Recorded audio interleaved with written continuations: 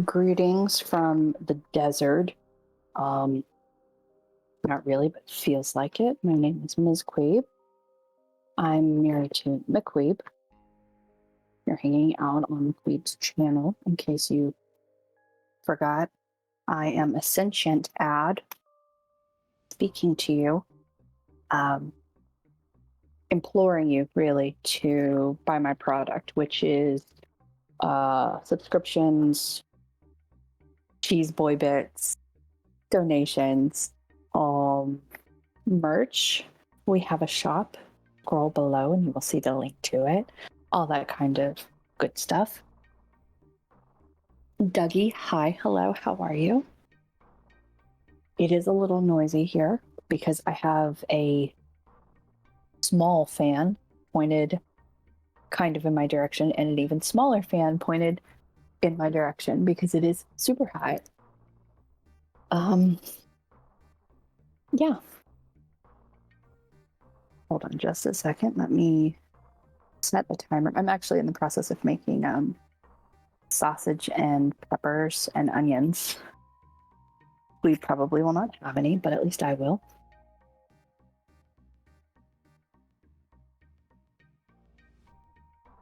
Oh, and there goes Miss Zoe. There she is. I was waiting for you to make a noise because as soon as you hear me talking, that's when you want to go. That's when you always want to go. I love you.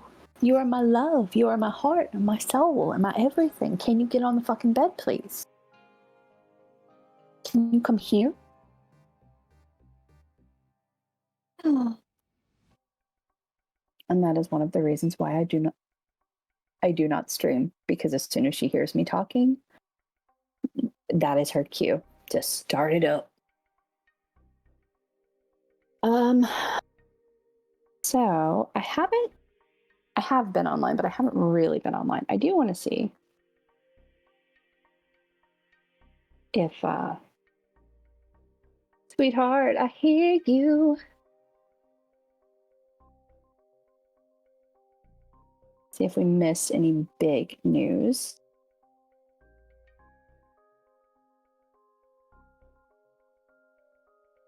This child is going to drive me to drink.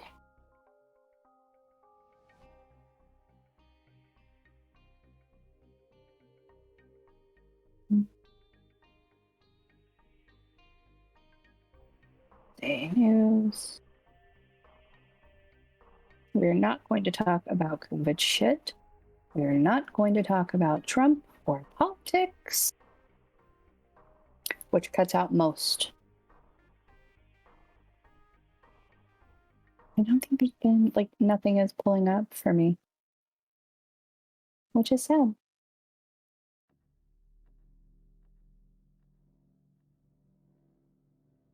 How about we try,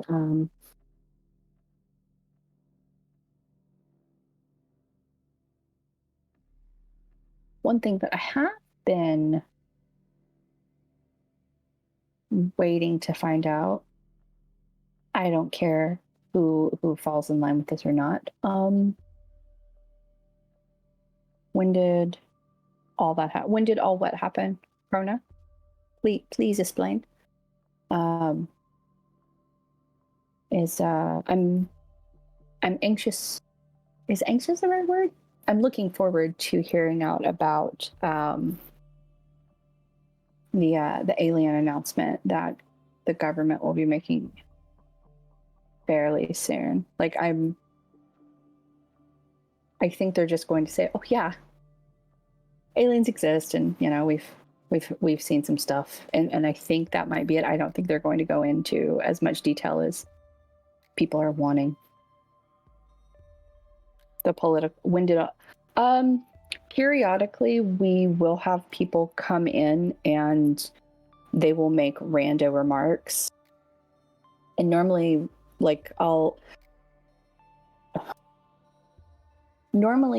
it's a couple of remarks and I'll make a statement like, hey, no politics at all, but here's a general statement on what the Queeb United Front political stance is, and then in the conversation, I'm not even going to go that far with it. Yeah, I'm feeling kind of. This sounds odd, but I'm feeling kind of weird about chat today. Earlier today, it was kind of a weird experience with chat kind of spoiling Queeb on a game when he repeatedly asked for no spoilers and had tags and all of that. Even me and Donkey Jim were kind of stepping in, and chat wasn't kind of having it. Chat had to be resorted to emote only, which I hate doing, but it's kind of what you have to do. Oh yeah, so it was, and like as soon as I turned off emote chat, it was like, here's a bunch of shit about a game you don't like. Here you go, and just kind of in my face. And even now, I'm still getting it on Discord. Like, don't care. And it ruined the experience. I know it ruined it for me. Maybe it ruined it a little bit for Queeb, but we're gonna have a positive chat. We're gonna have a happy chat. We're gonna have a very laid back, cool, calm, collected chat. Where we're not gonna worry with so much bullshit. Queeb is up. He is getting ready. So normally what happens is he's slow to get up. Checks to see if there's any fires to put out, eats something, showers, and then comes on. So you guys will probably see him by about, I'd say like 9:15, maybe even 9:30. Hi, JP. Absolutely. It's going to be super chill chat. And that's kind of what our stance has always been. We like our chats to be just like a reprieve from everything. We want our chat to be where people come and just get away from everything.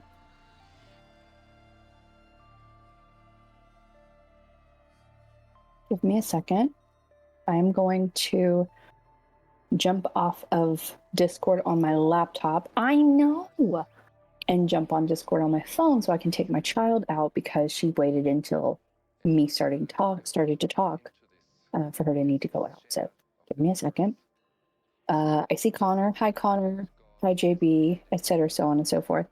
Give me a second. I'll be right back. Even the stars up here in the sky look like a mess. Taking a close look at what's around us, there is some sort of a harmony.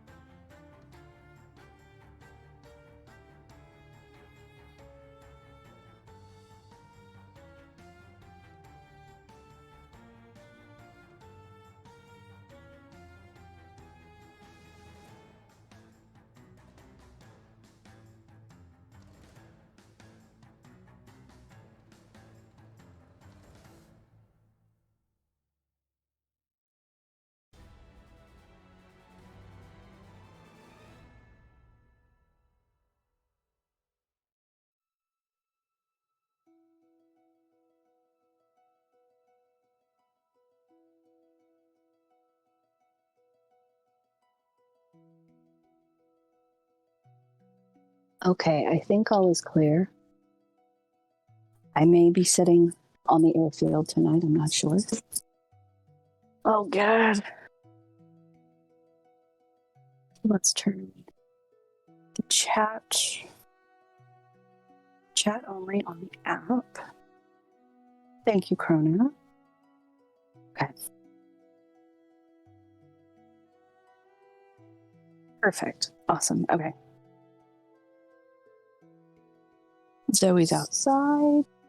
We're sitting here. Got a nice, cool little breeze. Hopefully, it's not going to affect the quality of the call. Pterodactyl was in his kennel, pissed off, of course, because day that ends in I, me.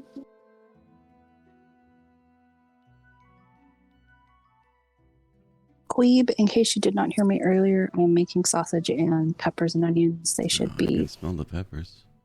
Oh, they good. It's in the oven finishing off. I did turn the oven off because I don't know how long it'll be out here. It's at its moments. But yes, I did the sausage that you like with a little bitty pineapples in it. So yes.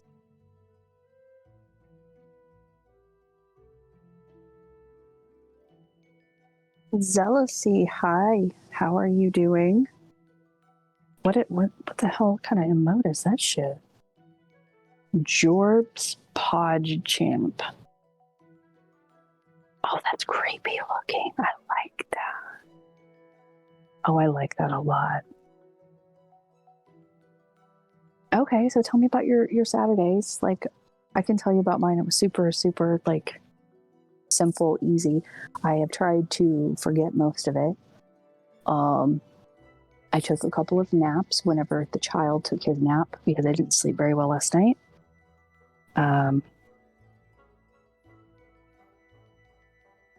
What else? Oh, attempted to do some back-end work, wasn't able to. McQueeb, thank you so much for that lovely sub. That was very, very decent of you. We had a few people being very generous. RN Gamer gave 10 subs earlier. Yeah, he's not even in. Like, he was in, he dropped in, and he gave subs and he left, and then he came back and he donated, and then he left. And Box of Dust brought our total to, the tip total to 242.42.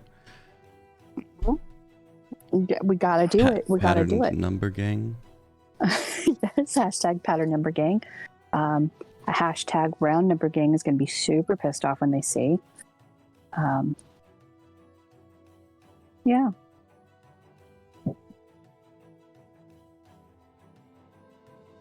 Oh my god, Krona, that sounds amazing. Holy shit. My favorite of the regular Chex Mix is the what's it called? Like the zesty party mix or some shit. Where it's in like the black bag. It's so good. It makes me so happy. Robert Headley is correct. It is rye chips for life. Always. Always rye chips. There's a group of people, I think they're called fuckwits. Yes. They said that in Chex Mix, the rye chips have to go. You know how it's like the meme, it's like one has to go, which one is it, and why is it rye chips? And these people say it's rye chips? They're still alive for some reason. It's weird. That's a little shocking. My favorite Chex meme is where it's like all of the different pieces are kind of like personified. And they're talking, and then the rye chip is like walking up and like, hey guys, they're like, oh fuck, it's that dude. And it's just so cute because he is the best. And I used to hate on him so bad. But he is the best. Is the savory bag the one I'm talking about? It's in like a black and gray and white bag. It's kind of like spicy, zesty, savory, whatever. Semi-related, but Check Quest was remastered in HD. Those words mean nothing to me, Robert. Queeb, do those words mean something to you? Yeah, Chex Quest was, I think, a free game or something they gave away a long time back. I can't remember. It was a cross-promo game. Easy. It's okay, Zoe. They're just coming to get you. It's no big deal. I have updated your email name, by the way. Thank you. Can you tell me if it's being forwarded anywhere? Is it forwarded to my main email?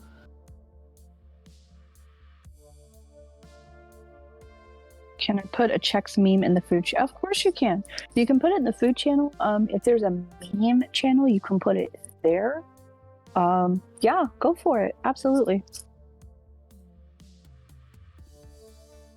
I can't tell that from my end. You'd have to set that up on yours. Do I go through GoDaddy to look at that? It's nothing to do with GoDaddy. It's Google. It's all Google admin. Okay, I'll attempt to sort it out when I'm not in the middle of a war field. You haven't signed on in 5 months. Because I don't know my password. And I don't know how to log in. Well, That it's was just a why Google account, so you'll be able to get it.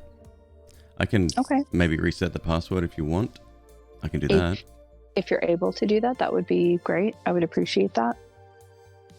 Because I know in between the time I walk from the backyard area to in the house and get settled, I'm going to forget. So whatever you can do would be very helpful. Chex Quest was a game that came out. Chex what?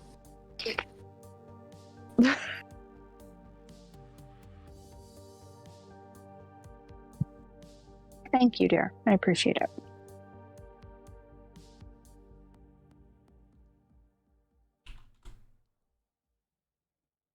Most appreciated. Thank you, McQueeb. I might keep you tonight. I don't know. But so far, so good. You put the you helped me with chat earlier today. You know. Yes, I did. Yes, I did. At a vital point in the game. I had to get that fly swat. I was about to start busting asses, make them pick switches and stuff. I was pissed. Like, Queeb knows this. You guys don't. I abhor being spoiled. Like, if something is spoiled for me, I'm not going to watch it. I'm done. Like, I'm over it. And the amount of people that were just going the fuck off and like, oh, well, 2 bad guys left. Like, what? Why would you say something like that? Somebody said it was 1 boss down, 2 to go. Which was weird because I think I'd finished it by that point. I don't know, whatever. But yeah, it was after weird. the fight with the Whisper dudes, and you were about to go talk to the Sephiroth guy. Oh, and there's 2 phases for him. So yeah. Yeah.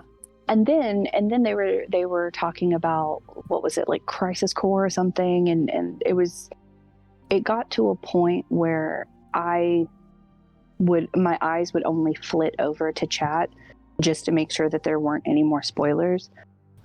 If you weren't here earlier, I had to put chat on emote only because the spoilers were that bad.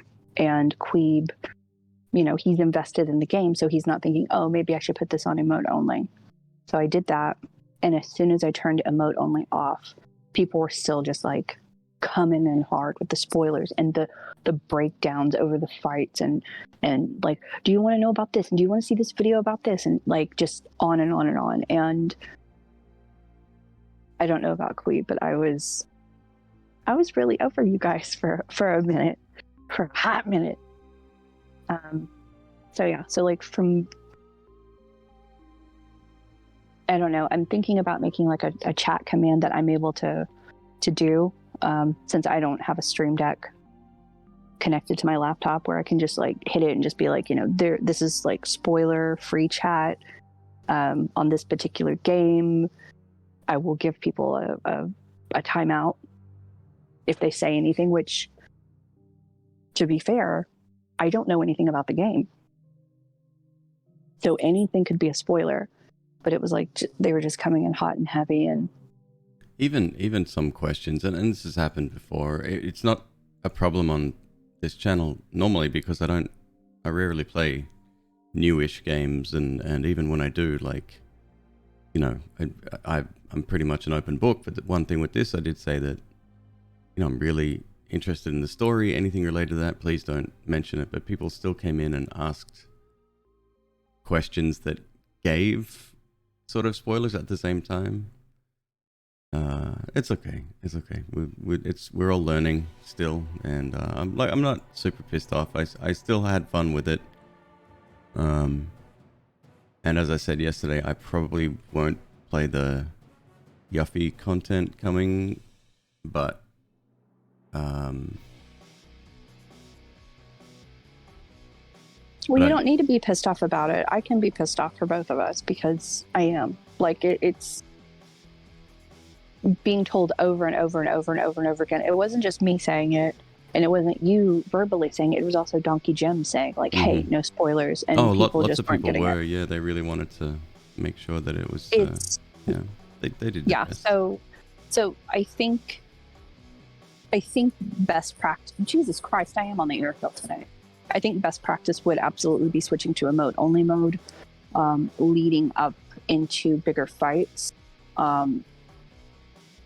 Just because people can't shut their fucking mouths. Like, that's all it is. That's literally what it comes down to. Like, oh, two guys left. Fuck you. Like, fuck you. And then when you started the game and the gameplay that I've seen of it, I was like, oh, this actually looks like it would be something I would be into. Because it's kind of similar to the other Final Fantasy 15 game that I've seen you play. I'm like, oh, that kind of looks fun. And chat has killed my lust for wanting to play it. Oh, like, bummer. I don't want to anymore.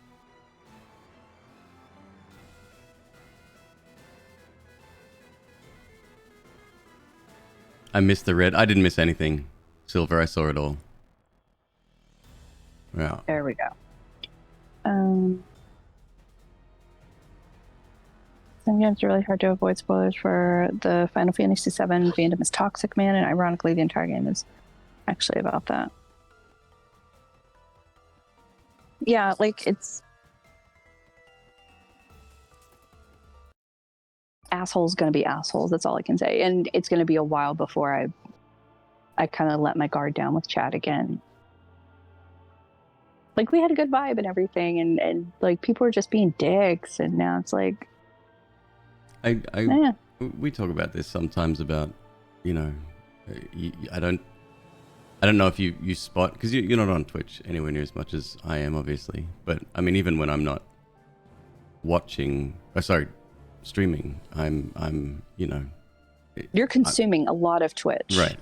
I'm involved with other groups and other people, and so I see a lot of this stuff, and I talk with other streamers about it, and so I'm used to it. I know what to look for, and I see it all the time, and I've got people I look up to and how they moderate and stuff. That's why I'll pop my head in sometimes, and I'll say, oh, watch out for that person or whatever, that conversation's getting off track or whatever, and if it's not taken care of, it ends up happening exactly as I foresaw. Foresee? Right. Foreseed. Foreseen? Foresaw? Foresaw. Yes. Forsought. For something. I don't know. Like, I don't consume near as much Twitch as you do. Like, when you're not playing Twitch, you're listening to people play Twitch. Mm-hmm. Like constantly. And that's not me. I simply don't have the time to do any of that. My style is more, I'll try to guide the conversation back on track politely, because I know what it's like to accidentally say something and then a mod says, hey, we don't do that here, like cut it out. And then that, at least for me, just because of how I'm built, I'm like, oh my god, I'm so embarrassed, my feelings are hurt, I don't ever want to say anything ever again, and I'll quite literally drop out of chat and probably unfollow, just because I'm butthurt and I'm still processing how to not be that butthurt. So I do want to give people the benefit of the doubt, but there are some times where people just go on and on and on and on. It's like, yeah, sometimes you just have to stamp it out early, rip that band-aid off, I wish there were a way to just ensure that like it's cool that you guys talk about like your feelings and like when we're talking about something like that is kind of serious, then heavy talk is it's allowed then. But there are people who will like walk in a room and just be like, yeah, you know, had a shit day, let me tell you all about it and bring you all down. Mm-hmm. And then we're just kind of like sitting there like with our hands up, like, what the fuck? The vibe was so great, and this person just kind of came in and dumped, and then generally after they dumped, they're like, oh, okay, well, you know, I'm gonna go do this, bye, see ya. It's like, I used you guys, did my thing, I'll leave money on the dresser, you know. It just feels awful. Krona says he is the Twitch. Thanks for the warning about Undertale soundtrack. Sorry, Undertale fandom. I haven't played it, and I have no intention of playing it. It's not my style of game. I get that it's quirky, I get that it's fun, and it's smart, and it's artistic, and it's got a beautiful story and all the rest, but I just... Game's not for me. Him said, dig in the fairy light vibe. Those are my fairy lights. Oh yeah, this like, is MzQueeb's office that I'm sleeping in. Yeah, he kicked my desk out, so it's in the living room, surrounded by boxes, because that half of the office I used it as my office and as storage, just like stuff I need to go through and take to Goodwill or put on Etsy or Poshmark or whatever. And he just kind of kicked me out, and as soon as I had put up the lights, he's like, oh, this is nice, this is a vibe, I like this. Like, yeah, I know you like it, I did it. Hey Walrus, how you doing?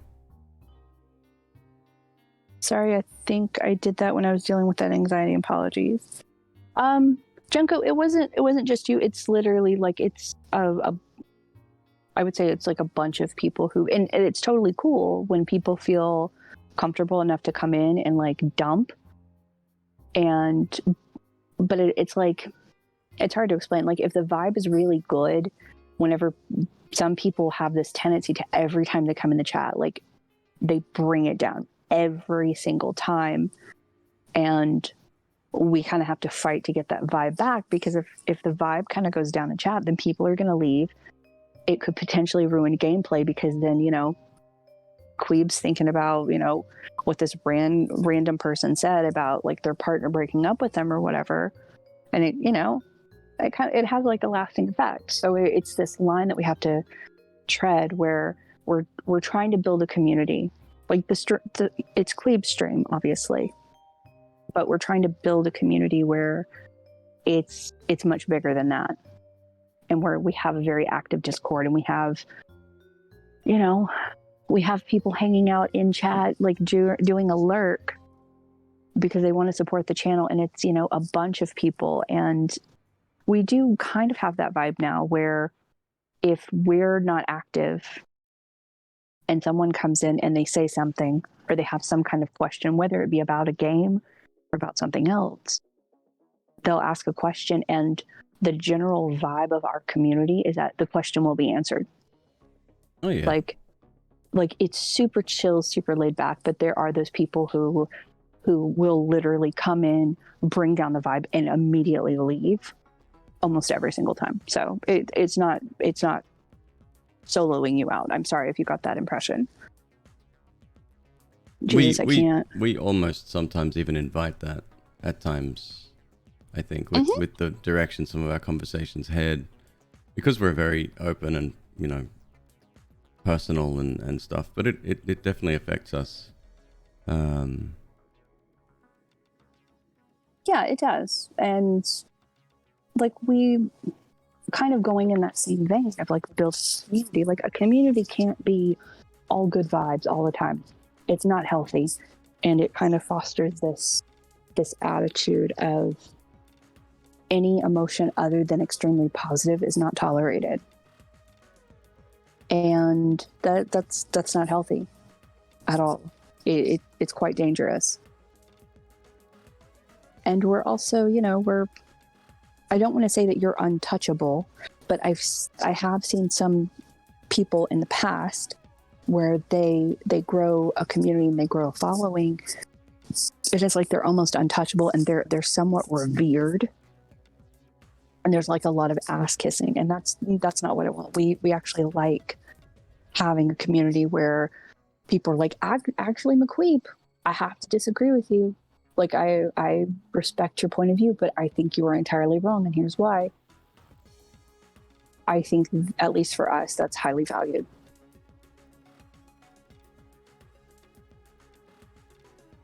Give me a second. I'm having to, like, I don't have my glasses on and I'm outside, so I'm having to, like, hold the phone a couple of feet away from my face to kind of focus on what you're saying. Junko, I'm really glad that you're doing better. Like, seriously. And it's totally fine. Like, when you come in, if the vibe of the chat, if we're talking about, Jesus fucking Christ, airfield. Like, yeah, like if you need to talk to someone, feel free to, like, come into chat and be like, hey, can I talk to somebody? Like, we're cool with that.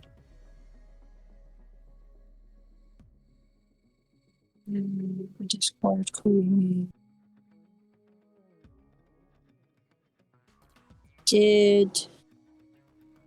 Can someone type the Discord command in for Somebody Walrus? did, yeah. Okay. Really catch lives.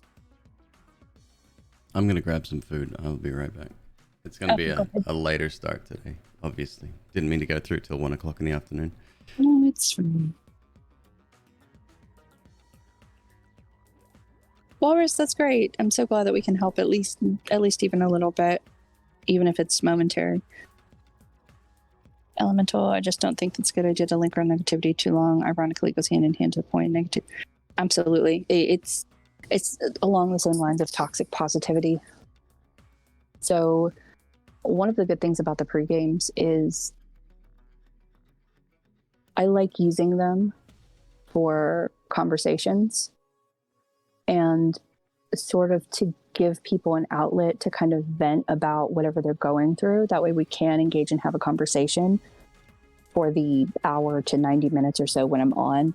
That way when Queeb does come on, we, like, anything that's been bothering you, it's kind of like it's done, it's out, you've talked about it, and we're able to actually do the fun stuff. And I'm using quotey fingers, like the fun stuff of like watching a stream and kind of taking your mind out of it. Like, I know what it's like to hop into a stream and you have something festering. And I've talked about this before. Like, one thing I cannot stand it, man, is when someone says, hey, how are you doing? And the only acceptable response to that is, good, thanks, how are you? Regardless of how good or bad you are. That's like, conversation is not encouraged. And I used to work in retail, like, in my 20s, and I remember, like, I would ask people that question. They'd be like, today is fucking shit. Today is awful. You don't even understand. I got locked out of my car, and then I got locked out of my house after I got into my car, and my phone fell in a mud puddle, and I had to, like, you know, go deal with AT&T, and it was a bunch of bullshit. And then I failed this paper, and then I tried to get a hold of this person. My car got, like, it's when you hear someone talk about that kind of stuff, you can just feel your soul just being sucked away.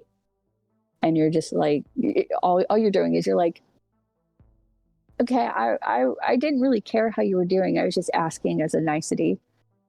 Like, I was trying to be polite. And it streaming, at least from my point of view, it's kind of like that, where you do want to be polite. You want to acknowledge that people have feelings and stuff. But you do get into this habit of, you have people, like, there was someone, I want to say it was a few weeks ago. I haven't seen them in the chat since. And it was just, well, I mean, my wife left me, so I guess I'm okay. LOL. Like, what? We've never seen you before, dude. Why are you gonna, like, start talking? But I get it. Like, there is solace in anonymity. Like, if we've never seen you before and you're kind of feeling it, sometimes it's comforting to just spill your guts to a stranger that you're probably never going to see again. I get it. I do. But it's also hard to navigate because you're like, oh, that's really sad. That sucks. I'm so sorry. I hope everything gets better for you. Well, anyway, we're going to play Final Fantasy 12 tonight.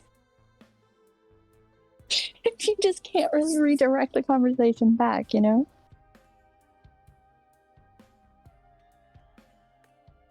Give me a second.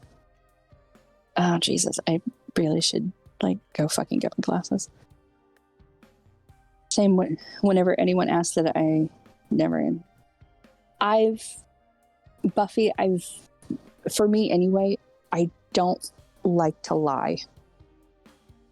Like, it almost hurts my soul to lie about it. Like, even saying, like, it's good, how are you? Like, I feel like shit. I feel like I'm not honoring how I feel. So I'll say something like, it's been a day. How about you? How's your day going? And I immediately turn it around.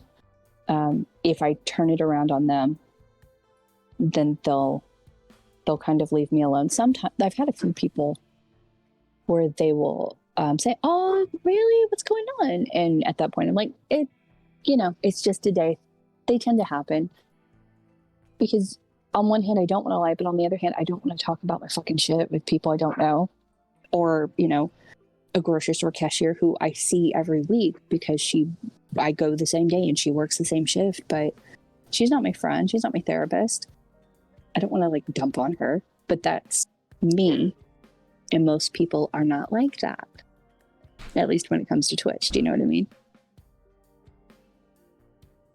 Even if you're not good, you're going to say yeah, exactly, Walrus. Absolutely brutal. Saturday, but one day at a time, ready to kick. See, that's a good attitude to have, Elemental. Don't want to put someone in... Exactly, Walrus. Like,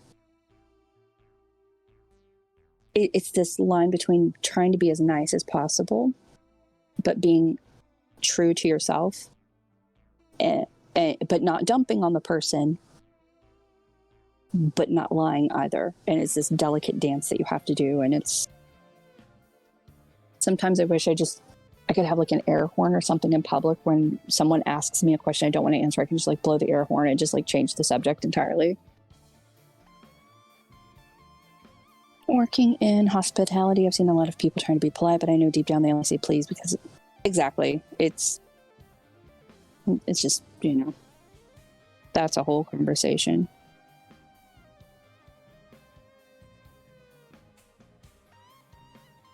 I was just critical, so my man gifted me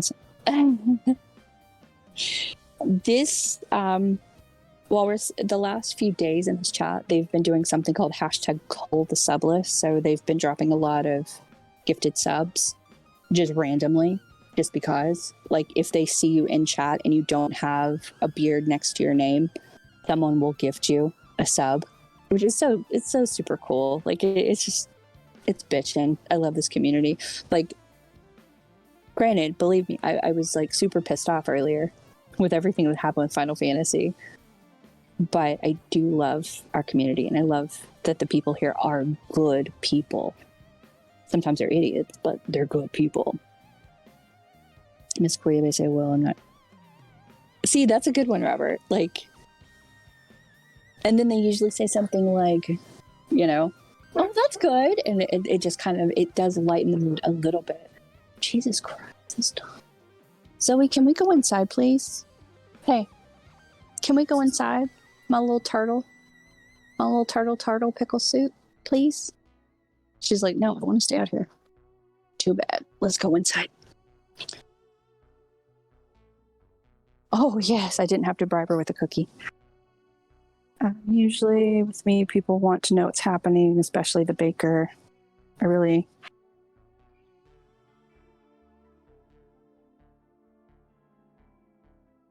like the attitude. Thanks, Aggressive. It's appreciated. Okay, bear with me. One moment. I attempt to take Zoe in. If you hear squawking, you know who it is. I'm going to ignore him because he bit my face today. And I'm not happy about it. Mama. Mija. Come on.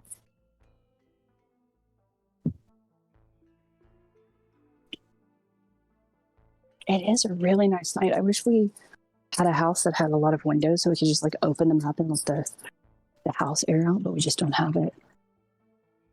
Hopefully at the next one when we move. Hopefully.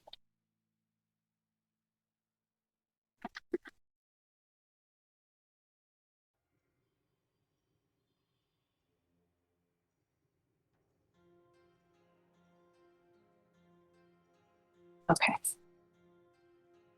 Oh, and it smells so good. It smells like peppers and onions.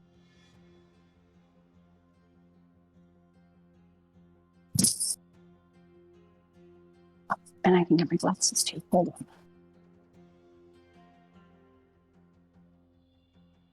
Oh my god, I can see. Holy shit. Nice. I'm gonna just take peppers and onions.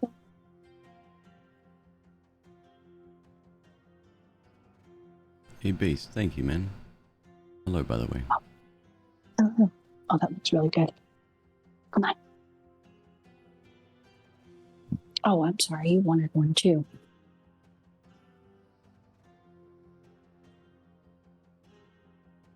Okay, come on, cookies.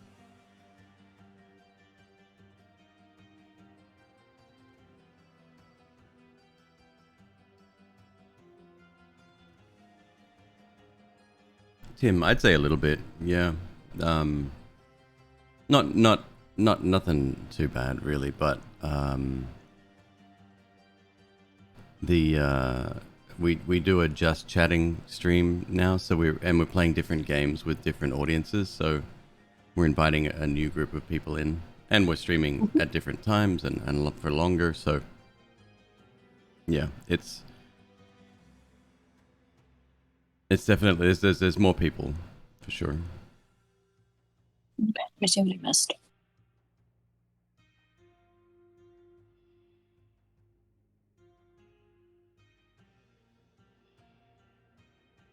Beast, hi, hello. I didn't see you come in.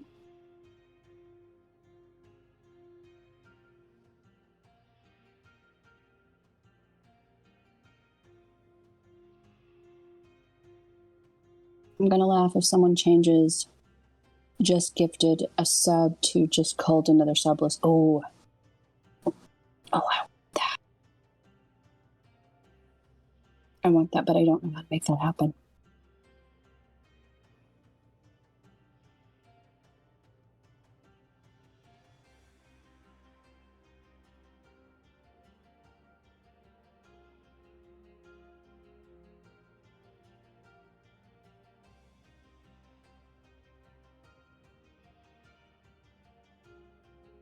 Okay, and Queeb did address that. Yeah, Tim, it's more like the vibe killers, I think they've always been there because I have noticed them over time. But it's been more like since we have been doing kind of like an open sort of chat format sometimes, I think some of them think, and it's not just new people, it's also, I guess, veterans of the channel. I think they may think, oh, this is acceptable. It's like I can talk about this, which to a degree you can, but I think us having like some kind of having like a free-for-all sort of time where we like, you know, talk about our feelings or whatever. You can't really do it on this channel because people will always ask, like, you know, what game are we playing? And to an extent, we do talk about whatever. And sometimes the conversation does kind of go in a direction. I don't necessarily think moving a conversation like that to Discord would like be the answer. I think it would simply be maybe editing those conversations or making pre-game fireside chats, whatever the fuck we're going to call them, making those more like where, you know, like I said earlier, where you dump and like just say all your shit and then we can spend the rest of the stream talking about lighter stuff, like, you know, someone got a promotion, and, you know, someone got a raise, and someone's just having a good day. Like, they used to have bad days, and today they've had a good day. Aggressive, thank you so much. Like, we do appreciate it. It means a lot, truly. And don't ever feel compelled to support financially. You don't have to. This is technically free content for you guys. So. Oh yeah, like our thing is, like, spend your taco money, don't spend your rent money. If you can't spend your taco money, then give us a lurk, or even just saying hi in chat is enough. If you end up sharing the link to the stream on one of your social medias, that's cool too. And again, that's not even needed. Like, literally just you giving a follow or lurking in chat, that's more than enough. This is for you, so you will be quiet. Queeb, are you done with the vitamin C? Is that the vitamin C jar I see in the trash? Yes, I think so. Okay. We haven't actually talked about what vitamins I need to get for you, so we'll figure that out. And we'll get it done. Unless it's Taco Tuesday, then don't spend. Well, of course, like, don't do that. Don't spend the taco money. The Del Taco down the street from our house, they do tamales on Tuesday, and it's so, like, it never fails. Whenever Queeb wants Del Taco, or whenever he will eat Del Taco, it's usually on a Tuesday, and I see the tamales, and I'm like, I do like their tamales. Really good. I was going to say the inside of your personal lives might be inviting more parasocial attitudes. No, that's a good observation. Thank you, Tim. It one of the struggles that at least I've perceived from it is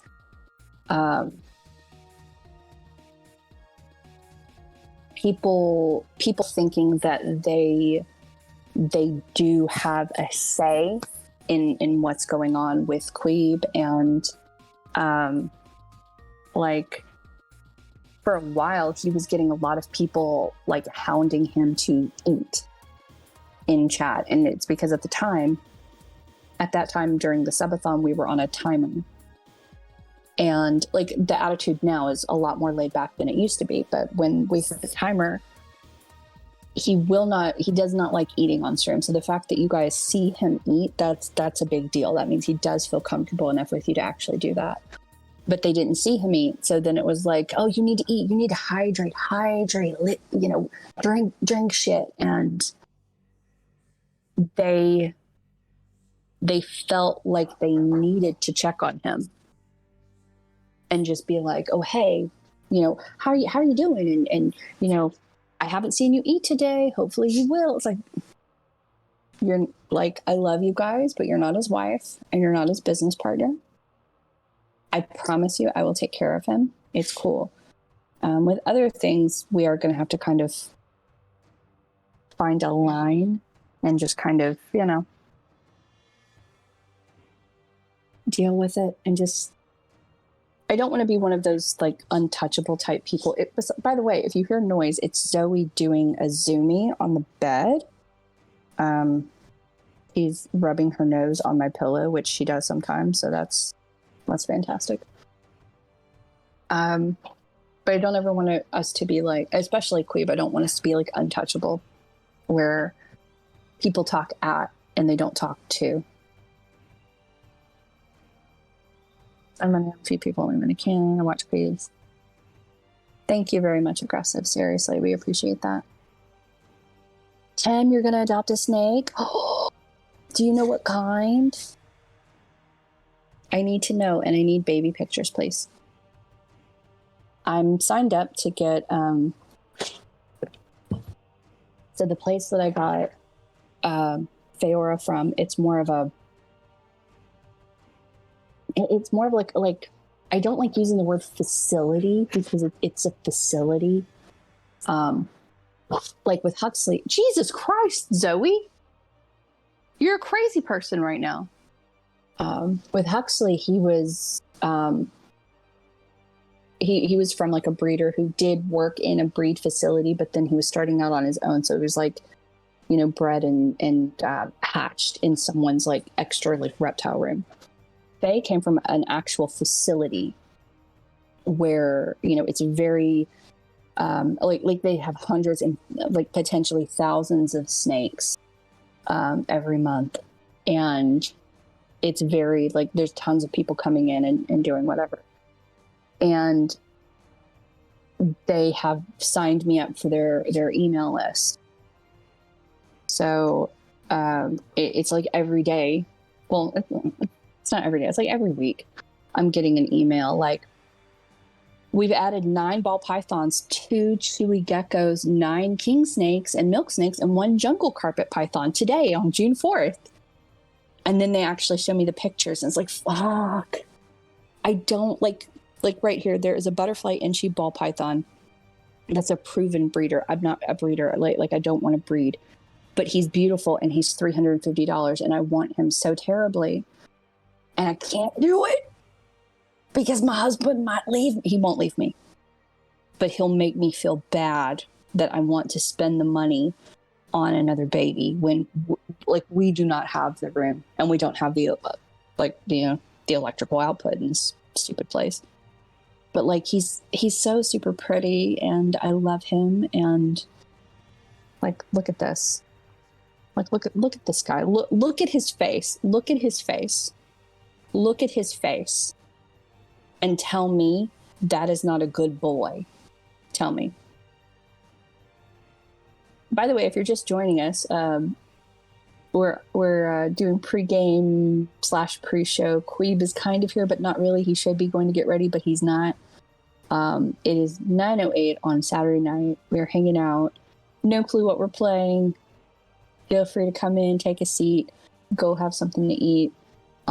Go on a bathroom adventure, change out your laundry, maybe wipe down the kitchen counters while you're, getting something to eat. Be productive. I don't want to judge you, but try. Mental, wish we had adult health. Well, we do have some pretty good. We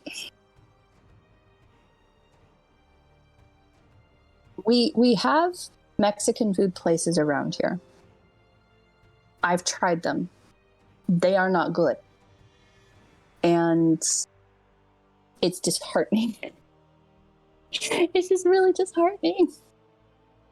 Because I just like I'm a Tex-Mex girl, and I know out here in California, I'm using quotey fingers, the best place to get Tex-Mex is actually at this there's a chain restaurant called Acapulco. I don't know where the nearest one is. The one that I used to eat at was like in the valley.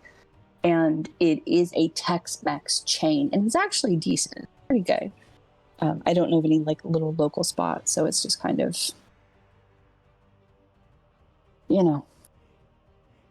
like it's one thing I definitely miss.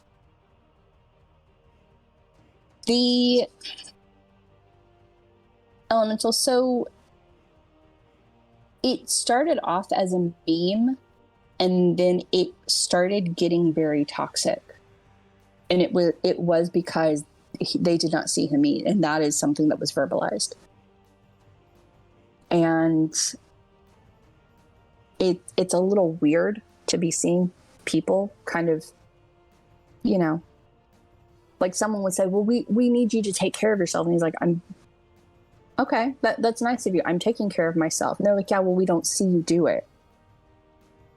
And it's kind of like the parasocial relationship thing that we were talking about before. It's like, I love you guys, but it's not really any of your fucking business. It's my business. And I'm going to make sure he's okay so you don't have to worry. I mean, thankfully it has died down. And Queeb actually now, he does feel comfortable enough to actually eat on stream, which again, that is a big deal because that's not something he likes.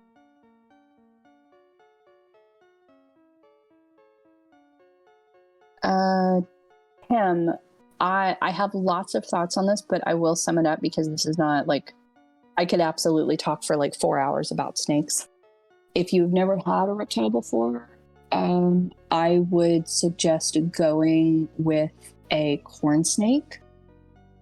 I should have gone with the corn snake. I ended up going with ball python because I'm kind of jumpy. And ball pythons, they move very slowly. They're not prone to biting. They're more defensive than aggressive. So if it's more of like, if a ball python bites you, it's because they've been trying repeatedly to tell you that they don't like something. And they finally are at the point where they bite you and they're like, look, motherfucker, I'm trying to tell you something. I don't like this.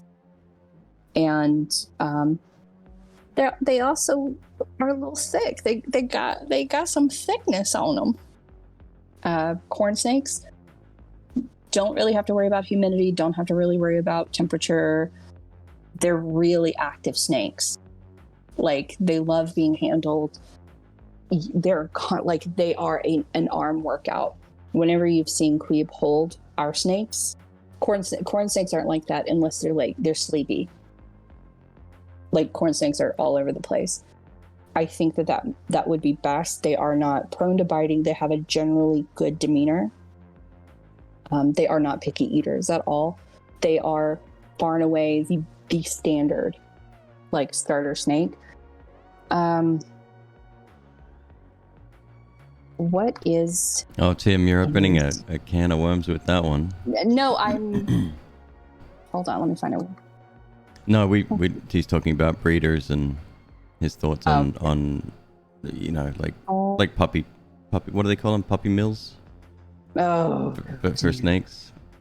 So, Tim, and anyone else who's interested, check out this guy. His name is, he has a channel called Wicked Reptiles. And super informative. He's really big on like the top 5 this, I would never this, and the top 5 this. And it's like just listicle videos, basically. There's also Clint's Reptiles. Clint has a video on like the best, the best beginner friendly snakes that you should check out. Both of those people, highly not controversial at all, super cool, super legit, not in it for the money. I highly recommend them 3,000%.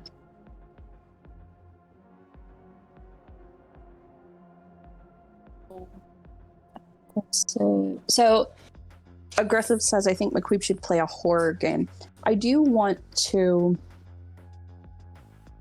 know if we would do it during the subathon.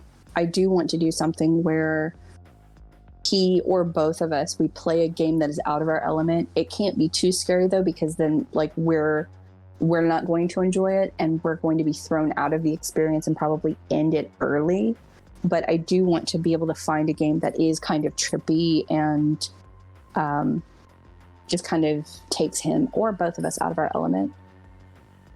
Buffy, I played Stardew Valley. I used a hack, so I had infinite, like I could change the amount of money I had at any time, so I didn't have to worry about bullshit, and you know, I could just like exist and like do my thing. And that laptop got stolen during a break-in. When I got a new one, I wasn't called to put Stardew Valley back. Like I put it back on because I like re-downloaded all my stuff. I'm like, don't. I might be over it. Someone recommended, I think it's Littlewood, which is kind of a similar aesthetic. I might go back to Stardew Valley. I don't think Queeb would ever play something like that just because he's more into the... What phrase would you use to describe the game? Like, yeah, I know they're roguelikes, but like they're adventure games, like fighting games, like whatever. You're right. Hi, hello. I hope you're having a good day so far. Aggressive. We do have ball pythons. Eventually, I do want to get a bull snake. I personally would never get a king snake or a milk snake, or they have a tendency to bite themselves because they eat other snakes, and so they smell another snake and they think that there's another snake in the tank with them, and they are the other snake. Like they're just like that warped out of their mind. But bull snakes seem like, I don't know, they have this good face, like this face where they just seem kind of pissed.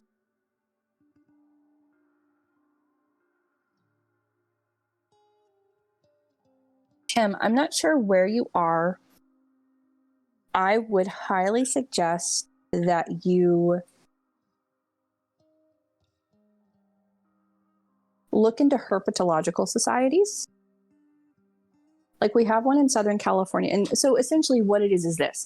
Herpetological societies, they basically educate and they inform, and they usually hold like free or very low cost classes.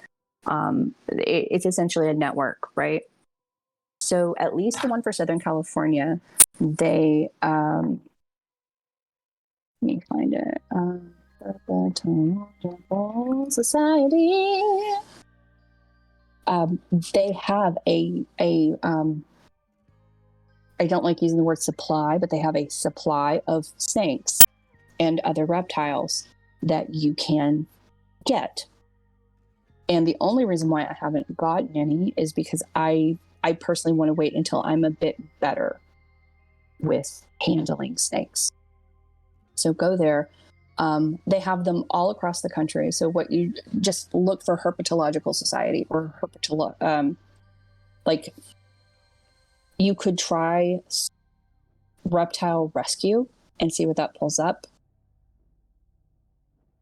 But most of these animals, they are larger. They are actual adults. So you do need some kind of, knowledge.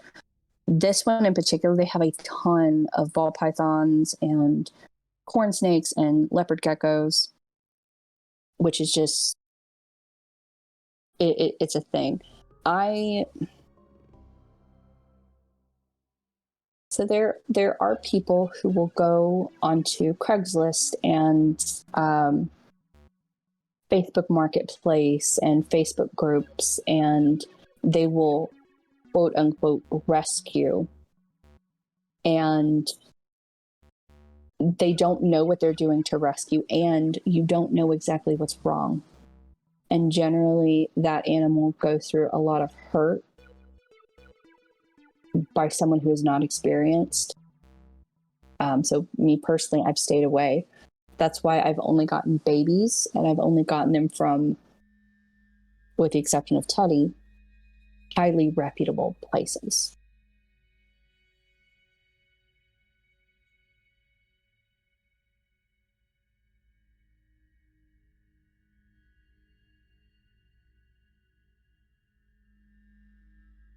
Aggressive. McQueeb was not into the snakes. What I did essentially was I went to him and I'm like, I want a snake. I've done all the research. I know what I need to get. I'm going to, spend as little money as possible and make sure that I do get a quality setup. You'll never have to touch it, never have to feed it, never have to look at it. But I personally want this. And thankfully, whenever he saw our first snake, he was like, I love it. I'm a snake person now. But I took on Huxley thinking that I would be the only person to handle him. And to an extent, I am the person who handles him by far and away the most, because generally speaking, the only time that Weeb has handled them has been on stream.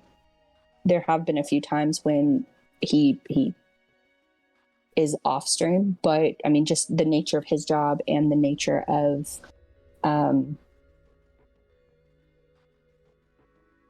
like how the snakes operate, like ball pythons, they're not active that much. Like when you don't see them, they're in their tanks asleep. They're chilling. Unless we don't play Darkwood. Okay, hold on.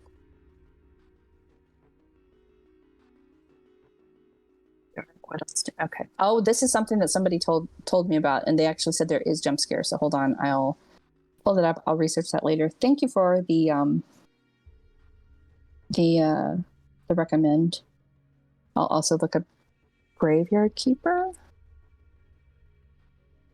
Perfect. Okay. I'm gonna pull that one up. Anacondas, absolutely not. Absolutely not. We won't be getting any larger snakes. Any snake that requires a second person to be in the room in case shit happens is not a snake that we will get. Just because I want to be able to handle my reptile without needing help to do it. That's all it comes down to.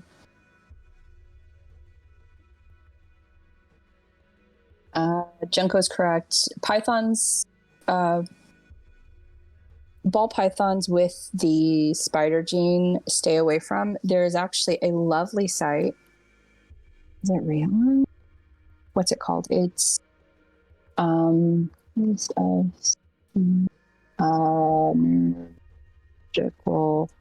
disorders. I hate when I find a link and I'm like, no, I remember it, and shit, it's not that. It's snake free project. There's a very particular website. I love it. It's super good. I need to actually find it. Oh shit. No, I didn't mean to do that. No. Don't do that. Don't do that. Oh, fucking hell. I clicked one tab and it immediately shut everything down. God damn it. Okay, let's try it again. I'm looking for bookmarks. Yes, I'm not looking for one tab. Thank you. So let's go into manager. What is that called? I guess snake. I'll find it and I'll post it in my Discord channel. So there is a list of morphs with ball pythons, and this is why I don't recommend that you get a ball python unless you do a fuck ton of research before you get one, because there are morphs. And it's the same way with carpet pythons, for instance. There are neurological problems, and there are particular traits that pop up when you breed things that should not be bred together.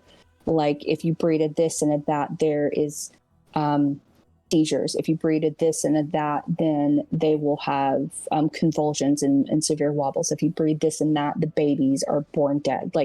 There is a list. So I will find that. I will post it in my Discord channel. It won't be anytime in the next few minutes, but I will do that so you can check it out. But I would highly recommend that you stick with a corn snake. If you go to morphmarket.com, go directly to the corn snake area and just browse latest. It'll show you all of the different morphs.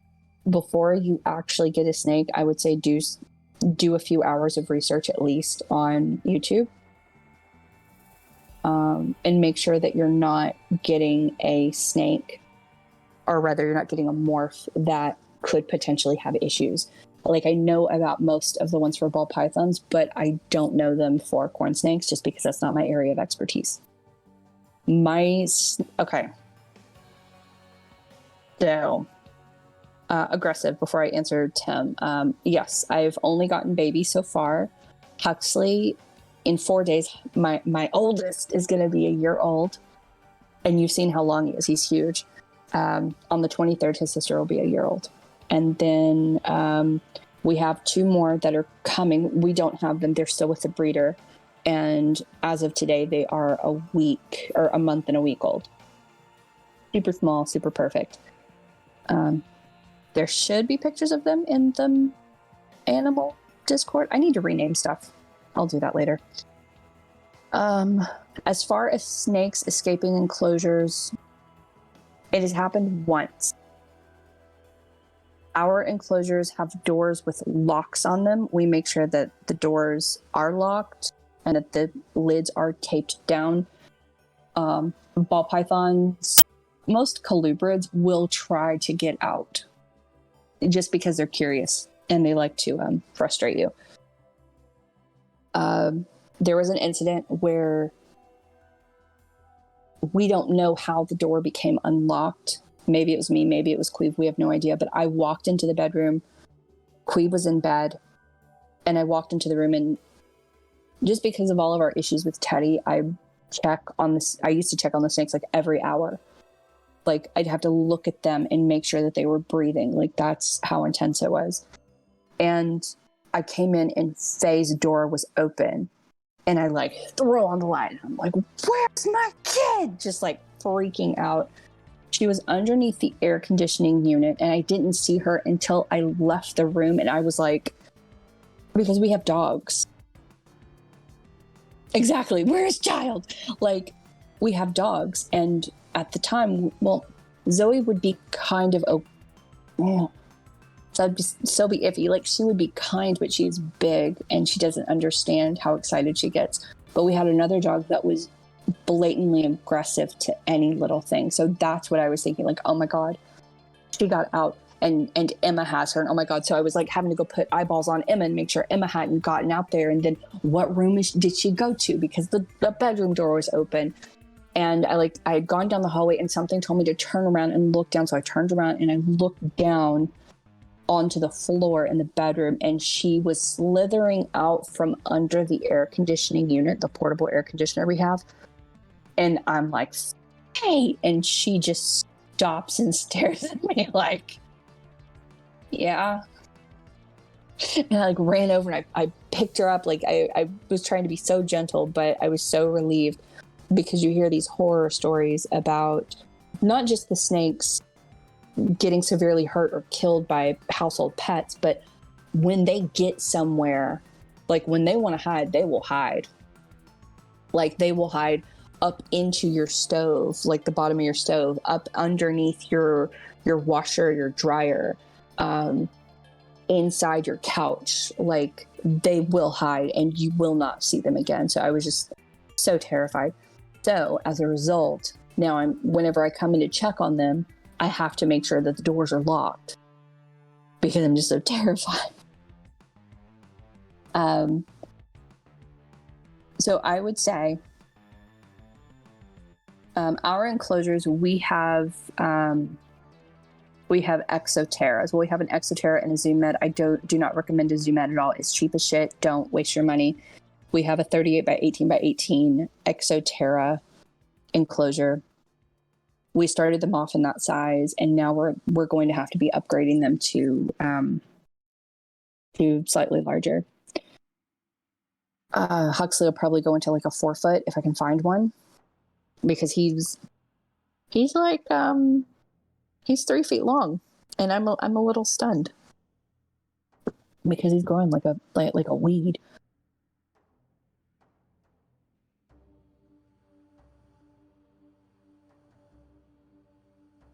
Tim, if you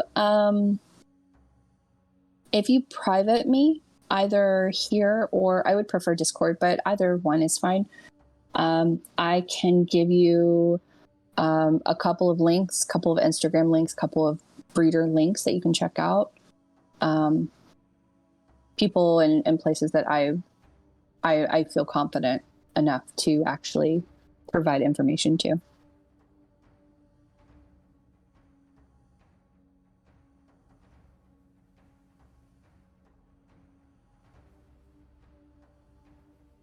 Oh my God, Junko, that's awful. I'm so sorry.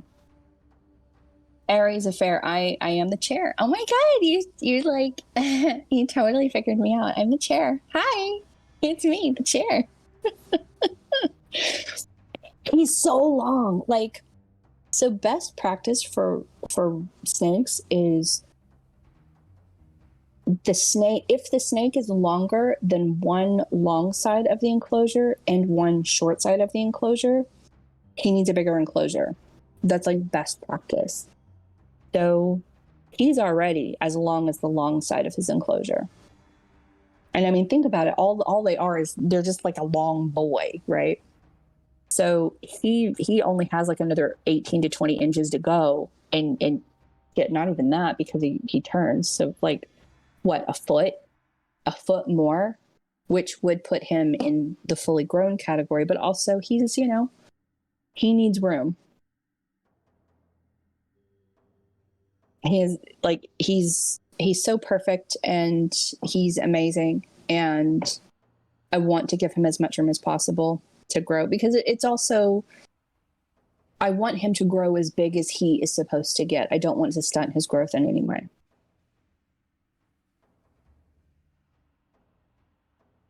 Donkey Jam, hi. And yes, in one of my reptile groups, fair warning, I had to leave a lot of them. I'm only in a couple now, but I used to be like in 12.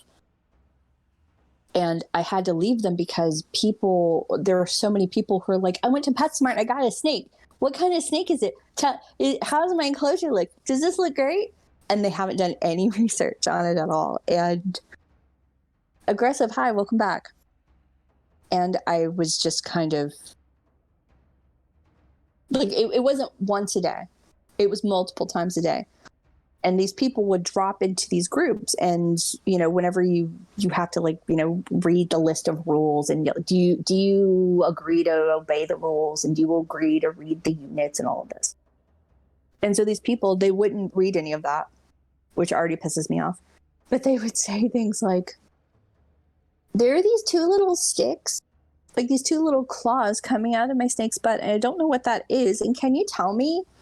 Like, is he okay? Does he need to go to the vet? And it's like, I'm sorry, if you don't know what that is, you shouldn't own a snake. Like, you should not own a ball python, because that's like that's anatomy. You should know what it is if you're going to have a snake.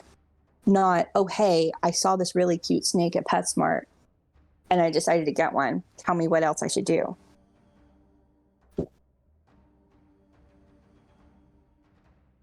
But there are a few where this person moved into this apartment and she was unpacking. She went to bed one night. She woke up the next day, started like going back through boxes, and she saw a ball python coming out of her closet around some of the boxes, like she had stirred him up. And she talked to, like, she first jumped into the group and she's like, I live in an apartment and this ball python appeared. My Google search told me it's a ball python. I don't know anything about snakes, like what the hell? And so we were able to be like, you know, okay, here's like a temporary enclosure that you can put it in, and like with the temporary heat source, contact building maintenance and see if they know of anyone who's lost one. Turns out the person who lived there before the person who lived there before her had a snake, and she had it for a couple of months, and it got out and she never saw it again. So then, cut to a couple of years later, this woman now has a fully grown ball python. And the last I saw, which was like a few months ago before I left the group, she has like a perfect setup, and like ball pythons are tricky fucking animals to set up with, just because of their humidity and their temperature requirements, and then they're extremely picky eaters, which is why we don't really show feeding hours, because we don't know when Faye's gonna eat. But yeah, like now she's a spontaneous ball python owner, all because somebody 2 years ago lost their snake. And who knows where he's been. He may have been in the washer or the bottom of the fridge or something, just hanging out, just chilling.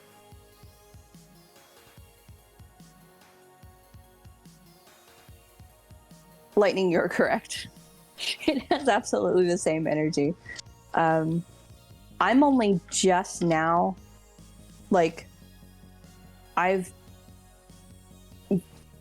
it may be my 5 Virgo placements but I researched the fuck out of reptiles and ball pythons specifically for a decade,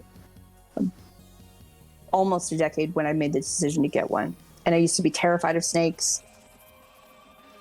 And I just, like, I wasn't doing like heavy duty, like university level research, but I was, you know, taking my time and learning about them and making sure that it would be the right fit.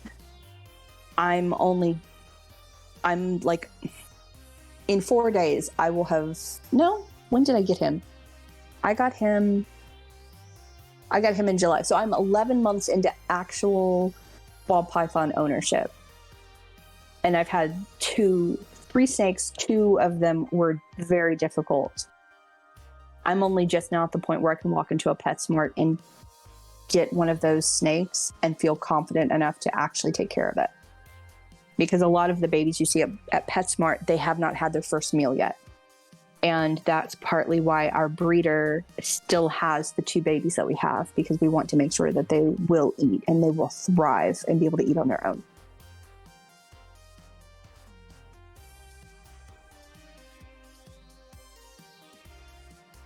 Aggressive, yes. We have 2 ball pythons, and then we have 2 more that we will be getting probably in a few weeks. If they decide to eat, whenever they decide to get their meals done, then we will have them.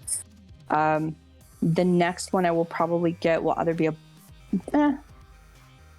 honestly, it might be a carpet snake or a carpet python, which same kind of colubrid family. They're just a little bit longer and a little sassier. But we will stay in the python family for now. I like snakes and I like to hold and check out other people's snakes, but I can't commit to how I want to. Aries affair, you are a good father. You are an absolutely good father. We had a snake that he passed away earlier this year, and he was not a normal ball python.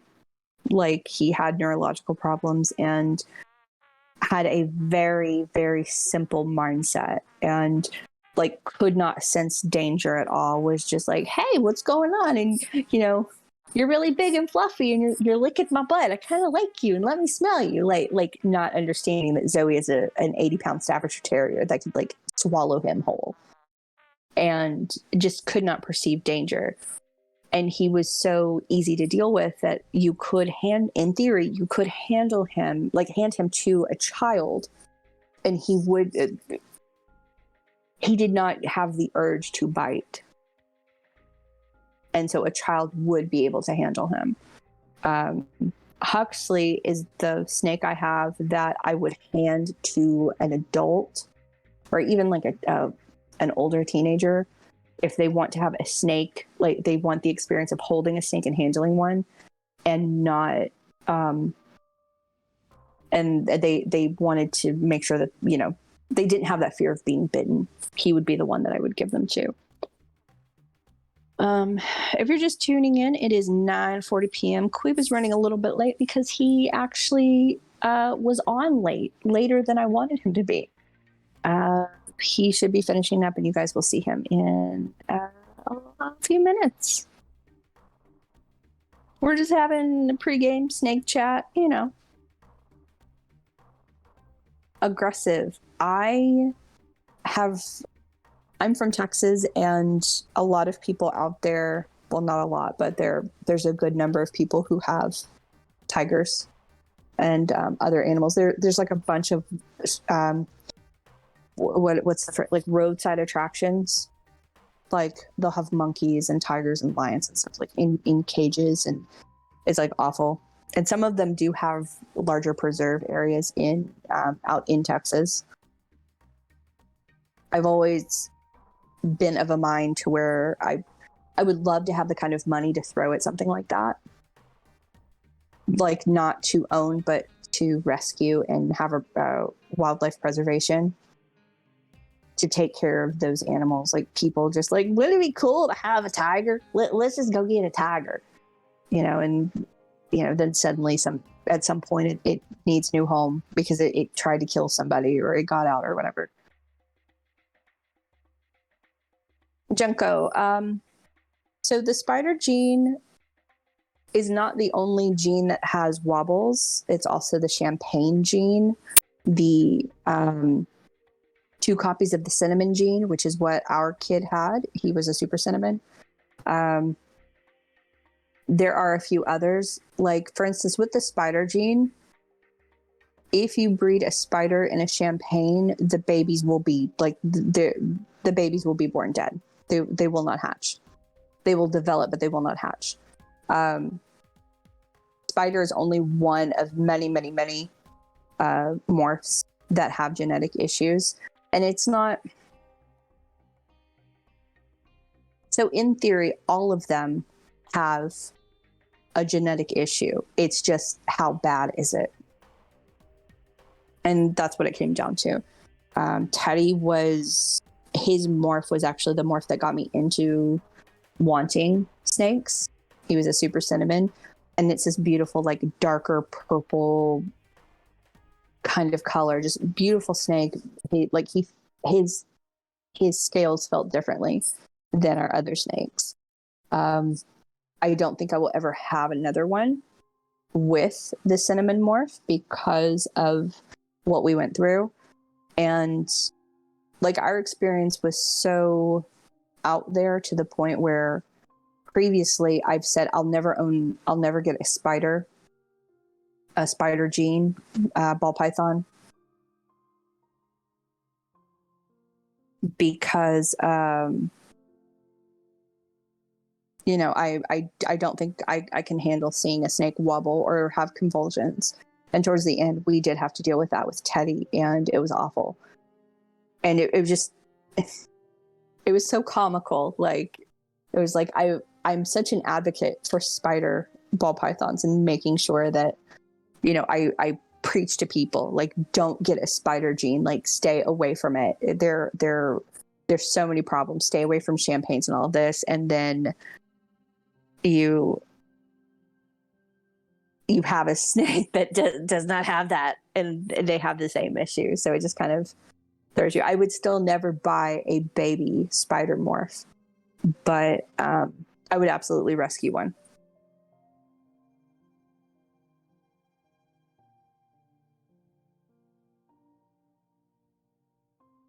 People just need to get responsible. Absolutely, Junko. And it's. I think some groups, they can do their best to kind of, like advocate, but it's all dependent on the person listening. But that's why if you are knowledgeable about reptiles, like if you're knowledgeable and you do not live in a major city, or you look in an area away from your city, like out in the sticks, you can go to Craigslist and you can find rescue situations for ball pythons and all kinds of snakes and reptiles. You can make the situation a lot worse for them, so I wouldn't recommend it. But it's like there are groups dedicated to, like, quote unquote rescuing. Like, oh, I rescued this thing, I rescued this, and this, he has metabolic bone disorder, all this shit. It's people thinking that they're doing good, and they usually don't. They're not.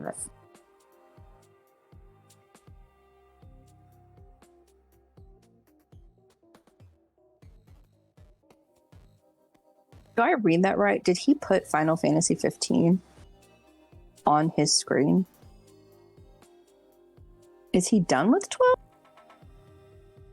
I don't know if he's done with 12.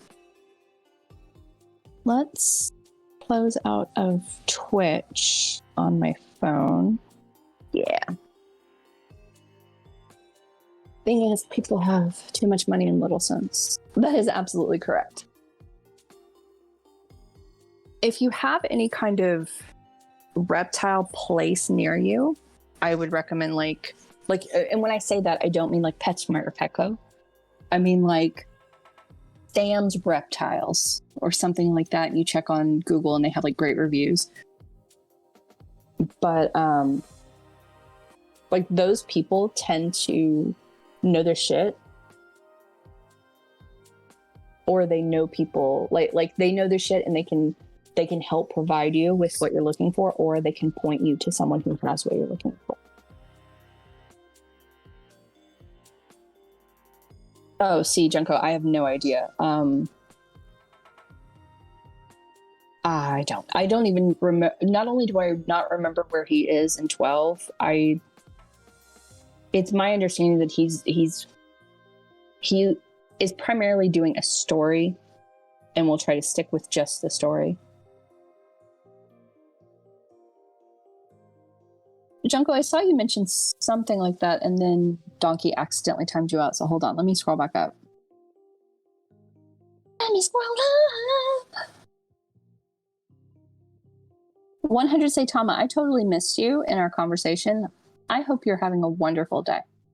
I just want to let you know. I hope you're having a wonderful day. I just never saw him again.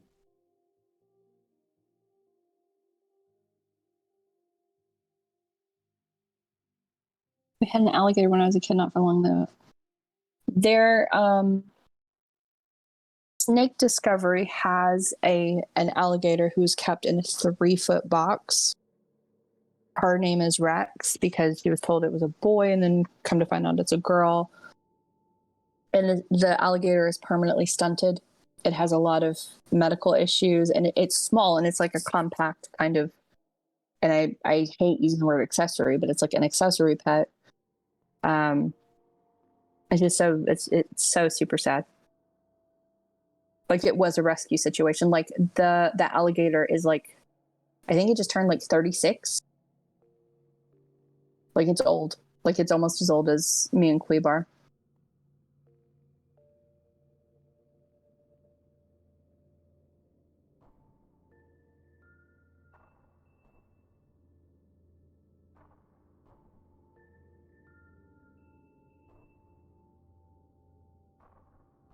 The timeout was an accident. It's totally fine.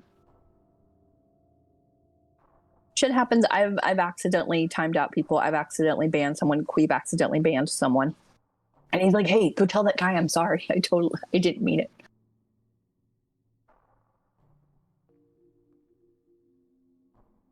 Yeah, like if you're like going on to fucking Instagram, like even TikTok nowadays, you see tons of rich people like throwing money, especially in countries like not the United States, because it's more of like it's not really a flex here, but like you see people all the time, like in Dubai and the Emirates, who just have cruising down the street in a fucking Maserati, and they have a tiger cub in the front seat.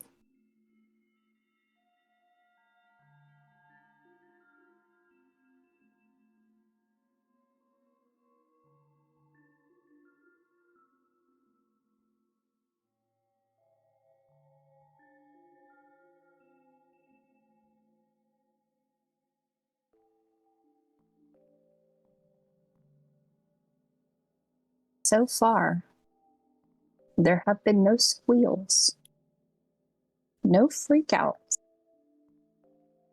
And now that I said that, he's going to wake up.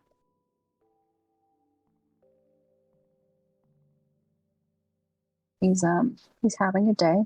People have asked how Loaf is because he's not on stream. Loaf is good. He is mean. He is mean. I love him, but he's such a meanie, and he's getting better, but he plays so hard, and he just I've had puppies, I've had dogs for like my entire life, but he is just, I'm counting down the days until he gets a second round of puppy shots so I can like throw him into like a puppy class so he can actually like learn. And I know that'll help him. Right now he is on the right now it's like 2 and 2. Like he'll be awake 2 hours and he'll sleep for 2 hours, awake for 2 hours, sleep for 2 hours. And you're right, he doesn't know. He almost he does delight in biting. And as a result, I'm extremely jumpy. So like if Queeb is like, if he walks up behind me and like touches my arm or my back or something, I will jump because I'm now kind of trained by the child, by the demon spawn, that I'm going to be bitten. And so I'm just like constantly jumping. It's sad. Like it's awful. Like I have scratches and bites all up and down my arms and legs. And I do feel like I'm being bullied. I know he doesn't mean it. He is a baby. However, that's neither here nor there because he's fucking doing it. That is a very green share, yes. Oh, he hasn't put his backdrop up yet. But yes, it is a green share.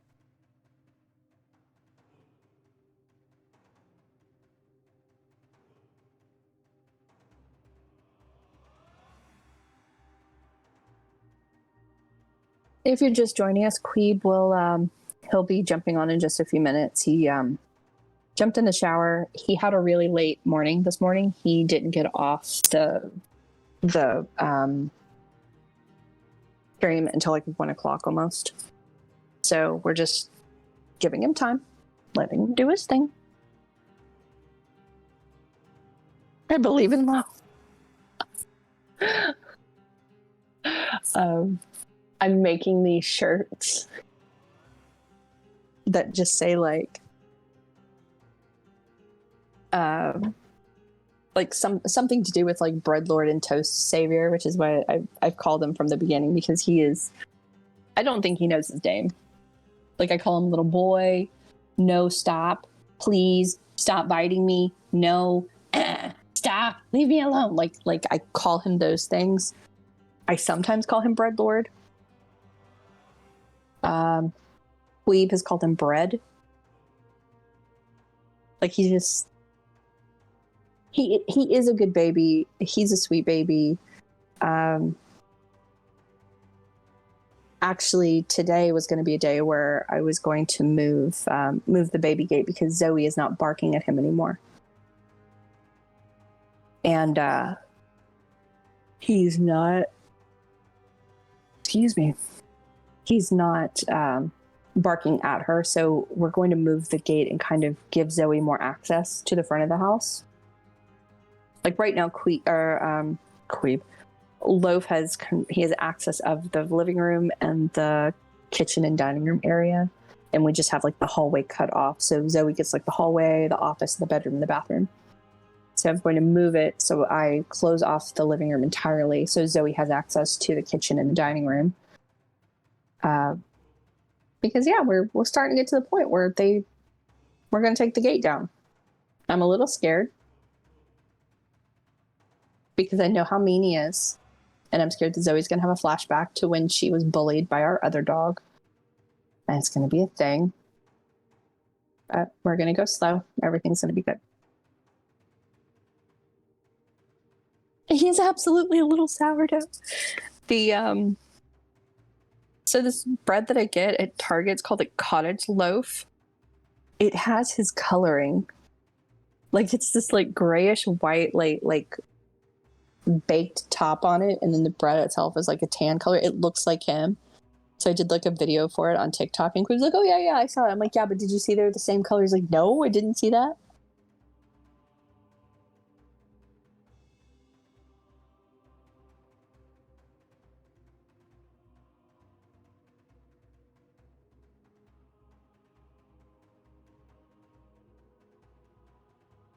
But we will have we'll have some toast merch coming. Like general like graphical merch, and then also like just some typography merch where it has like bread lord and toast savior and stuff like that. Who knows? Maybe we'll have something that says, "I believe in loaf." Maybe something that simple.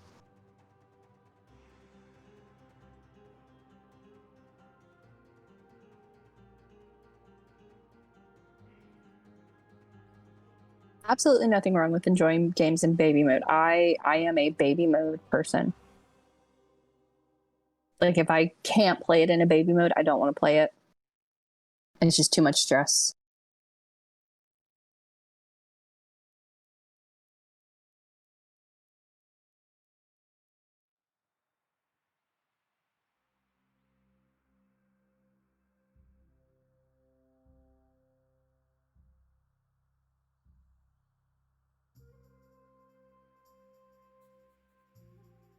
Love of my life.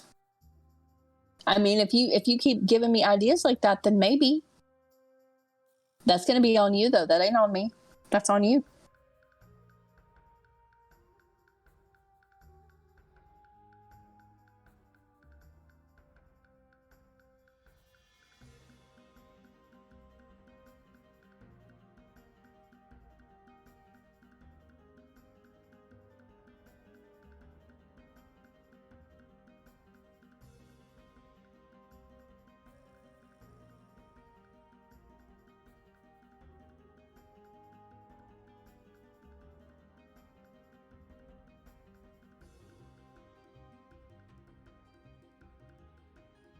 Nor the gentle snoring vibes on this end. If you can hear it, Zoe is passed out on the bed, just fucking hanging.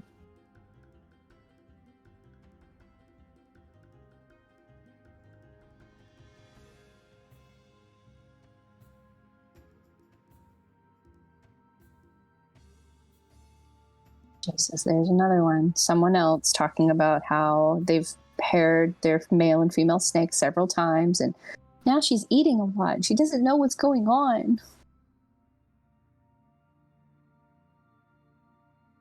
She's laying in her water dish. I don't know what's going on with my snake. Well, your snake is probably forming eggs, you stupid idiot.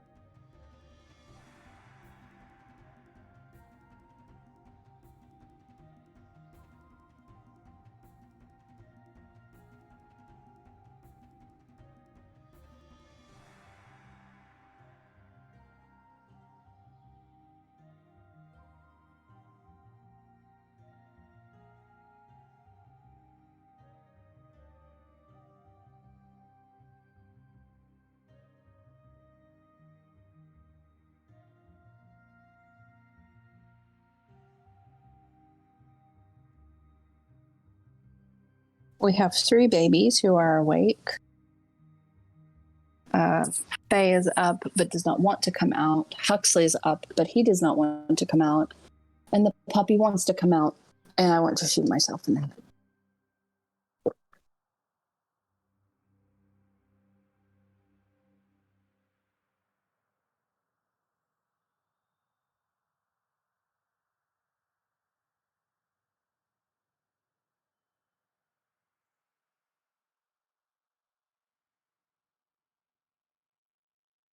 Go. Live your dreams.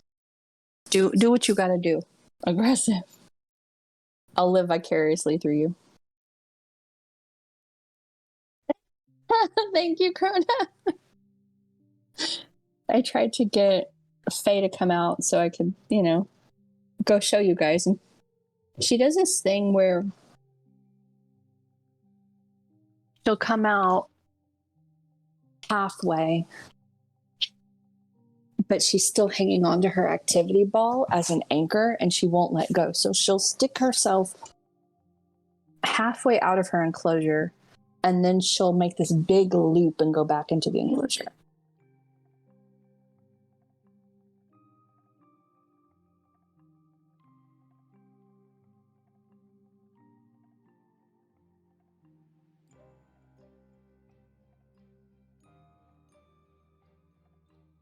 McQueeb should be joining you guys in a few minutes.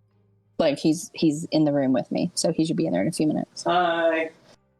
He said hi.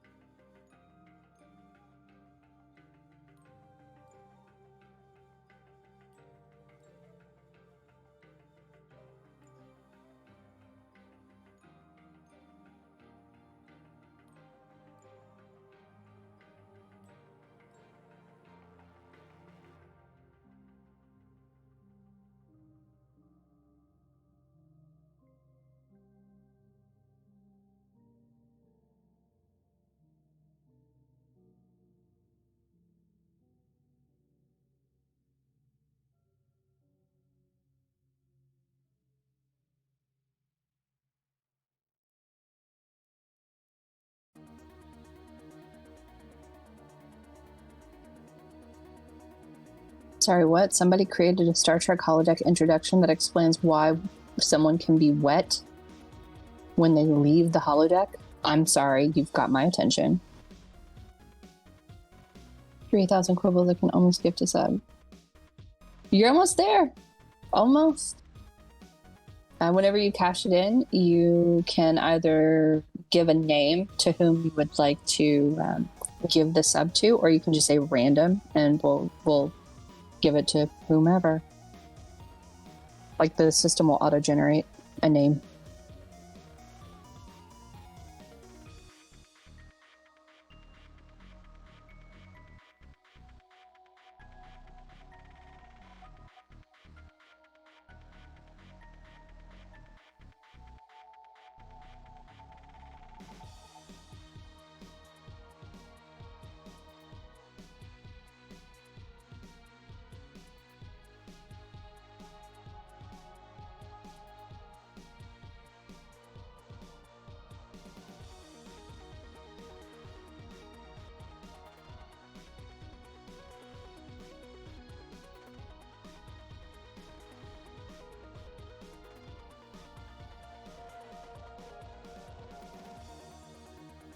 Anybody talking?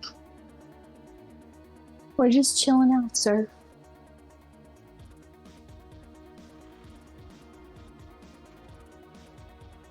You have 60 people waiting for you.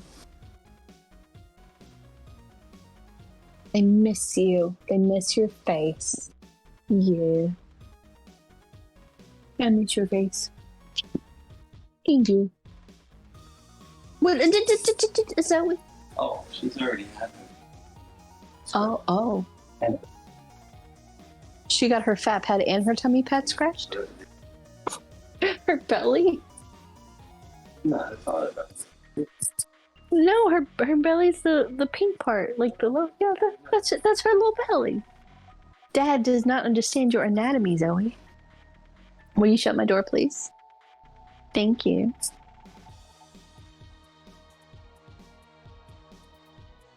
I've got a beard.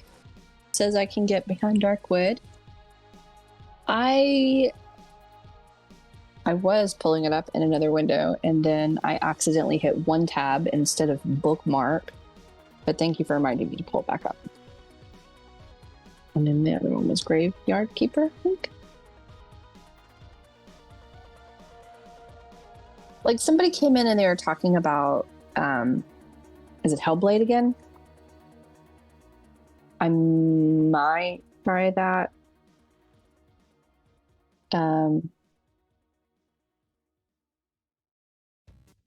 Yeah, Hellblade 2. I might try that on a different monitor because it does look good. I just can't play it on the current one because I can't minimize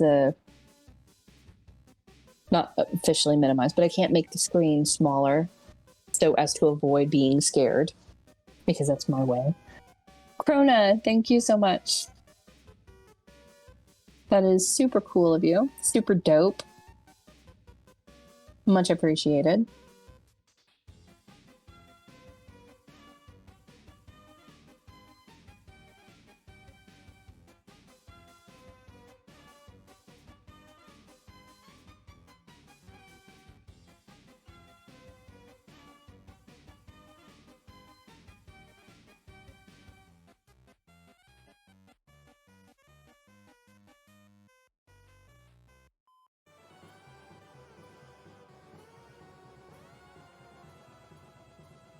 Krona, thank you.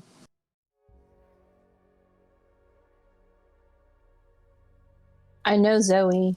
I'm talking and that makes you want to go outside, and I understand, but we're not going out anytime soon. For real, bro.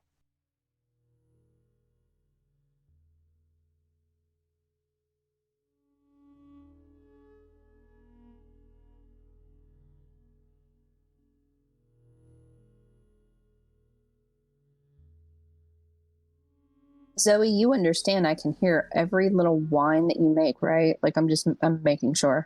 Like you get it. Do you?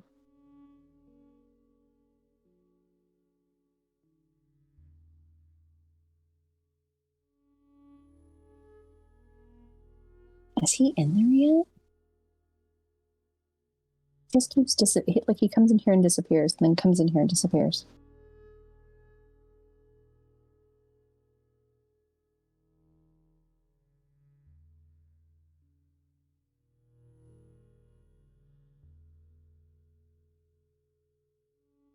Rona, thank you so much for hanging out with us. It's most appreciated.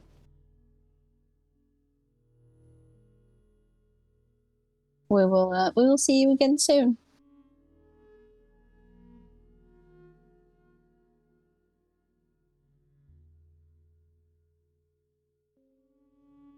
Aggressive. The only advice I can give you is that relationships should not be hard. If they are hard, figure out why, because they're not supposed to be hard. The person that you are with is supposed to help you achieve your personal best and is supposed to help you become a better person. And if that's not happening, there's a reason why, and you need to figure it out.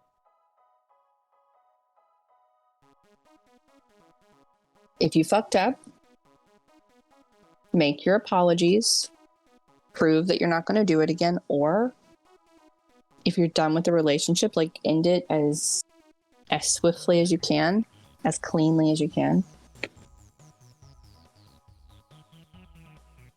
Well, in that case, have some compassion for what your partner's dealing with.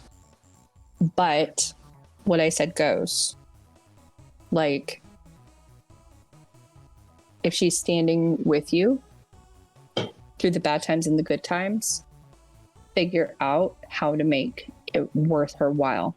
Because if not, one day she will end up leaving you.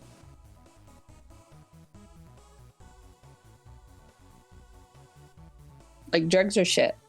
Drugs are awful, awful, awful, awful. And I know you know that.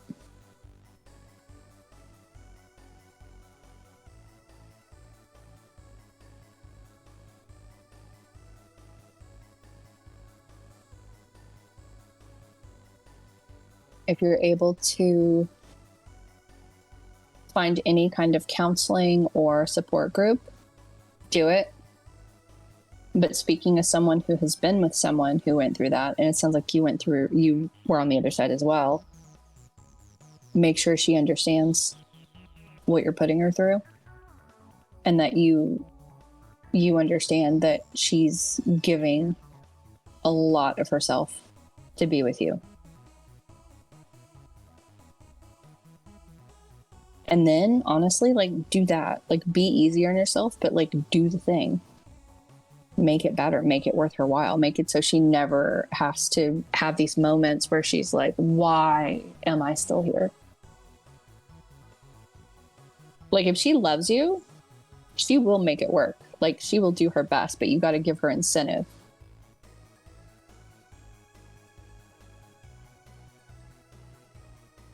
Hello. McQueeb, how are you? Do you feel refreshed? I feel like shit. Yeah, I think everybody in this house feels like shit right about now. We're on day 23. Are we going into day 24? No, I think today is day, like, the stream technically at 6 p.m. would have been start of day 23, if that makes sense. It's weird. I got many different metrics in my head, and yeah, I can't really think about it right now. Good to be here. Hello, everyone. So we have 7 days left. I think just over, yeah. Do you have anything planned for your final 24 hours on stream? I've been thinking about that. Yeah. Baleford, thank you so much for joining us. We really appreciate it. What's up, Baleford? How you doing? Did Corona go? Thank you very much, Corona, if you're still around. Corona just left. While you were gone, we were giving Aggressive some relationship advice. Oh, don't even. Letting him know that he knows what he needs to do. He knows that he will do the right thing. It's difficult, but he will do what's right. If he's in the stream, he's a good person. That's all it comes down to. Like, shitty people usually aren't in the stream for extended periods of time. That's true, huh? Yeah. So he's got it. 7 days to die. You think when I turn the stream off, I'll disconnect in real life? So tell me, like, do you have anything you can say? Any kind of preview about the last 24 hours? Well, no. I've only just started thinking about it. Like, maybe we'll pull a game from the list, like, that's well ahead if we don't make it that far on the sub goals. But I don't know. We can do whatever we want. We don't. Well, I do kind of make the rules around here, but you do. Yeah, we'll figure it out. Yeah, I think maybe we can take suggestions in Discord. And maybe pull from that, but at least it'll kind of give us a direction to point in. I'll try do my best to stay up.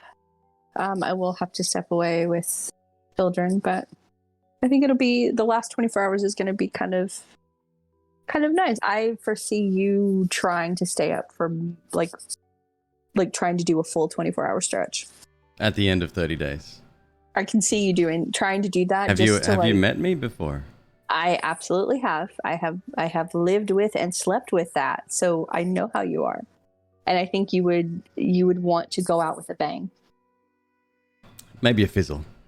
Go out with a fizzle. Maybe. Did you get some good sleep?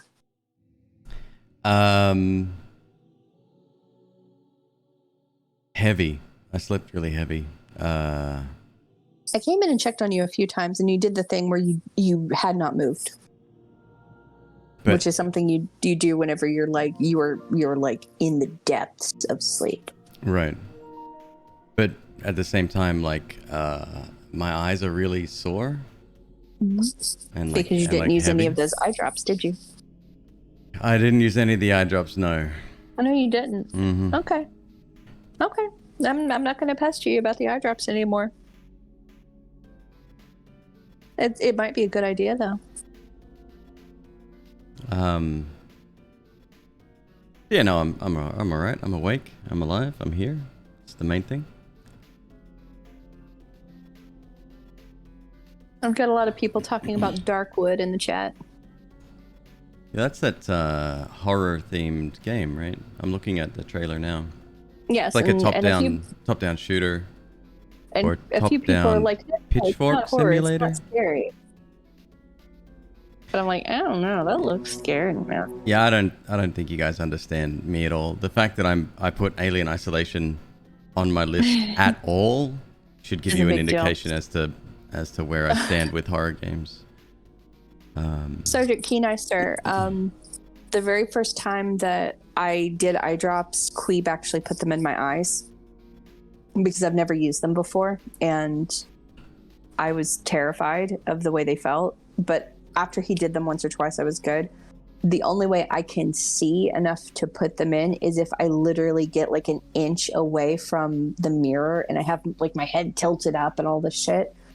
It's the only way I can do it. And even then, it's still kind of a thing.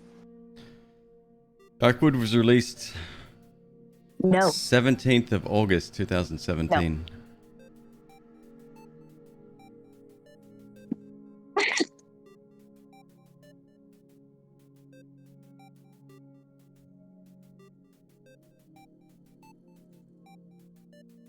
No, I'm the same way too, Sergeant Keeneiser. Like, it's weird. But I got these little, like, they're the little vial things. I think the company is called, like, Refresh. It has, like, omega-3 bullshit in it, and they're really lubricating. They totally help. Omega-3, why don't you just rub a fish on your eye? I could, but, you know. I figured, no, I shouldn't. Oh, that's really sad. It's like, hey, you've purchased this 5 times. Yeah, no shit, I purchased it 5 times. So I'm going to run through a list of games that have currently been offered to me from one of the sites that I'm signed up to. These go back quite a while. I don't redeem all of them. Summertime Madness, Until We Die, Siege Survival, King of Seas. Oh, King of Seas is one I'm actually interested in. Aerial Knights, Never Yield. Element TD2. I guess that's a tower defense? Element TD, that goes back to early days of iPhone. Mayhem in Single Valley, Toy Tinker Simulator. Pronto, Fishy Adventure Beta. It's a beta and it's a fishy adventure. Well, now. I thought that was clever. It's very, very clever. Papa's Quiz. Ninth Dawn 3. eFootball Pro Evolution Soccer 2021 Arsenal Edition. Oh yeah, they know me real well. Yes. Siege Survival again, apparently. Robo Square, The Life and Suffering of Sir Bronte. Trader Life Simulator. Viola, Arcanium, Tiny Shot, and Garbage Hobo Prophecy. You can do it, Zoe. I think I'm gonna grab the King of Seas. That one that one looks fun. Collection of assets, embargo, no embargo. Okay, cool.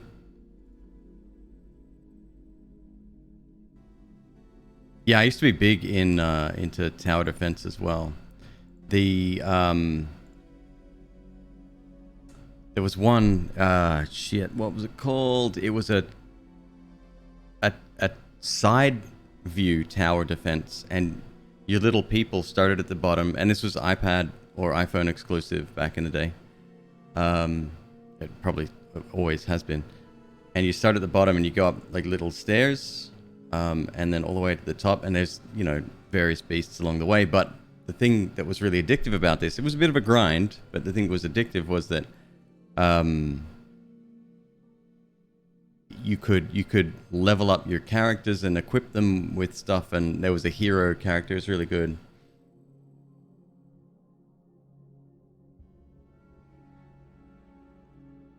Robert Headley, you have 14? What does that mean? Like games waiting to be tested? Oh, you want your kid? I didn't see you standing there. I'm half in the dark. I'm half asleep. My eyes are sore. Because you didn't do eye drops. Give that child to me. Hey, buddy. Behold, a noodle.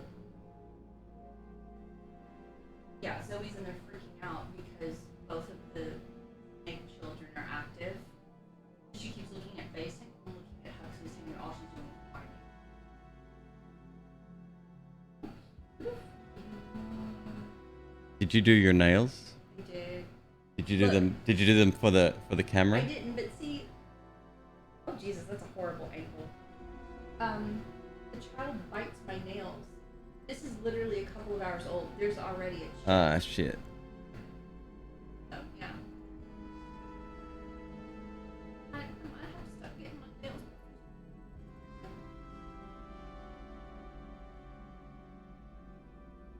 nails. This is Huxley, by the way. If you haven't met Huxley before, Huxley doesn't believe in pronouns. we have two. Look at his little belly.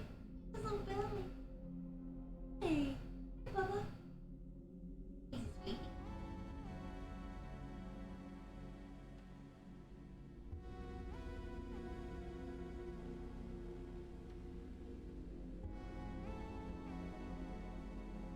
He's great.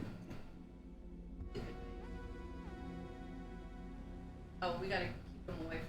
That's right. No, because of the temperature Oh, that's it's hot too. because of the temperature coming off the GoPro, he lunges at it. I didn't tell you. I talked to Kalea, and Lucian he's done the same thing with her DSLR. Because she's constantly taking pictures of them. Oh yeah. He's tried to wrap around her camera because he senses how hot it gets.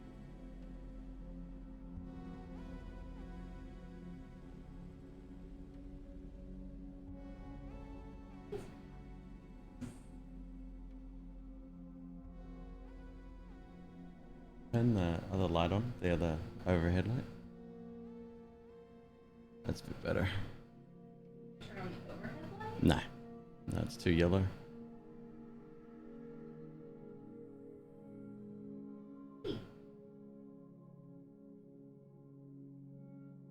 Out of the room. Starting to move faster. He's getting feisty. Oh, he senses something. but He's hungry. Oh, look at that. He's going upside down. that is not Huxley. On the couch. Oh, you stole it. You stole it. It's gonna be a turf war over little doggy toothbrushes. I wish chat could see how beautiful his eyes I know I'm pretty.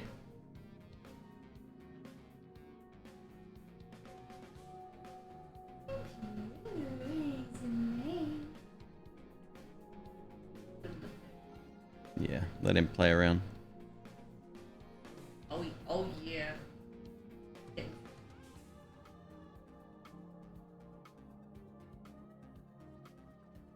Yeah, that's my son.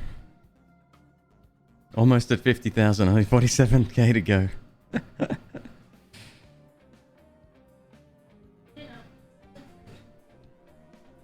So King of Seas, I'll investigate that sometime soon. I got another one called Jupiter Hell. I bought that game, an airport for aliens currently run by dogs. Haven't played that yet. Biomutant is there. Apparently they fixed a bunch of stuff in Biomutant. So I might check that out. Consider Darkwood? Oh, I do. I have.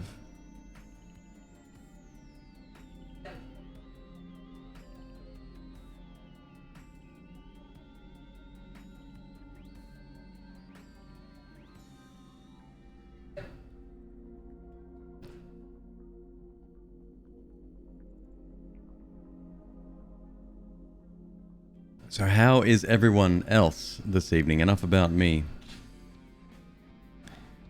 Aggressive, it's a saying. The glass is half full. Kraken was making a joke.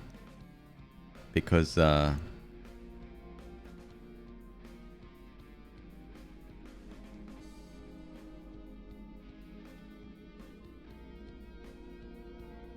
drunk and tired. There's a solution for that. It's very, very easy. Most of us do it every day, in fact. Go the hell to bed. Oh my god, bed would be so delightful.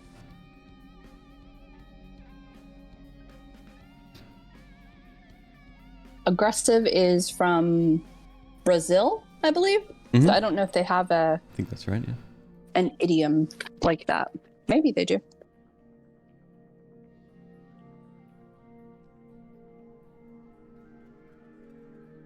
Want to watch the stream for a bit? Yes. Everybody wants to watch the stream. Of course you do. That's They why do. you're on twitch.tv/McQueeb. Stop. Be gentle. We're gonna have an easy peasy stream today. Super fun. Well, I super don't know. gentle. I don't know. We're getting into the end of Final Fantasy 12 now. I Ugh. may actually just power through it so we can start 15. And then we can have get the boy band back together. Fine.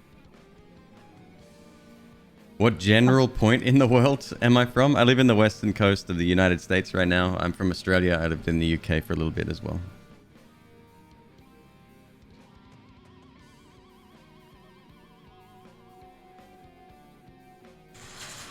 Like someone asked me how much more of 12 do you have left? And I'm like, I don't know. And of course he chooses that moment to like walk away.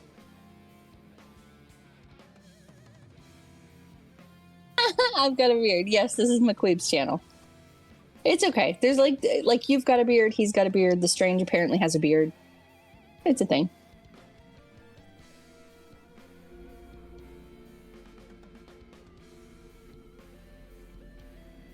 The Strange? The Strange is great. It's a good friend.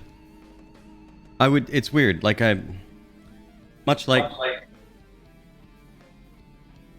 the relationship chat has with a streamer and vice versa. Streamers, form friendships and stuff on their own. And I don't like. I know many streamers and I talk to them frequently. There's a handful that I would call my friends, and he's definitely one of those. He's just a genuine dude. Very handsome too. I can't possibly compete with that. So,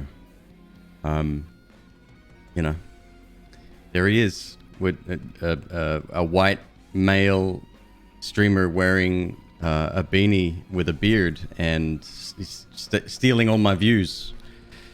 A fucking ridiculous concept that is. To be fair, you did pick the most generic older white man uniform you could. Absolutely. Yep. Well, no. Wait, I'm mixing it up today. We got dark gray instead of black today. So I got dressed up for you guys today, and I really hope that You didn't get dressed up for them. Don't tell them that. Don't make them believe that. You're just jealous because I don't wear buttons. You don't. You wear buttons for everybody but me. My list of requirements from you is so small, and yet you can't even wear buttons for your wife. Yeah. Not even to our own wedding could you wear buttons, which shows me what I mean to you. That's gray. I still love you. It's a very dark gray, and it's I don't know what would you call this pattern, MzQueeb? You may have to come in and have a look. It's it's like speckled, but it's not called flashy. Heather. Heather. It's called Heather. What you're wearing is a charcoal heather shirt. Heather is any pattern that has like from That's far exactly off it looks like one color, and when you get closer, it has like little dark and light tones of the same color. Charcoal heather is the Yes. color. If you Google that, you'll see exactly what I'm wearing. Mhm. Actually, I wonder if a bearded guy came up. Nope, just very handsome models, so it's okay. Damn, not a beard to be seen. Oh, one guy, but he's got his back to us. Sergeant Kenai, are you asking about when we got married? You're looking at what the shirt that he wore. No, this is a new shirt since then. But you wore a shirt similar to that. He wore a t-shirt similar to that, and he wore that beanie and black jeans. Did I have and the beanie red. on? Did we even take a photo that day? We took the photo in the car. We drove to somewhere fucking city of industry, which is like more of an industrial area of LA, and met up with a celebrant there, lovely lesbian woman who was just great personality, and she had to step away from her job to do her side business, which I assume is officiating people. We then drove out to somewhere in Beverly Hills and went to the courthouse there, got married. So I don't know how it works for anywhere else out here in LA County. Not every courthouse will do a ceremony on the spot. Not every courthouse will even do appointments for ceremonies. And that year that we got married, most of the courthouses were shut down because of construction. So we were able to get our marriage license in Beverly Hills because that was the closest courthouse to where we lived. And when we tried to get like a ceremony, like not a ceremony, but like a thing, like you know, sign papers and a judge, they're like, oh, we don't have one. You have to drive to Norwalk or someplace. And It was another courthouse. It was like a smaller courthouse. It was a smaller courthouse, but it was like 3 hours away or some shit. And I'm like, I'm not doing that. I refused. Oh, Sergeant So Kenai, this is your better half. Hello, Stephanie. Welcome in. So I went to Yelp, and on Yelp you can ask questions. So you're able to select what type of industry, and then you can ask a question. So the question I asked was, I need an officiant for this date around about this time. I don't need a vow. Like we don't need to do vows. We don't need like a setup. We don't like it. I need you to sign a piece of paper. That's it.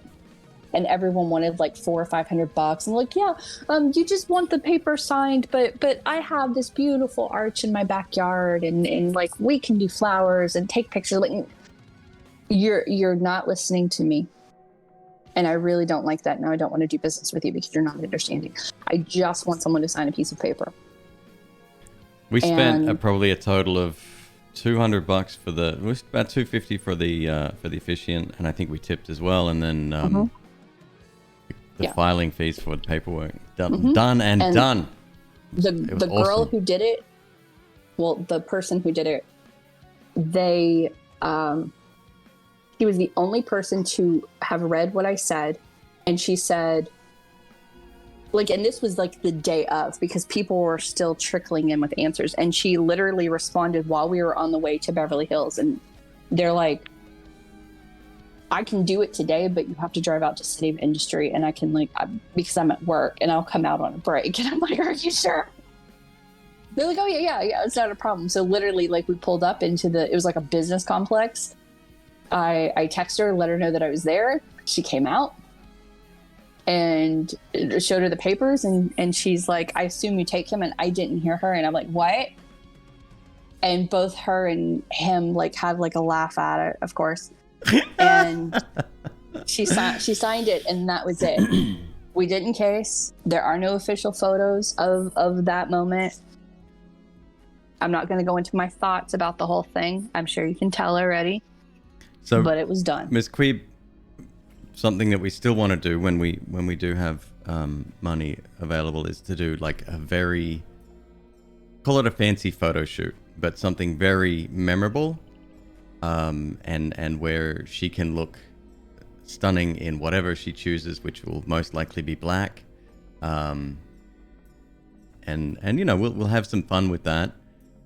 Friend of ours, you know, big weddings. I'm not sure your thoughts on whether or not you wanted the quote unquote dream wedding, but a friend of ours spent upwards of $30,000.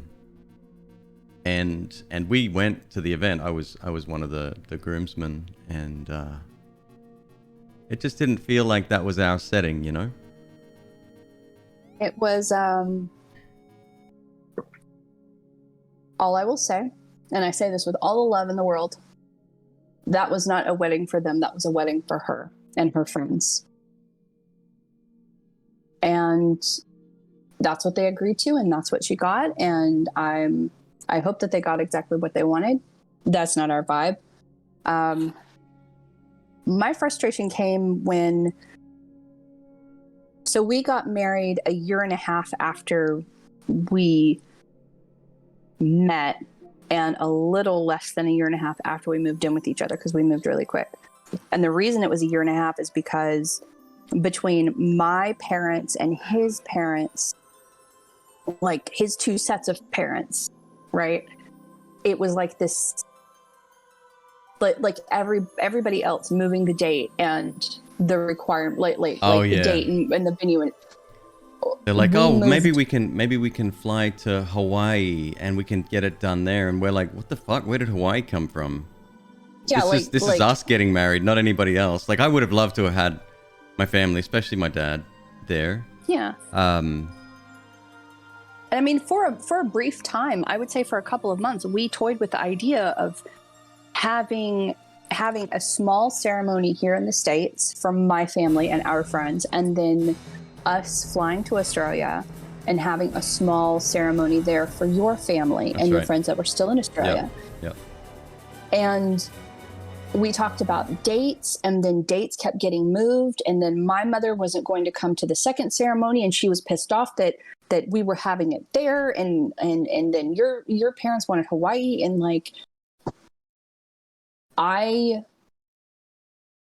I'm sure this will come to no surprise to anyone who has been in this for let's say a couple of weeks. The last time that we moved the date, like we had it set, we were going to have it the day after my birthday, and we were going to go to Vegas. We would like fly in on my birthday.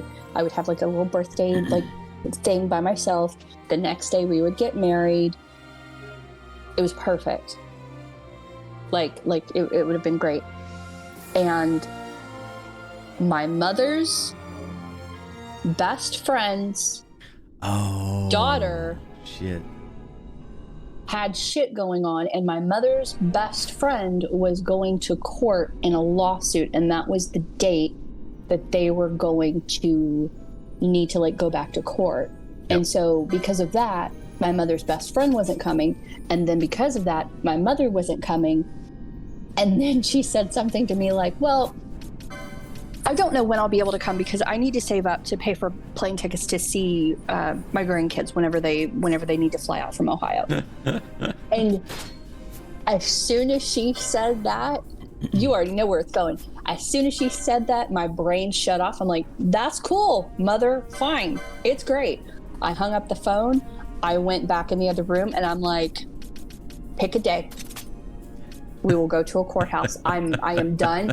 I tried to return my dress. I had only had my dress, which by the way, right. I forgot about the dress purchase. Yeah. I missed that dress. I'm upset about that dress. It wasn't a traditional wedding dress. It was like a off the shoulder Marilyn Monroe type long sleeve lilac colored dress. Like it was like knee length, very cute. And as soon as my mother, she knew everything that we were going through. And she tried to say, well, I'm not gonna be able to afford to do that. And I hadn't even given her the next, like a suggestion for another day. And my brain switched off. And I'm like, you know what? Whatever you want, Queeb. I had to find a buyer for my dress because I had actually, the specific dress I wanted had been sold out in the States. I ordered my dress from a rockabilly shop in Amsterdam. And my dress came from Amsterdam and they would not take it back. So I found a seller, thank God, in the designer's Facebook group, and she literally paid exactly what I paid for it. I'm like, I just get it, and I hope you have great experiences in it because fuck the shit. Yeah. And I did not like what I wore. I ended up having to, I think I worked that morning because I couldn't even get the day off. I'm like, of course I can't get the whole day off for my fucking wedding. Of course I can't. We didn't dress up. I was pissed off about that. I was pissed off that I had to randomly at the last minute find someone to sign fucking papers. It was like a nightmare from start to finish. And I tried, like, anytime there was a roadblock, I kept making my demands smaller and smaller. Yeah, you really did compromise on I the whole did, thing, like, every step of the way. Originally, let me tell y'all. So Queeb and I, we had a very romantic moment the very first week that we met in Vegas in the High Roller, which it looks like the London Eye. It's like that big carousel thing with the big compartments. We had a very romantic moment there. And they do weddings. So what you would do is essentially you get one of those car things, and it goes around a couple of revolutions, and they have cars with bars in them, and you can have up to, I think it was like 20 people in it. That's right. We were gonna like rent one of those and invite everyone, and it would take place in there. Yeah, they had special packages and stuff that we catered to that. Were like, we were planning this whole thing. I was working with the wedding coordinator for the hotel because the High Roller connected to a hotel, and so I was talking with her, and they needed deposits, and literally the very first time I was supposed to put a deposit down is the first schedule change that happened, and I'm like, yeah, I'm not doing anything else. I'm gonna wait, and I'm so glad that I did not put that $500 down to reserve it. Like it was truly, it went from that to people suggesting different states to have it in. My mother tried to convince me to wear the dress that she wanted me to wear, but I would have to pay for it, obviously. Like it became everything that I despise about the wedding industry. I'm like, you know what? Nope. The last button has been pushed. I'm done. Like literally the only thing, Slaptoe, hi, thank you for joining us. The only thing that I had requested was, I really wanted the photo shoot. And my inspiration for it was like, I wanted like these dark, gothic looking, like photos, not like Morticia and Gomez Adams, but we did think about that though, right? That was going to be one of the themes. We wanted it to, well, I wanted it, and he jumped on board. I wanted it to be something just very different and dark because we're not normal type people. We're not white wedding dress people. And even the wedding dresses, the more traditional dresses I looked at, they were all weird-ish, like black flowers on them, or like it was like a dark purple dress. Like I like weird shit. And one of the second to last things that my mother did was she, yes, by the way, she's extremely toxic, and that's why we're extremely low contact to no contact with her. We told her about the shoot. Like Queeb was going to wear like a dark suit and like a black or like depending on what accent color, like maybe like a red or a dark purple shirt and like one of those like fancy Victorian type like bullshit. We were gonna go all out. I already had a photographer picked out for this and everything. And my brother suggested that I buy a normal quote unquote dress to have normal quote unquote photos taken because she didn't want the photos that we wanted taken. Right. And I remember telling, like, I didn't even like have to explain anything to him. I walked in the bedroom and I was still on the phone with her. Of course she said it on the phone. So fucking pissed, man. And I'm like, so let me get this straight. Mist. You want, not only do you want me to move the location of my wedding that I've already been pushing around for over a year because of you and his parents and my father and you know all your people, because none of my people would be at the wedding. Like I don't consider my family my people. But now you're telling me that you reject the idea of my wedding photos and you want me to take a second set of wedding photos. Or even just void my idea. You want me to wear a dress that you would like me to purchase. And she's like, oh, well, I can send you like $100 to help with the cost. You're taking the straw. Couple $100, come on. Yes, mother. Yes, sure, whatever. And I need to do something heroic. Don't so worry, I'll show you we how didn't to have a fly. wedding. I'm still pressed about it. It doesn't help that the last date that we had picked for it was in the dreaded December month, which falls into the time of year that I am like in my worst moods ever, because like that holiday is just, it's awful. And Gemini's in the crescent phase as well. Stop. That's not it. And it's, I would love to have a small wedding with Queeb, like maybe on an anniversary. Ideally, I said like, oh, our 5-year anniversary. Guess what? Like we're already coming up on like 17, 18, 19, 20, 20. Like this year's going to be 4 years. I do not have the time or the energy or the money to be planning a wedding for our 5-year anniversary. So like that can just go on the back burner. So yeah, it was just, we were too busy trying to please everyone else that it became fuckery for us, and we're sick of doing that. We come first now. And no one had offered to pay anything.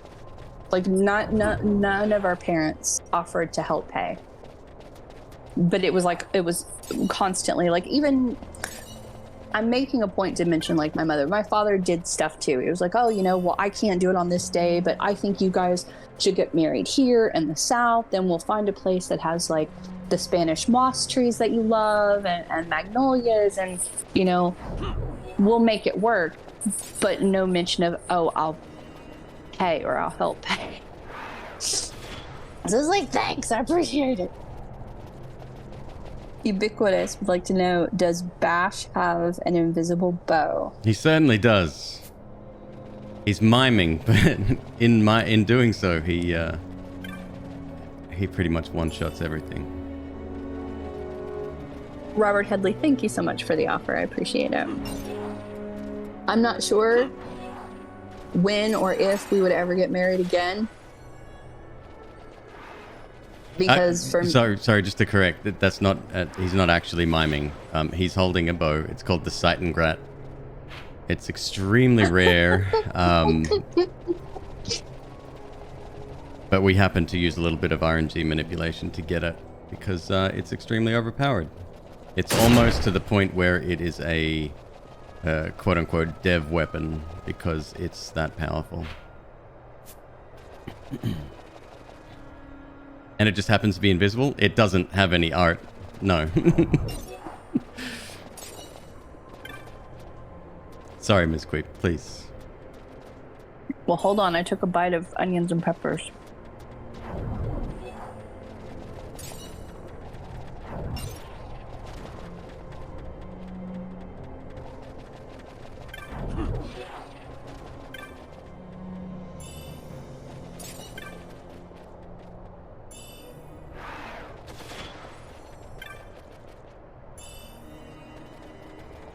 Do I still have the speed set to 4 times? Not sure. Nope.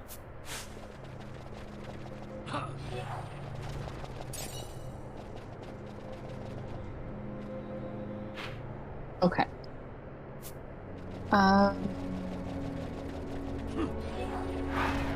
This is the clearest photo that I can find of the dress that I picked. Why do you have a hyphen? There we go. But yeah, so I'm not. If it happens, it happens, and whatever. Who gives a shit, right? It is what it is. It is what it is.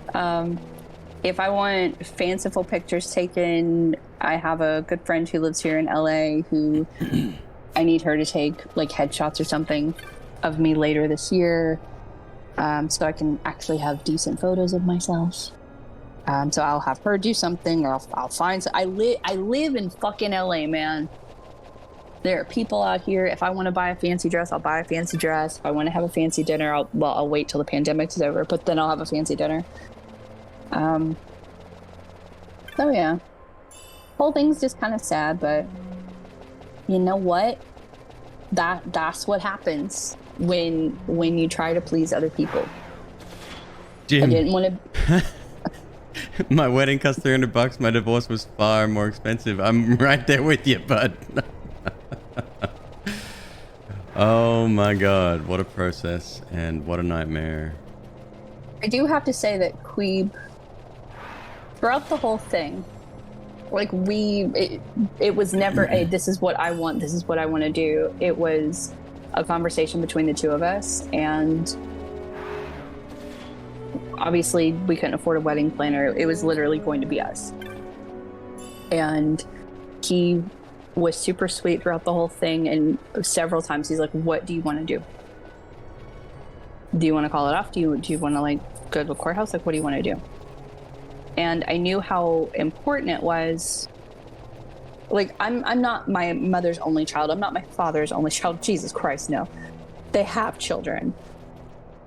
But I did, because I've been dealing with like a bunch of toxicity from them and doing my own inner work, and I wanted to be able to like extend kind of like an olive branch and just be like, let's start over. I'll have like a wedding. I'll have a wedding. It's not gonna be the wedding you want, but I'll have a wedding. And I wanted an event where like Queeb is not, he's not close to his parents, but it's not because there's any animosity there. Like, it's just there is no relationship. Like they we just they don't go stay like in touch, which I am now regretting because my dad passed. But we, yeah. It was important to me that there was like at least some event where all 3 sets of our parents, well, I guess 4 because my parents are divorced, all 4 sets would never be in the same room again, probably. And I wanted. But could you imagine my mother around your mother? And oh my god, that's funny. That's real funny. He's wearing a beanie. Is his hair nappy under there? Who does he get that from? You can just imagine. Throw in a bit of racism, no problem. Totally fine. It's a normal Oh my thing. god, I'm so glad you guys are white. Oh my god, I was so worried, because he wears a beanie. So you don't know what's under there. That was literally one of the first things she said. She did, like it was not, oh my god, he's so handsome, or oh my, like I hope that you're would have happy. been the obvious first thing to say. Obviously. No, didn't mention my looks at all. Well, kind of.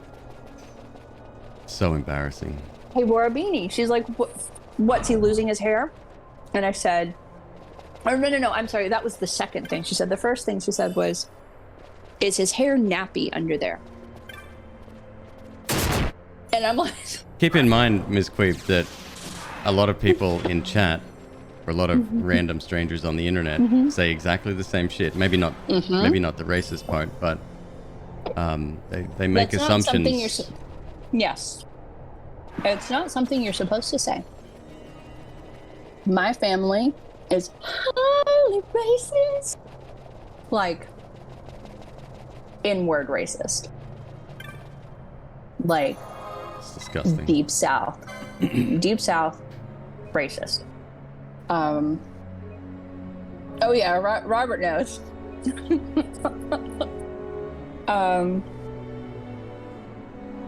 I got a friend request on Facebook from, was it My your brother? As soon as you And- told me, I'm like, and- I know you said no. Well, I didn't do anything. I was like, what should I do here? And she said, don't do anything. Don't say no, because then he'll know and he can get a chance to like do it again or whatever. Just leave it. Just leave it. Robert, yes, that brother. That brother. Like, I am beyond the point of being embarrassed by my family. I am, however, at the point where there is no appeal.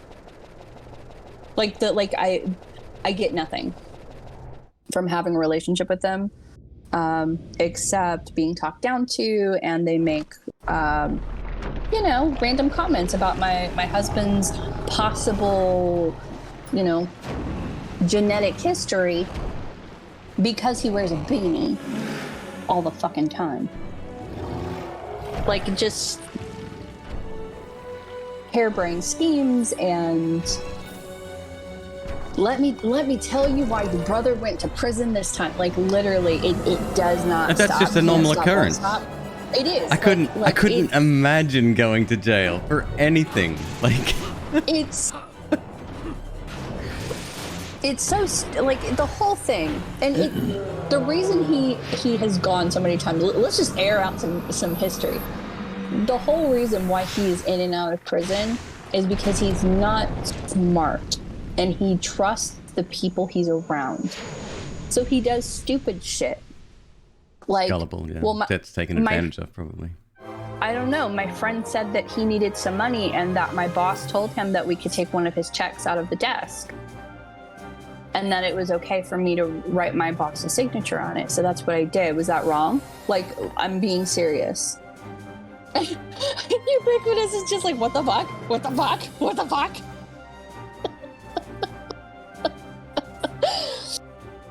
Like, it's just, it's horrible. And, like, I don't like using the word white trash, but I will be the first person to admit I come from white trash. I am not white trash, but I come from white trash. A long southern history of some white trash. So and when I first met your mom, that she was very nice to me, very lovely. Oh, of course. Had she have said anything that was even remotely against my values, I would have called her out right then and there. But yes, she didn't. Well, she was the you know pinnacle why? of Southern hospitality, right? You know why, right? No. It's because you're white and you're attractive. Okay. Well, whatever. And you are polite to her. That's why.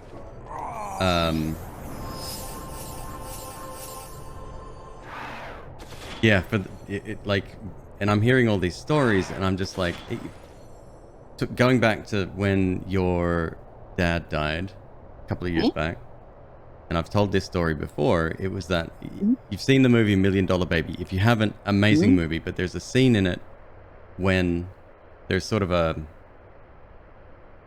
gold rush, a money grab on this young lady's estate, and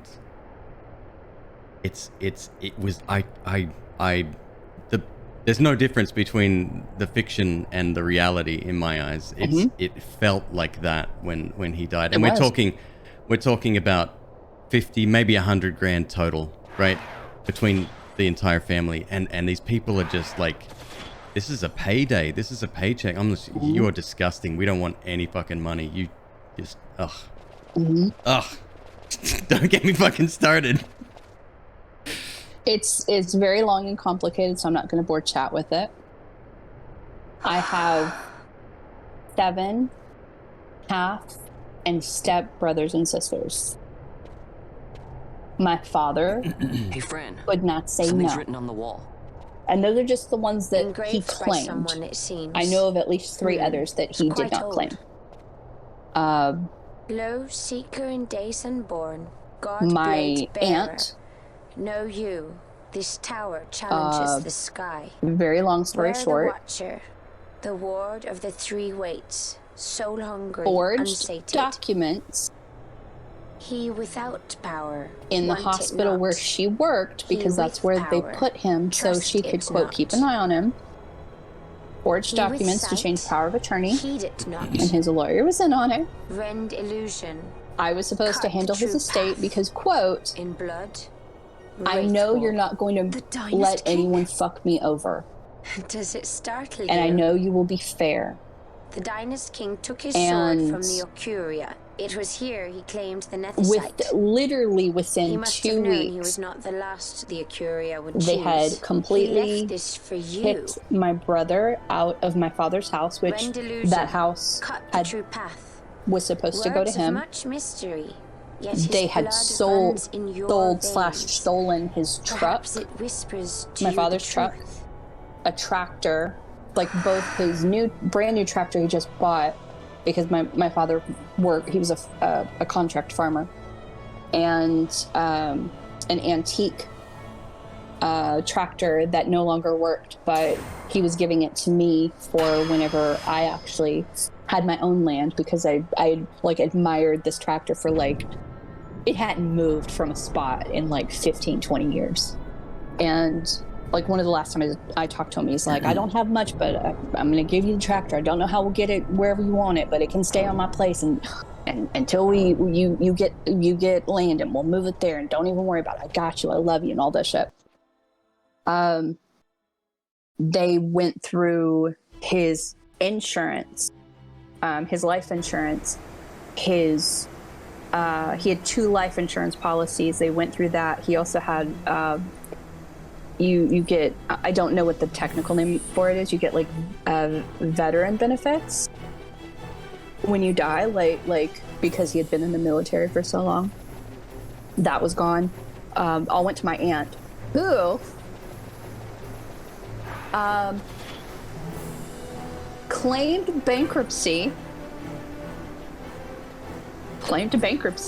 and was able to get that passed and gone through before she received the payout. So all of her debts were wiped, and she got probably, but all told, let's say $200,000, 20 acres of land, a $20,000 mobile home, a $40,000 truck, a $75,000 tractor, an antique tractor that could have sold for $15,000, a house full of antiques because my father collected antiques. For me, that's neither here nor there. And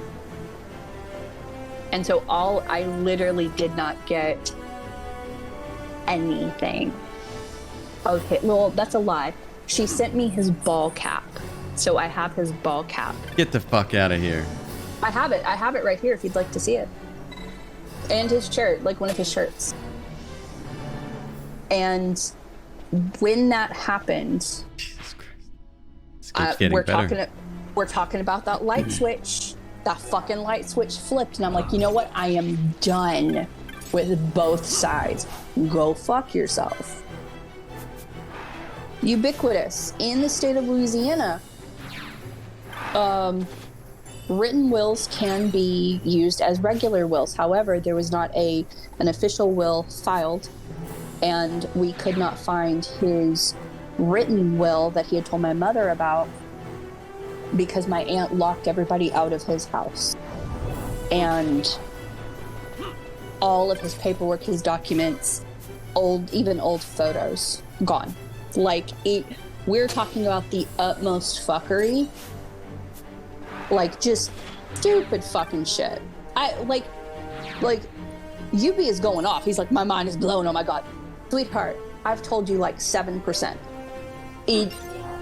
There is a reason why I am so zenned out most of the time. It's because my meter has broken and I cannot get that angry anymore. Because if I do, I'm either going to spontaneously combust, I will set shit on fire, or I will gladly go to prison for murdering people. Like, I cannot allow myself to get that angry over stupid shit done by stupid people who have not had a presence in my life. I refuse to let my good relationship and this small little chunk of life that I have built, that I complain about all the time, I refuse to let that be destroyed trying to get justice over fuckery from a family that has been known for centuries, literal centuries, to be full of fuckery. It's my old man just passed, and I don't give a fuck about money. Like, that's the last thing on my mind. yeah, like when mine died, the only reason why money was mentioned was because he made a point every time I talked to him to say two things. You know, like, I'm making you my executor. Like, you're going to take care of things, right? You're going to make sure that you and your brothers and sisters get everything you're supposed to, right? You're going to make sure they don't spend everything, right? And two, I promise I was a fucking shitty father, and I am so sorry. I have something coming to you. It's not even near what I owe you for turning out as bright as you did, but I promise something is coming. And that's literally the only reason why. Another little side story, if you'd like to hear. At his, my father died Thanksgiving of 2018, and my aunt told me via text. She's like, he's dead. Sorry. And my father wanted to be cremated because he does not want to be buried in the ground. Like, he's like, I would rather have my ashes be spread somewhere. I would rather live on a shelf in a jar. I don't want to be buried. So she cremated him, and she was going to bury his ashes. They planned the wake for my birthday. I forgot about that. So obviously I didn't go. However, just wait, sweetie pie. Just wait. I'm telling you, you only know 7% of the story, you guys. So obviously, me being in California, I did not go because I was just like, I wasn't sad because we did not have a relationship. Like, our relationship consisted of random phone calls he would make when he felt guilty. But everything thus far had pissed me off to the point where if I saw the face of anyone that I was related to, I would be arrested. Like, I took the hit. I'm like, that's fine. I cannot be around them. XO Random said, is there ranged attacks going on here? I just showed him the weapon that we're using. Okay. So my mother and my siblings went to the wake because my aunt said, I found the will. I'm having it read at the wake. So my mother and my siblings went. And she said this via text. When they showed up, my aunt denied the fact that there was a will. She's like, we never found a will.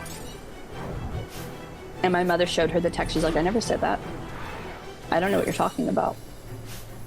She would not let my brothers near the ashes. That's where they found out they were burying his ashes.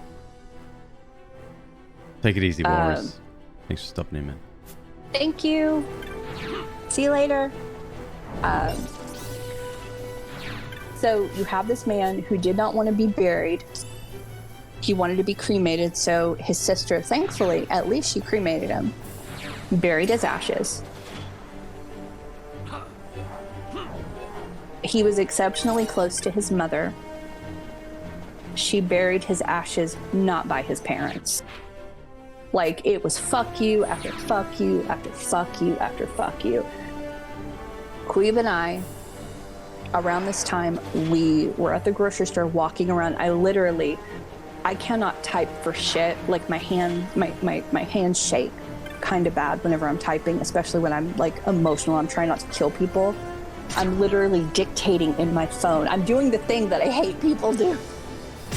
I'm like just saying shit like, I appreciate everything that you're doing for the family as being executor of my father's estate, but please understand that the reason why you are the executor of the estate and the reason why you're doing this is because you took that duty away from me.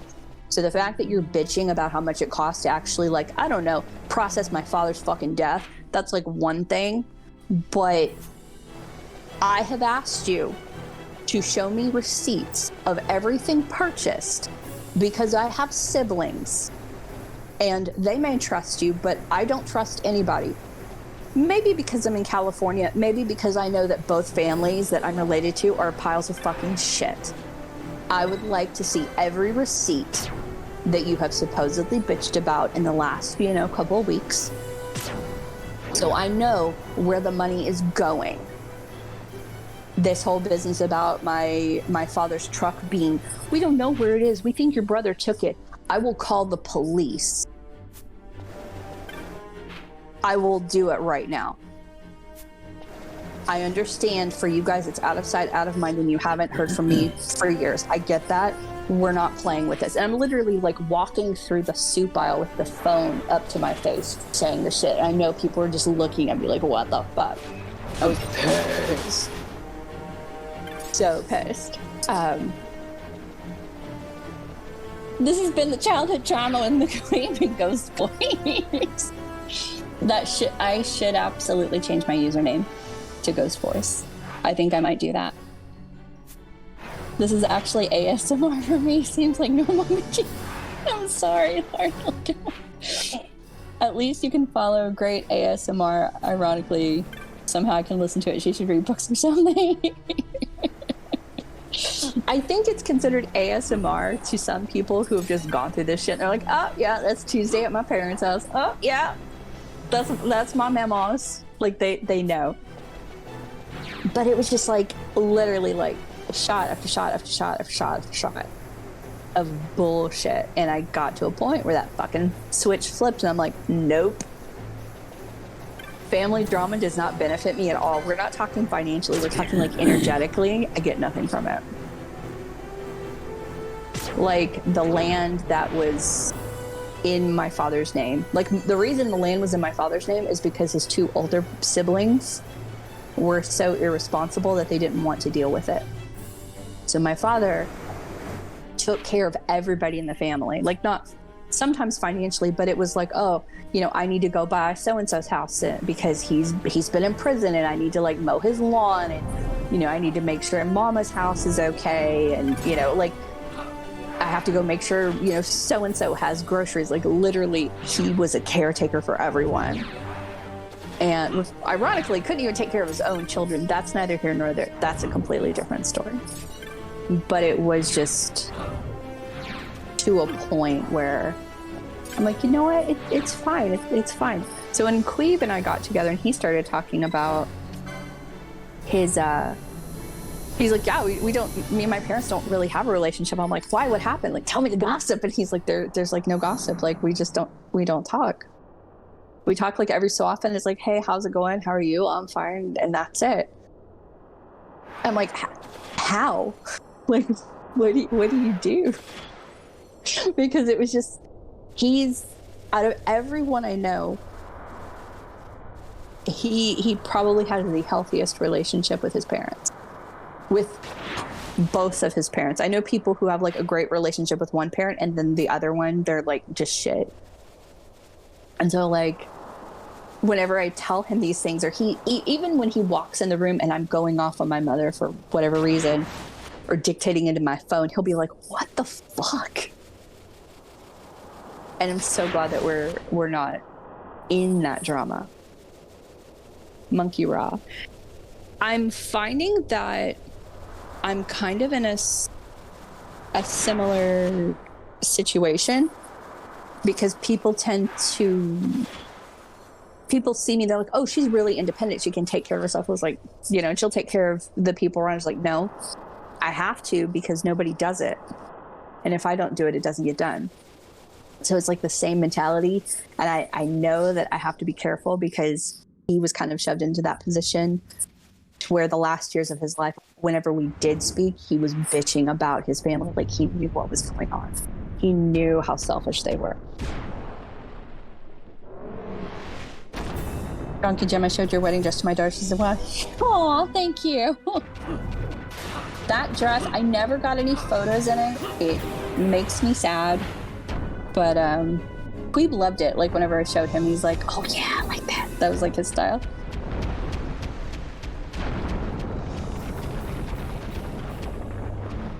Patrick's, yes, he is playing that right now. Well, Aggressive Walrus, I'm glad you're back. I'm sorry you weren't able to concentrate. Is that a turtle? Was. Oh, baby turtles. I'm telling you, Raph is the best one.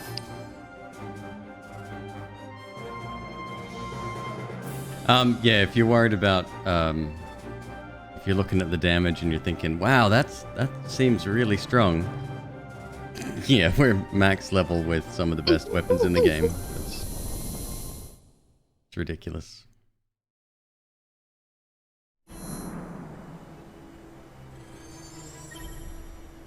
Ubiquitous, number 1. You're absolutely welcome. You're welcome for this story time with MzQueeb and her white trash family. Number 2, you are correct. Raph is by far and large the best turtle. Always will be, no matter what media he is presented in. Others can try to argue they're wrong. Donnie is number 2. Any other answer is incorrect, and that's okay.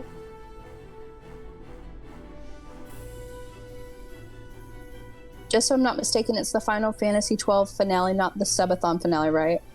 Oh, yes, Merrick. Yeah. Yep. Yes. Sorry, I should have been a little bit... I'll change that right now, actually. We were actually talking about what to do for the last 24 hours of the Subathon, so if you have any ideas, feel free to drop them in the general Discord channel. Because we're interested. We're thinking about it. Swedish Fish, you may not like Leo, but he's the one that has to make the hard decisions, okay?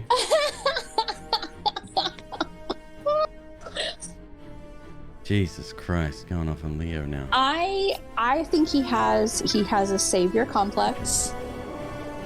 Donnie is clearly the best one. However, Raphael exists.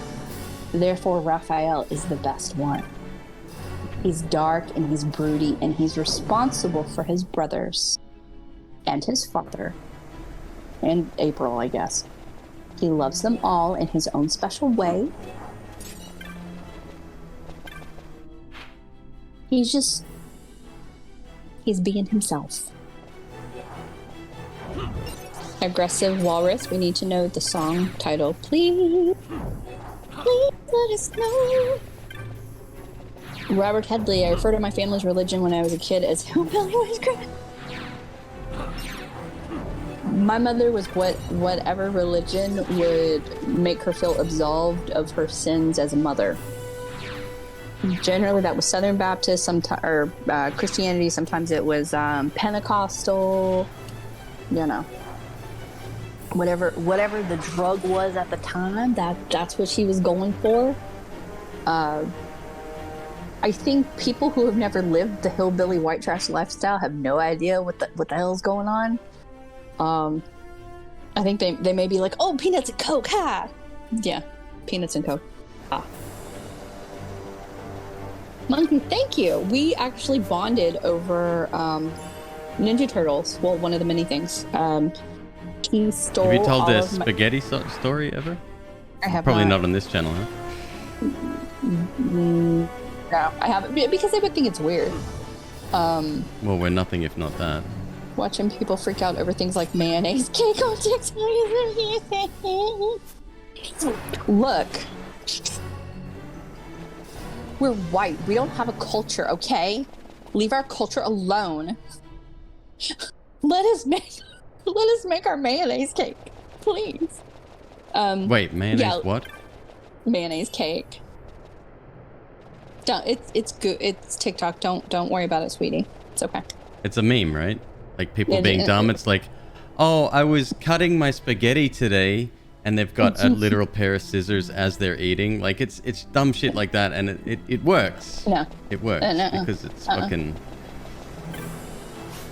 No, no, it's a thing. It's a real thing. It's it's literally a chocolate cake. Yeah, watch out, Walrus. We're a pro TikTok family. We are pro TikTok. We're not going to preach about TikTok because we've already had a discussion about it. People can hate on it. You're wrong in your wrongness, and you can sit there and be wrong about your wrong opinion, but we still love you, and it's okay. Sergeant Keenan says, brother, you got that raccoon sacrifice? Yes.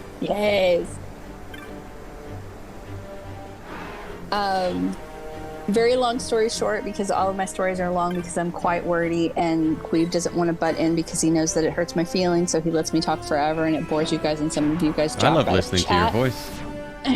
Thank you. We went to an Italian restaurant in Vegas. We were in Vegas like 4 days, 4 to 5 days. We actually made plans to move in a couple of weeks after that. Literally moving in a couple of weeks after that. Because we clicked. He took me to an Italian restaurant. I got really embarrassed because I eat spaghetti by cutting spaghetti. Like I cut it with a knife, or I'll cut it with a fork if I need to, but I'll cut it with a knife into smaller pieces.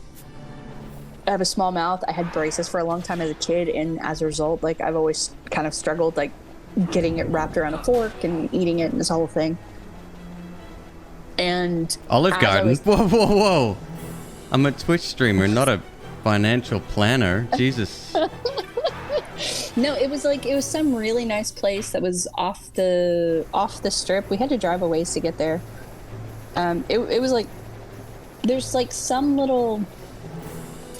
I don't know what words to use because that was my only time to go to. No, that was my second time to go to Vegas, but the only time I went with someone I actually liked. There's a fancier shopping center that's off the strip. And wasn't it in the hotel? No. The Italian place? Oh no, it was near the airport. Yeah, it was in some fancy little shopping area, and we parked and all that. It was away. I was trying to figure out how to tell him that I cut my spaghetti because I was going to tell him before he laughed at me when I did it. And as I said it, he looked down at his plate, and I looked down at his plate. He was cutting the noodles on his chicken lemon piccata. And I'm okay. Our reasoning for cutting our food is very different. What is your reason for cutting yours? Because I can fit more in my mouth if I can shovel it with a fork. That's the most McQueeb thing you've ever said.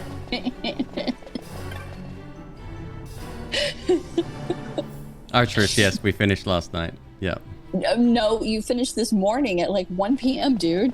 Sorry, yes. 10 hours ago I finished the game. Walrus says, I'm from an Italian family and I'm offended. No, fuck that. Make easier to eat food. It's that simple.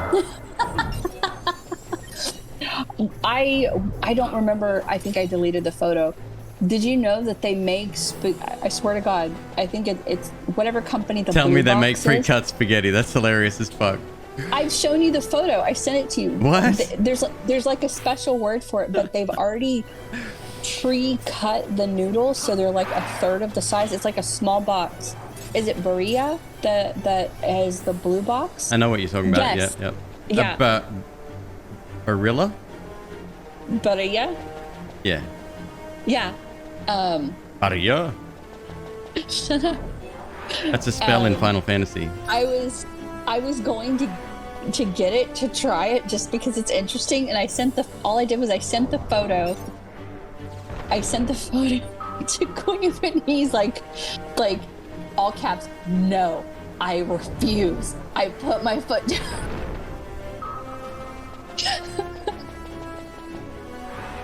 Yeah, I've always cut my spaghetti. In fact, first time I visited my grandfather in Switzerland, I was a kid, and I was cutting my spaghetti, and they're big on, you know, they're right next door to Italy, and they're very traditional family, and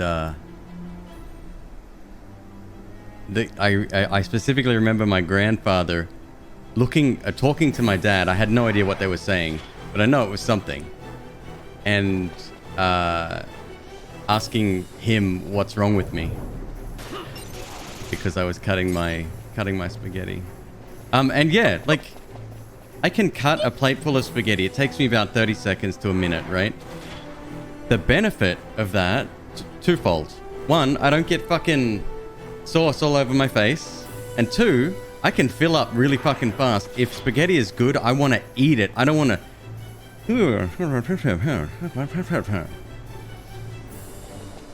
I want to eat. I'm over here about to choke on these sausage and peppers because you were just going the fuck off. Ah, shit. I just realized I've missed tons of secrets. If you think Sergeant Keno says you never have to stop eating the spaghetti if it's just one long noodle. That's correct. Robert Headley says, ever since I discovered rotini, I don't use anything else. That is actually Queeb's favorite pasta noodle. Remember the pasta noodle meme that I posted? And like people can be identified by their hatred of one type of pasta noodle. Like, Queeb is Team Rotini until the day he dies. So Aggressive Walrus just keeps putting his foot in it. Cutting spaghetti is acceptable. Now cutting your pizza is fucked. Do you want to tell it, or should I? You tell it.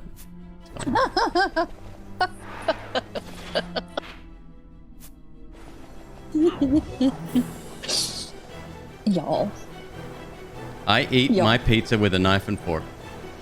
If that disgusts you, there's the door. It's the little X on the top right corner of the screen.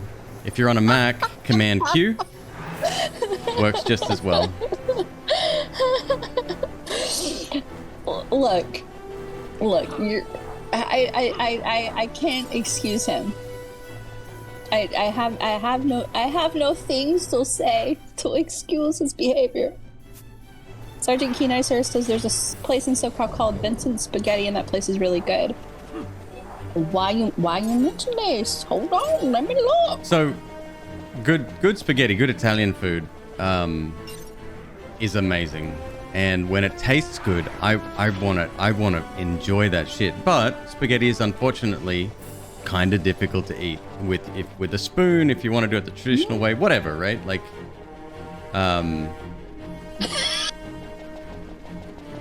but trust me when I say I'm about efficiency. Hayden says, McQueeb is built for Orange County. Cutting pizza, cutting spaghetti. He's basically an Orange County trophy wife at this point. I'll take it.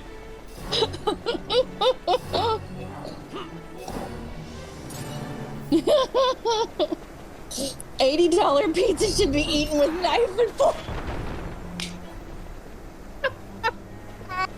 It was a thin pizza, that's why I was able to get through it. Usually it's either thick pizza or soup pizza that MzQueeb orders from every once in a while. Stop calling it soup pizza. It's from Chicago. The famous Chicago hole in the wall DiGiorno.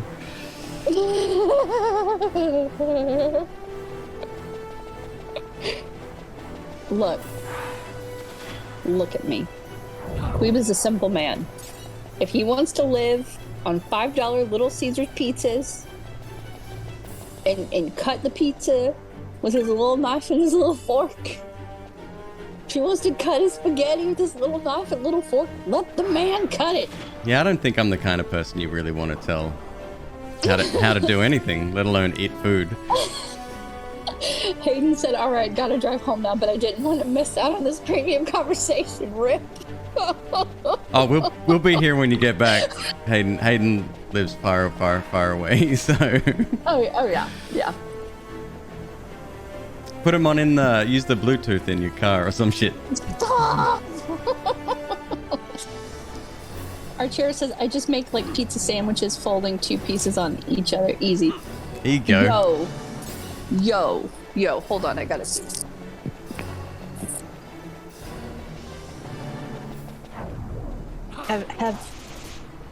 Have y'all heard about Mr. Jim's pizza? Mr. Jim? Yep. Am I talking to anyone who has heard about Mr. Jim's pizza? I don't even know what you're talking about. Okay, that's fine. You can stay out of this conversation. They had a pizza sandwich that was literally flipping, like they would make a pizza and literally like just flip it out, like half of it over onto the other half, and then like press it in a panini press, and that was the sandwich. And it would. Sounds wonderful. It was so good. My friend in high school deliberately got a driving job at Mr. Jim's, and it's a big Texas chain. I think it's like mainly in Texas and maybe like a few like in Oklahoma and in the surrounding states, but there's mainly like hundreds in Texas. But she deliberately got her first job at Mr. Jim's answering the phone for 2 reasons. Number 1, because she would get 1 free pizza every shift that she worked. Number 2, anytime an order was refused or it was the wrong order and they brought it back, she would get to keep it. So there were literally I would say every week. Let's be conservative, say at least every other week. He would come over to my house when my mom has gone out and she's partying like a fucking rock star who don't got no kids. Stacy would come over and like bang on the door, and she would just be like, "No. Her name was Stacy though." She would bang on the door. She'd be like, "Bitches, I got your pizza." Like at like 10, 11 o'clock at night, and my brothers would like go open the door, and she would like literally feed us because super poor white trash kids. Sometimes that'd be the best knock on the door ever, wouldn't it? Oh my god! Like, yeah, she had some fucking. Are we gonna order her. pizza again tonight? I think we have to at this point. Would you like me to order pizza for you? Yeah, go on. Just not $80 this time, please. Let's keep it to like, I don't know, 20. Well, even that's a lot for me. Jesus. There was a good reason why it was so expensive last time, and everyone who was in chat at the time knows it's because he got a $18 pizza, I got an $18 pizza, I got $9 wings. This fool on this stream asked for cinnamon sticks that have been sitting in the fridge that have not been touched. $9. $9. Okay, I'll get the same pizza again. It's gonna be thin. I won't be eating it with a knife and fork. It's okay. And cinnamon sticks again, please. Same pizza though. Was perfect. That stunk up my fridge. I'm sorry. Shut up. You didn't even ask if I wanted any. Yeah, whatever the fuck you want. You just complained about the $80 pizza. It's fine. No, it's fine. No, like I can't because it's 11:30. I gotta go deal with kids. Oh, shit. I don't know how long. Yeah. I forgot I started like real late today. Mm-hmm. That's not my fault. That's everyone fucking up spoilers for me. I'll just blame everybody else but me. Blame I had no choice but to continue playing Final Fantasy VII Remake. So will they... How do I guess I can just hit reorder. And then they'll let me change it. So let's say confirm. A coupon and this order is no longer available. Then what? I'm just leaving. Okay. We're gonna remove the boneless buffalo wings. We'll remove the blue cheese.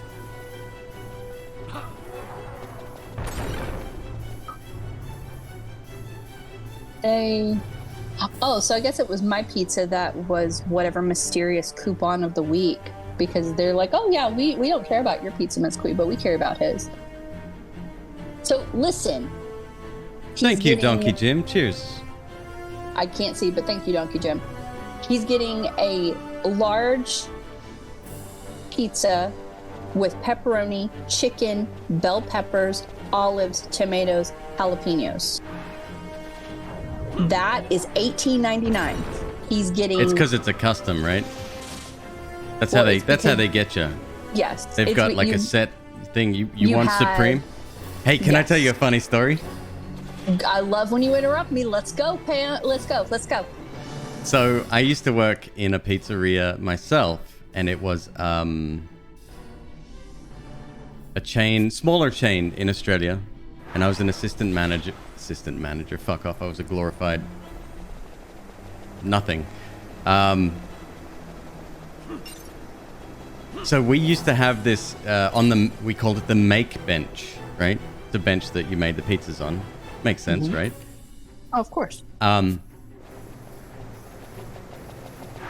We had a container called Super Mix, which was essentially the toppings of a Super Supreme pizza. Everything, right? Mm-hmm. Guess where those toppings came from? Where? The bottom of the make bench.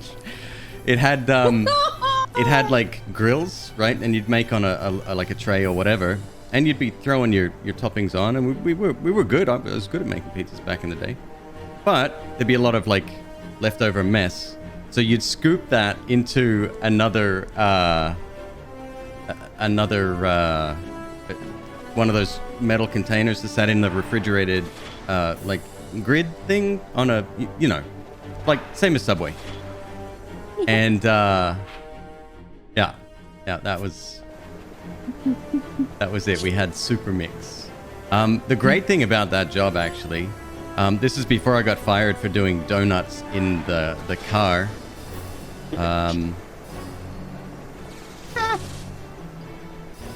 They let us. Well, one, it was we could eat whatever we want whenever we wanted. If we were on a break, we would prep our own sort of pizzas and chuck it in and have it on break. And yes, yeah, that was. I thought I was the hottest shit when I got an assistant manager job. I was like, oh my god, it's never gonna get better than this. Frankly, it hasn't. But I did like that. I like making pizzas and I liked helping customers, so yeah.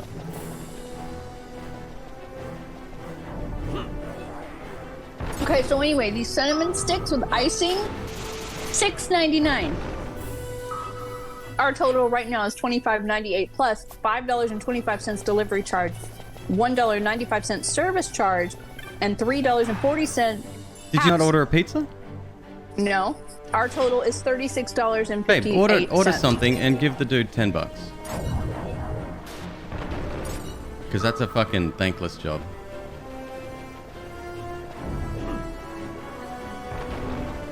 I'm gonna order food. I'm eating right now.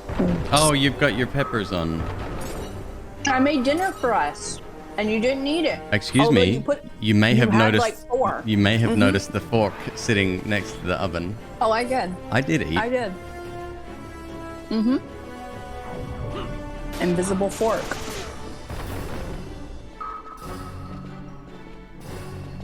No. So right now- please get something for yourself. Even if you eat it tomorrow. I know you like the leftover pizza. It's like my absolute favorite. Go. I will get a medium specialty pizza. You'll pay just And I as will much. ask- There's no point. It's $6 cheaper, and I can ask for it well done, and they will do it. I stand corrected. And you got the cinnamon sticks? I got your cinnamon sticks, girl. I got them. Magneto You fine. perfection meme.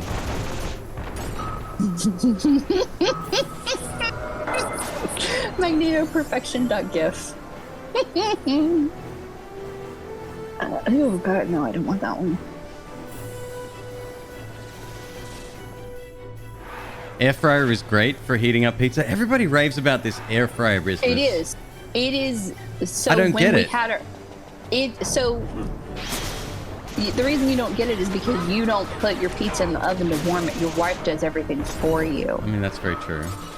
That is exceptionally But fucking no. true. Even when you've made things like it crisps it up. but you've made fries in there, and I have. I don't know, they just taste like oven fries. Nothing really different. That's the whole point. It's supposed to taste like oven shit. But they're a little bit dry, and you know, and that's not a critique on your cooking. That's just the machine. It just does the same thing an oven does. I gotta complain about stuff that I don't do nothing about. I just gotta do it. This isn't complaining. Trust me. Motherfucker. Yeah. Oh, yeah.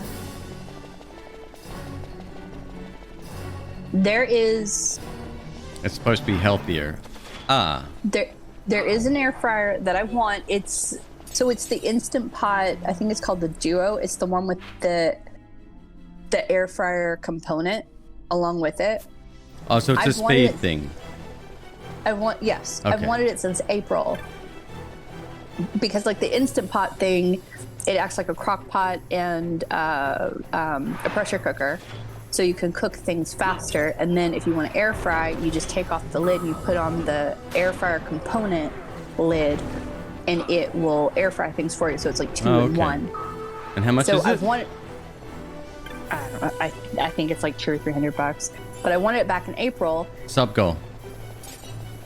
You guys can make fun of me, but the reason I didn't get it back then is because of Mercury retrograde. You're not supposed to buy electronics during Mercury retrograde, so I'm like, it's fine. I'll wait until retrograde is over. When you have ADHD, tomorrow never comes because we forget everything. And guess what? It's Mercury retrograde again. But yes, it's amazing. You can like do there's even like a sous vide function on it, so you can like sous vide. You can sous vide some motherfucking steak. It would make my life a lot easier, especially now since it's summer. It's pronounced sous vide. Sous vide. Okay, Trump. Okay. Coffee. But yes, the air fryer, they're wonderful and they're amazing. Like you can make bread and the shit. What? Yes. Oh, no wonder everyone raves about it. Okay. Yes. Okay. Ubiquitous says, I prefer my microwave.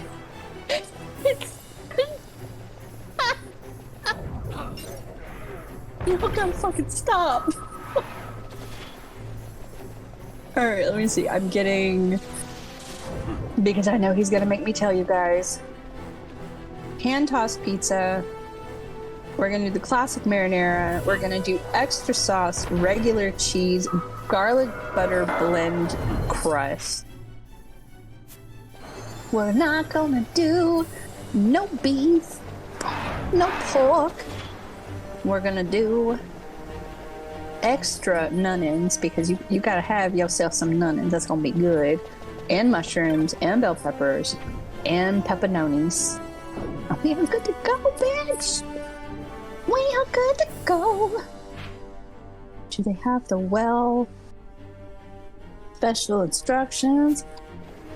Done, please, because my life. Sausage, pepperoni, mushrooms, and black olives. What's the sausage? Is that the gray meat? We had this conversation the other day. Is it sausage? We have this conversation every single time. The gray meat is pork. So yes, it is pork sausage.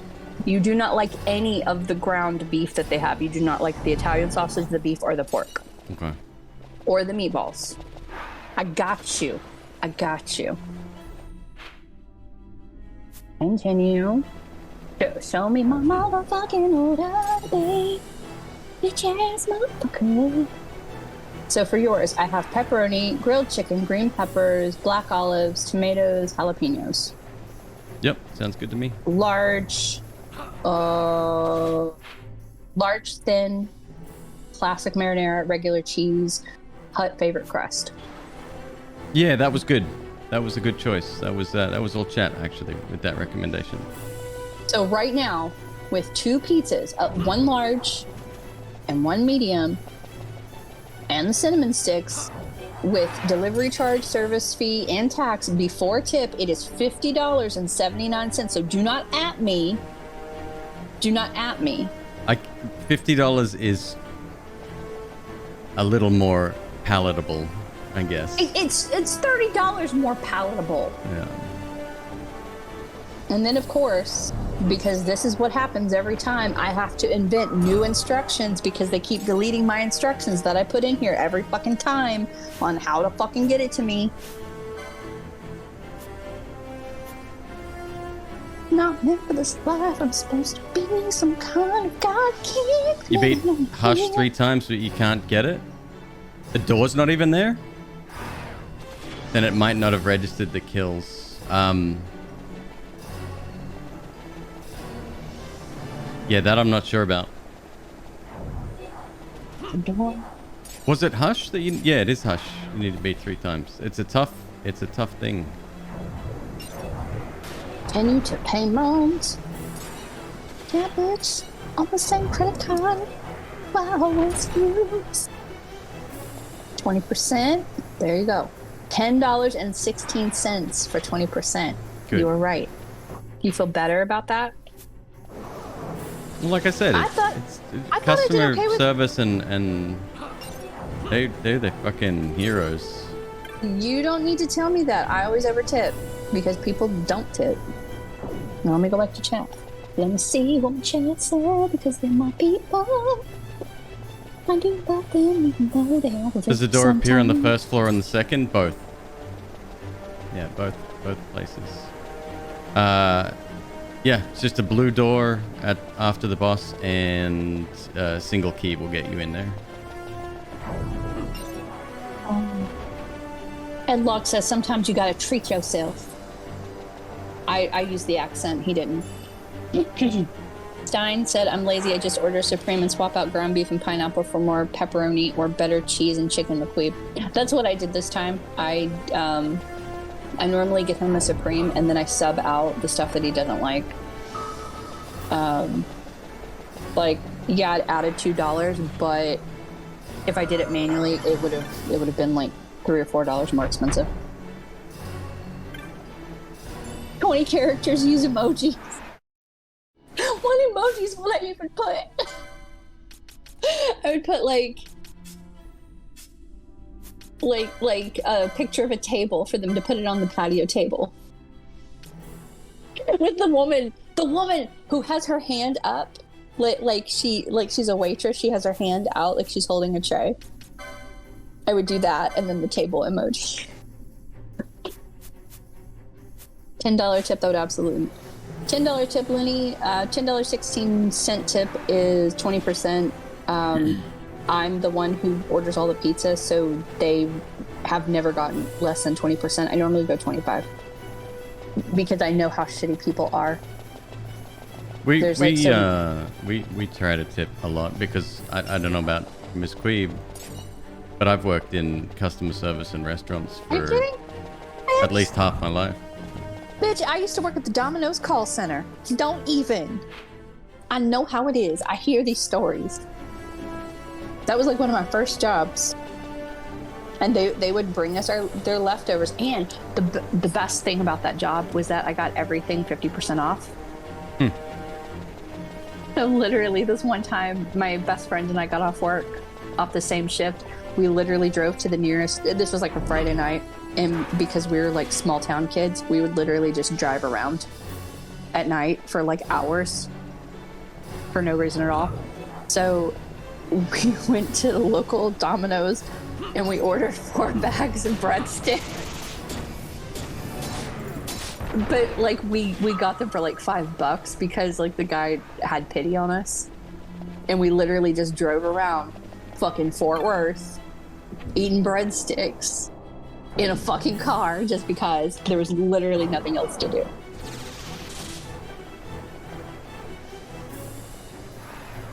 Okay, Robert Headley said, I searched that Jim's place you were talking about. Hold on. Hold on.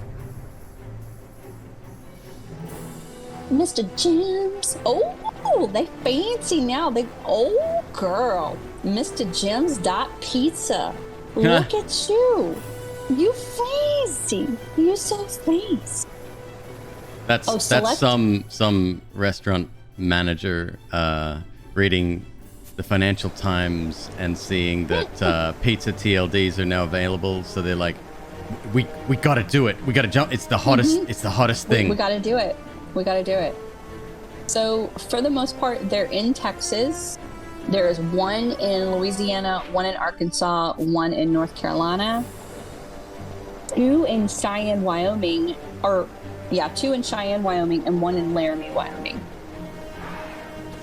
And one's in Vegas. So we could have gone. We could have, but instead we went to the Bellagio buffet. Fucking Bellagio buffet is always fucking ruining my vibe, man. Do they still have the pizza sandwich? No. What's up, XPL? How you doing, man? That's good. If y'all are on a browser, not your phone, if you're on a browser, I want you to take a look at this spectacular website. I want you to look at it and tell me your thoughts. Tell me that you see genius. It's art. You know how I feel about websites, MzQueeb. I do, and that's why I'm asking, babe.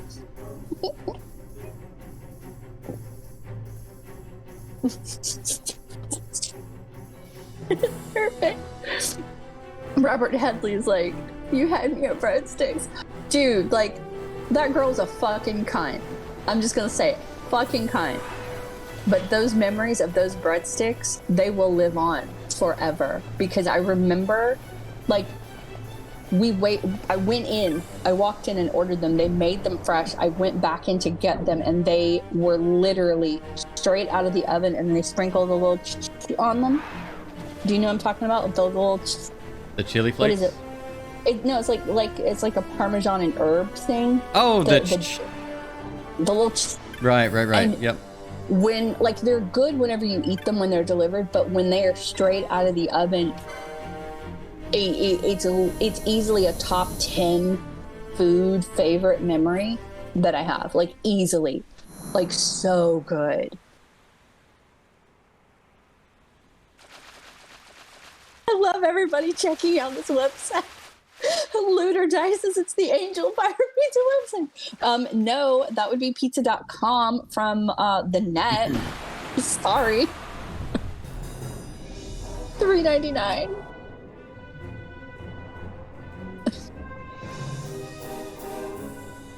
I wonder, is the one that was by my house, I don't think it's still open. No, they closed it. They've closed a lot of their stores. I wonder if that happened because of the Rona.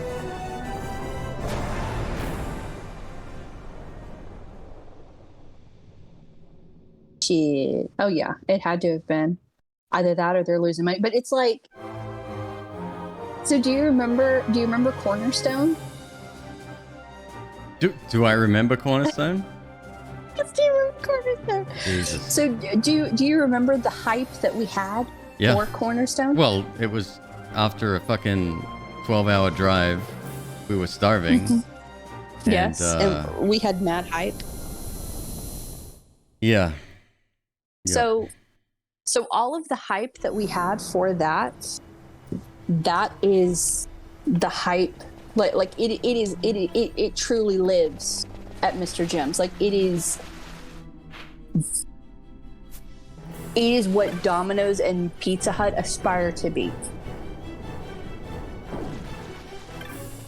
It's good. Like it's not like, oh my god, they use specialty herbs. Like it's nothing like that. It's like, but it's like a good crispy pizza.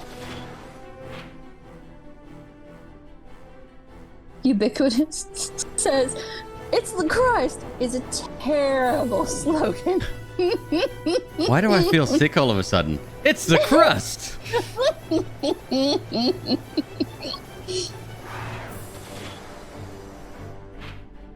Bowsen said, "I saw that, didn't read it. Basically was like, yep, that's normal," and then read your comment and actually read it.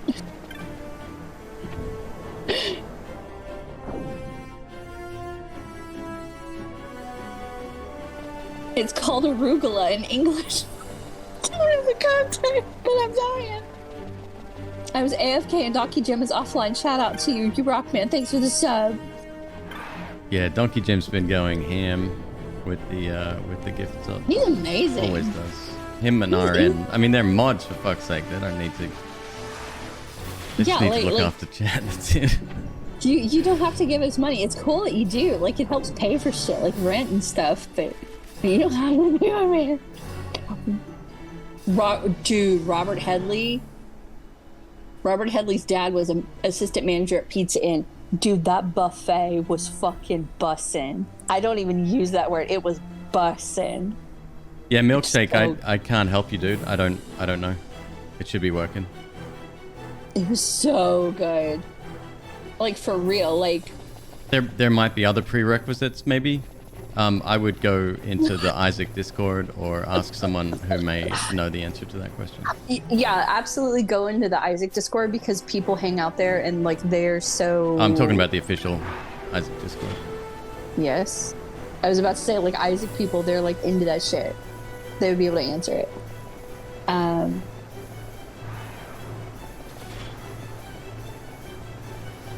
Everyone's like carpet on me saying, but no, like it's so good. Like, Pizza Inn, that was some vibes. Like, let me tell you something. Let me impart some wisdom to the youngsters in the chat. Have you ever had a fountain Coke with pebble ice in a red plastic tumbler at a restaurant? Pizza Hut. Because if you have not had that, you have not lived, my friend. You have not lived. Those red plastic fucking tumblers that have like the little pebble texture on the side. Oh, I don't know what it is about red plastic, man. But red plastic and that pebble ice. Fuck. No, you guys, no. We're talking like you got to kick it back. No. They're like hard plastic. They're about the hard, yes, like an eighth of an inch thick, and they've got a textured edge. I know exactly what she's talking about. I have no idea why, man, but like that, and then side.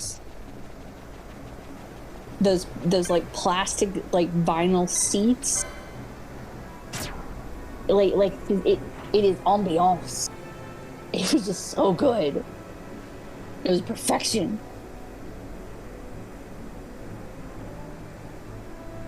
What's going on here? Don't try my ears.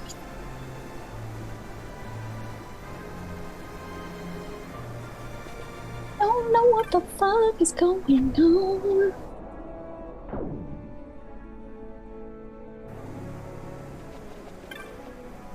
Yes, leave it at my door, it's what I say, motherfucker.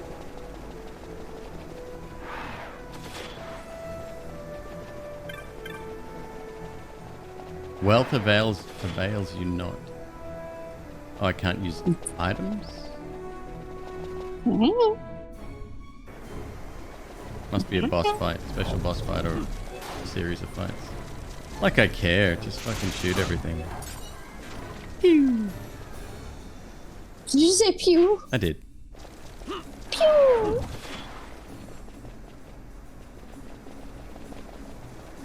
Oh! Y'all did me so fucking dirty. There's no pizza tonight, babe. Say what? So they rejected my order. They're like, oh, your credit card isn't working. I'm like, bitch, my credit card will work. I went back through and it was like, oh, we're sorry. Your store's closed. Fuck you. We missed it. Fuck you. Okay. I will make you a pizza though. No, it's fine. No, it's fine. I'll survive. I would rather starve than please don't take me literally. I'm eating just fine. I would rather starve than eat another frozen pizza. I'm so sick of it.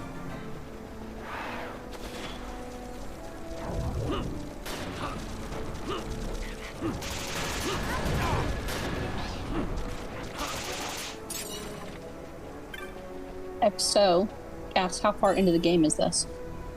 We're pretty close to the end. Another opal ring though, that's nice.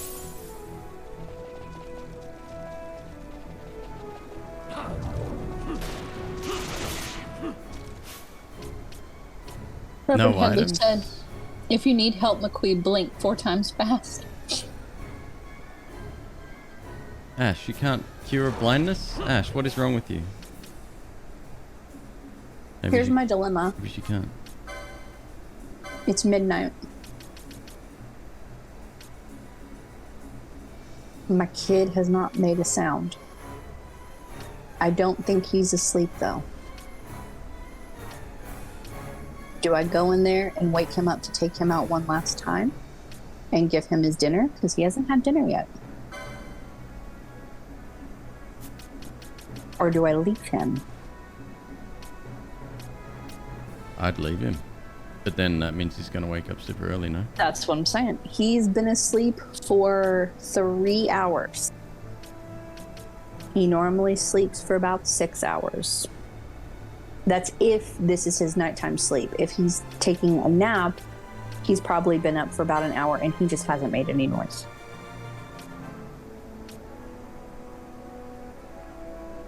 So what I'm thinking I might do is actually go wake him up. Yes. Don't want to be responsible though. I don't want to. He bites me. Fine. I will go and I will let boys have their chatter. May or may not. I'll probably go to bed.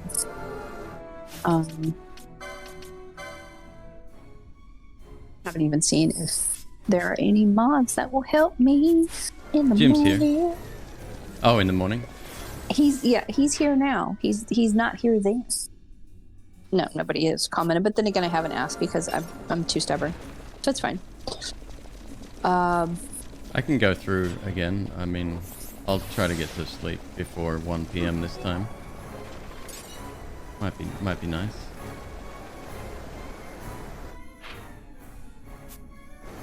Donkey Jim, we were talking about... I can't stand these fucking maps. Just give me the exit. We were talking about it in the morning. But don't even, like, you have your kid, so it's cool. Like, don't even worry. What he's been doing is he's been going a little bit later to let me sleep in a bit, and then he starts later, so it's no big deal. But thank you. Okay, I'm gonna go take care of the child. Chat, it was wonderful hanging out with you for several hours today. Greatly appreciate it. Thank you for being so super cool. Be nice to my husband. That would be great. If you have any ideas for the last 24 hours of the subathon that's happening in about a week. No, it's not. This is not a democracy. It is. It's a cheerocracy. Hello. I just want ideas. I want to see what people think we should do. No, you're gonna get the same shit over and over again. Play Darkwood. Play a scary game. Play fucking that stupid man in a pot game. Like, trust me. What was the one game that people were hounding you to play? It was like... Noida. Play Noida for fucking 24 hours. No, not Noida. It was something else, but it was in that same vein. They're like, have you tried this one game? And you're like, yeah, I didn't really like it. Like, you should play it again.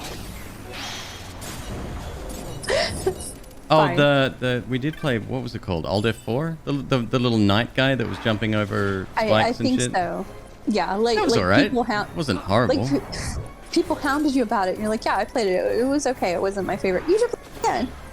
Yeah, you should do it for us. Play Freebird. Play Wonderwall. Okay, I have to go take care of my kid. I love you guys. I will talk to you later. I'll see you tomorrow during pregame. Pregame is probably going to happen, I don't know. If he's going to stay up late, then pregame will probably happen like 6, 7 o'clock, so I'll see you then. Bye-bye. Be nice. Love you, Queen. Bye.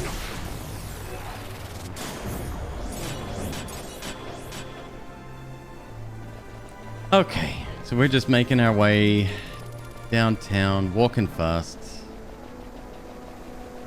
I just want the exit. I hate these maps. I can't stand... It's the same shit every time in these games. I just want to leave. I want to fight a boss and move on. There's a locked door up here. What do I need to get past the locked door? Threshold of magics. For fuck's sake.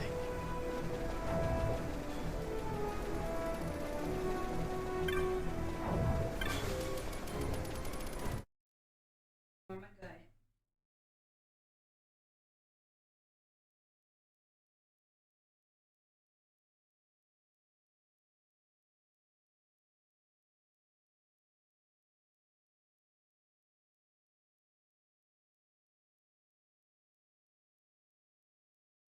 We have to say goodbye to Faye.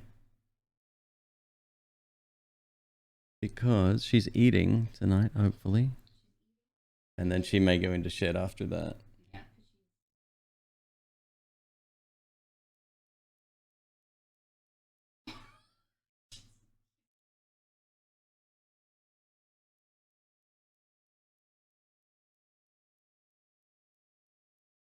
Oh yeah, she wants to feed. Can take her.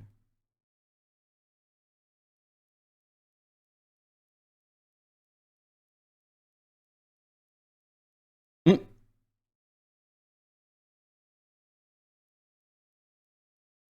that's a good shot. Notice. Not triggered. By the camera? Yeah, Well, she probably hasn't noticed it. and then again, she doesn't. Yeah. Oh, she's all over the place. Yeah, Alright.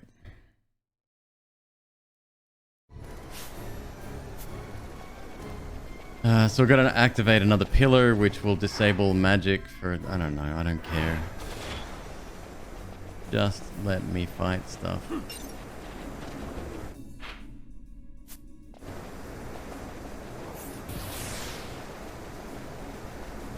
Isn't that bad? You get so, like, done with the game. You've spent 82 hours playing, and you just want it to be done. So close to the end, but no. We're gonna make you do this fucking hunt puzzle for no reason whatsoever.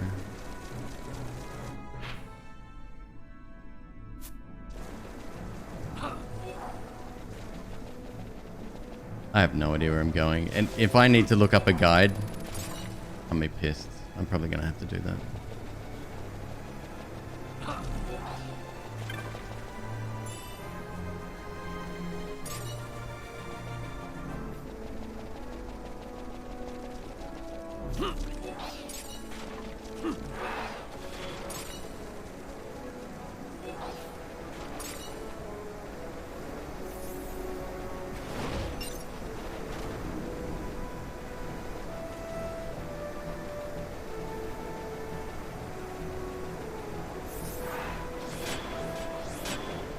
Next sub goal after Rainworld Darkwood?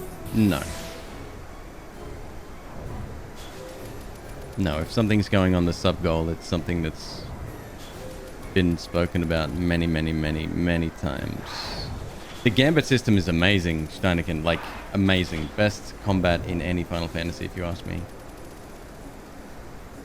They could tweak it a bit. I'd rather a little bit more depth and have like if-then statements, stuff like that, but it's fine. It's workable.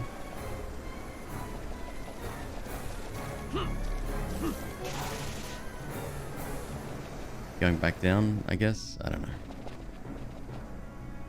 No, the next sub-goal is... What's after this?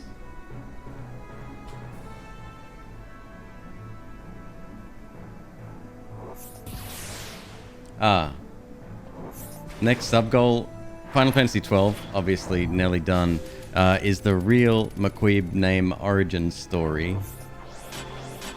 And then it's Alien Isolation after that.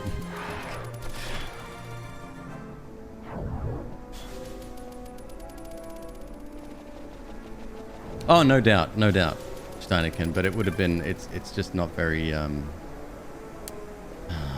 one-way fucking street too.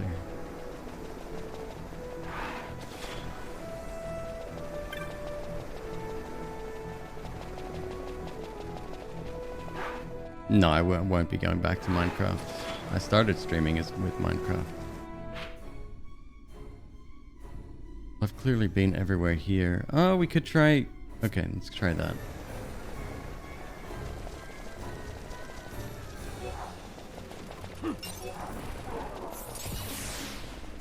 Here we go.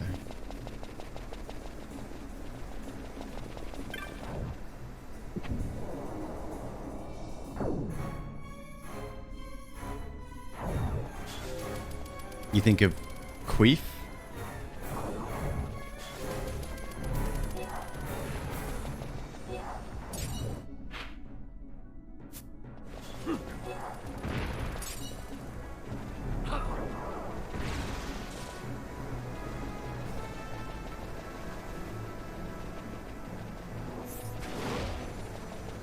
Damn, I was actually looking forward to that pizza too.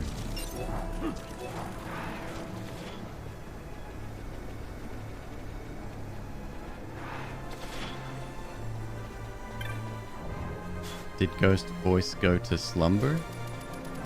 No, she's gone to take care of some things around the house.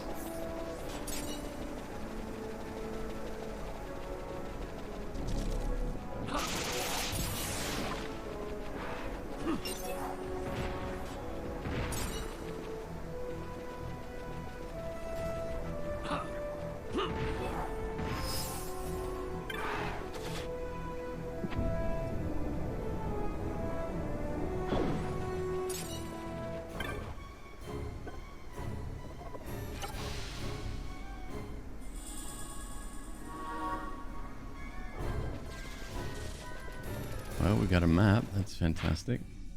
Doesn't help me at all. Okay, so clearly I've only got one direction here. They're gonna make me do 3 or 4 floors for each of. Oh, this is dumb. This is legit padding. Someone was very proud of this when they designed it too, I bet.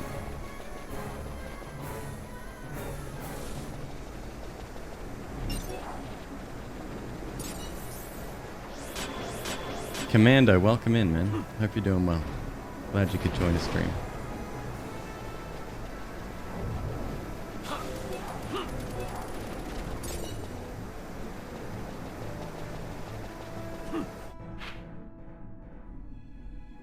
Hopefully that's the exit. I'm not even gonna look around.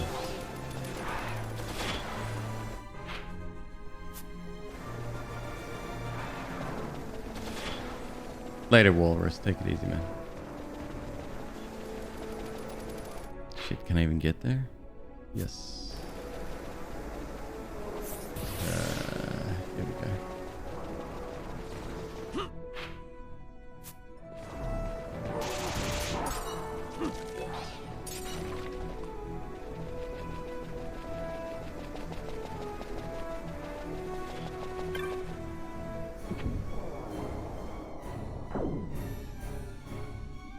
Fade to black's usually a good sign. Well. Hey, another floor! Dope! So cool. And we need to make it to the opposite side.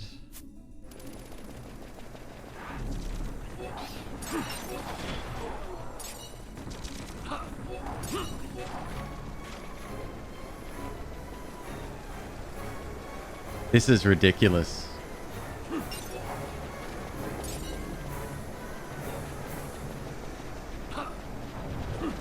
Imagine if I had to legit fight each one of, well, I am legit fighting each one of these, but imagine if I had to do combat without our ridiculous weapon.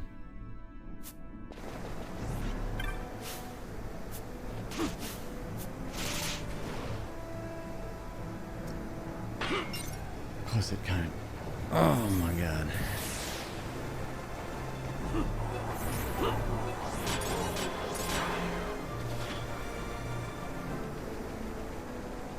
Like I get having, you know, different directions depending on different debuffs. So at the moment we've got like no item usage, just fine.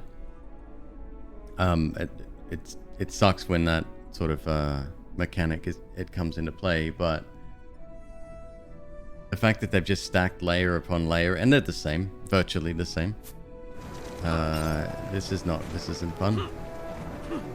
And yeah, if we were having to fight, run back, heal, like do legitimate fights, I want to love this series, but every single one has something.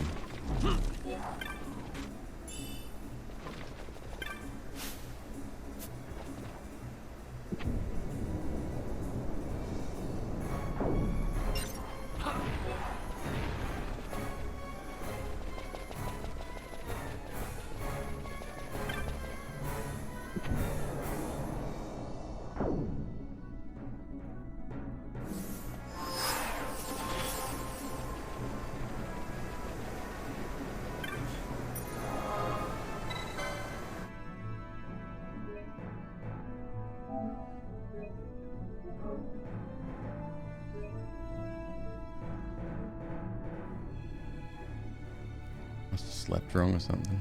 My shoulder is... Have I played Legacy of Kain? Maybe, back in the day. Maybe.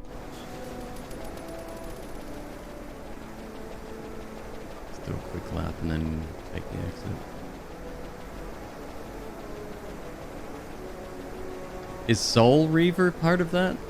Or Soul something?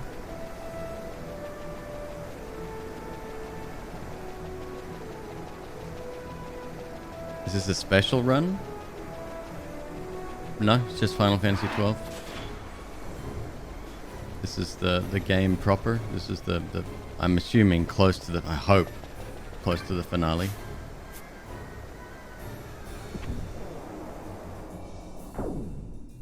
We did Final Fantasy VII Remake over the last 2 days. That was completed today, earlier, before I left stream. And prior to that, we did Final Fantasy X, most of the game.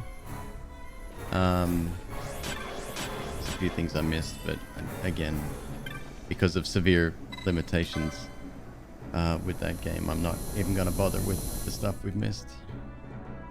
How'd I feel about it?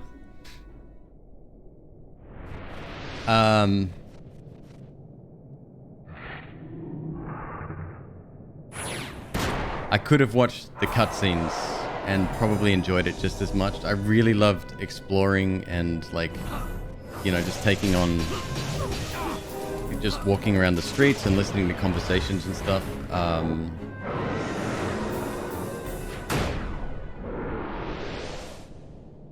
The combat sucked, straight up. It's a bad system. I couldn't control one character. What I think of the twist in Final Fantasy VII? What twist?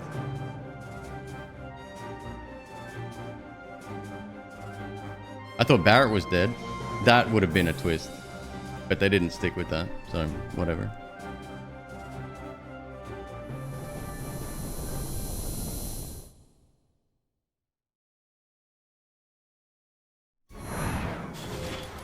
Yeah, no, but it's their IP, right? It's their right to change up things as they see fit. And if they choose to, you know, introduce whispers and sort of the origin of Aerith and I mean, that's fine. Not much I can say about that, because like I said, it's their IP. They have creative license to do that.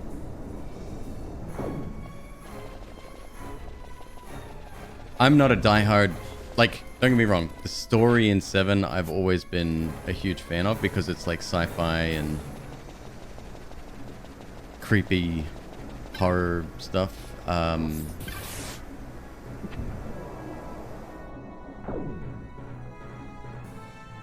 no, they did great. I didn't mind it at all. I thought it was they took the base concept was there, but yeah, they definitely ruined the combat. And I like the direction they were going. I don't mind an action-based Final Fantasy, that's fine. But I don't want to have to control every character and command them. Especially when you've got 12, which is almost the premier example of how to do auto combat correctly. My favorite game? Probably Diablo 2.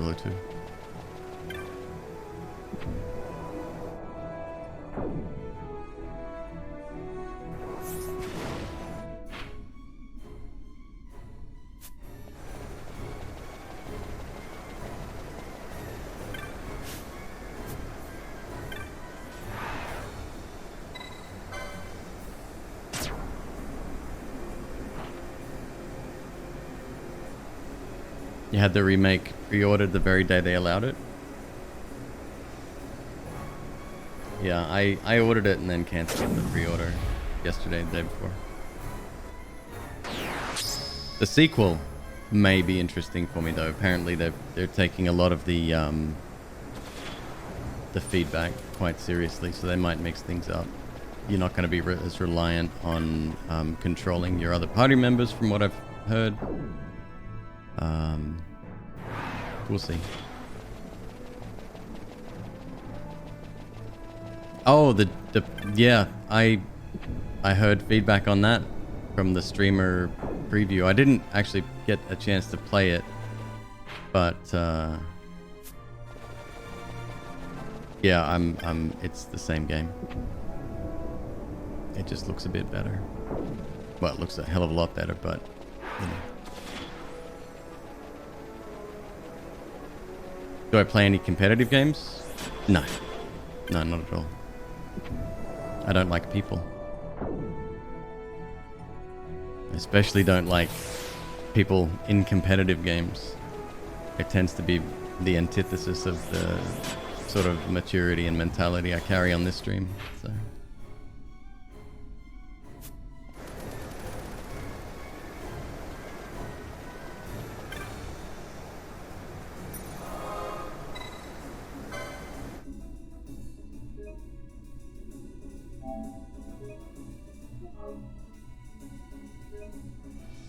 What do you play?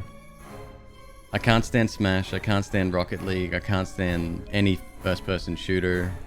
I don't like sports. No, I'm very much a solo player, I think. Play League. Can't stand League.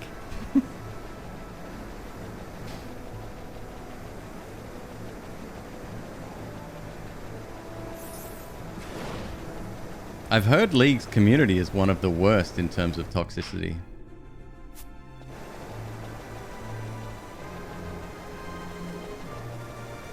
Co-op, Noita together? I'll play a co-op game, I guess. Noita together isn't true co-op. I know my YouTube video said that, but I did it for the clicks, so...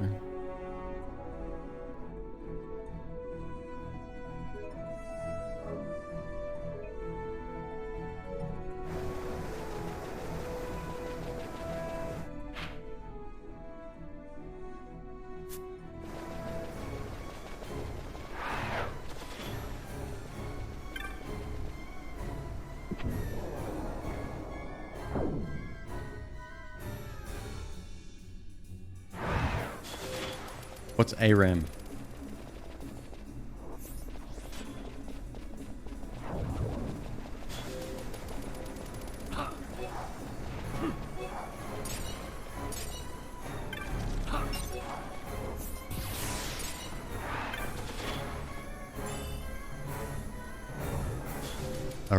All random, all middle.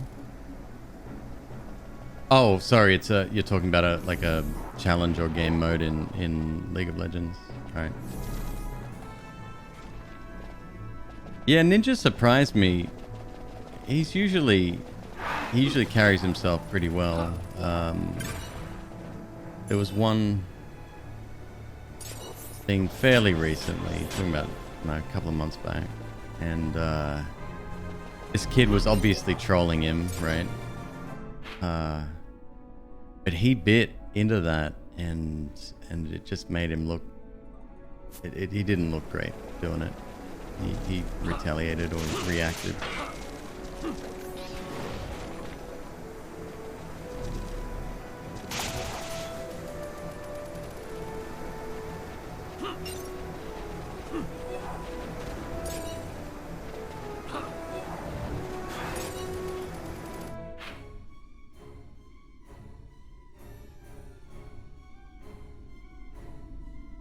What's the challenge here? Where's my exit? Maybe that is the challenge. Haha, good luck.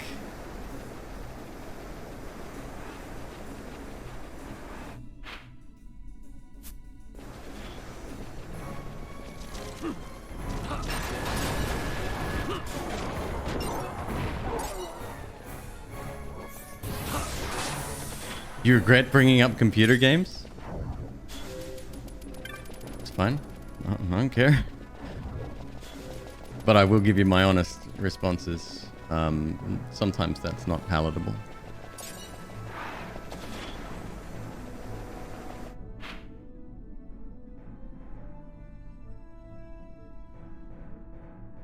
It might be the other corner.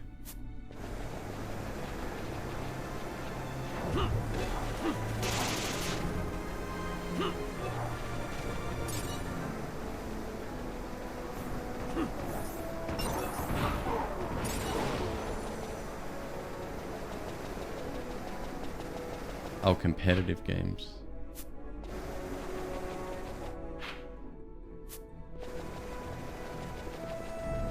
Oh, come on, man.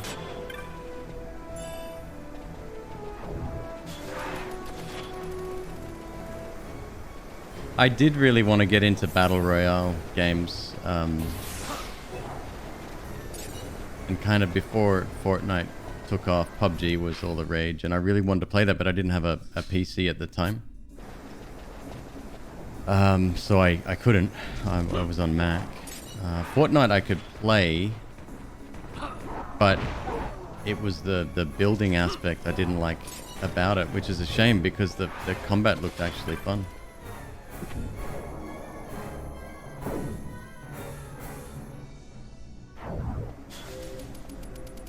I wanted to get into Rust a little bit.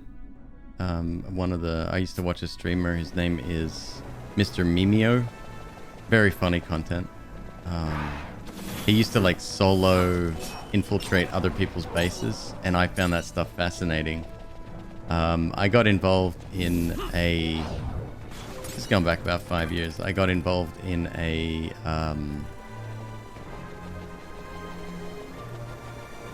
I guess a server type for Minecraft called Hardcore Realms, I think. So essentially, your team would log in and they'd reset the server every, I don't know, week or 2 weeks, whatever.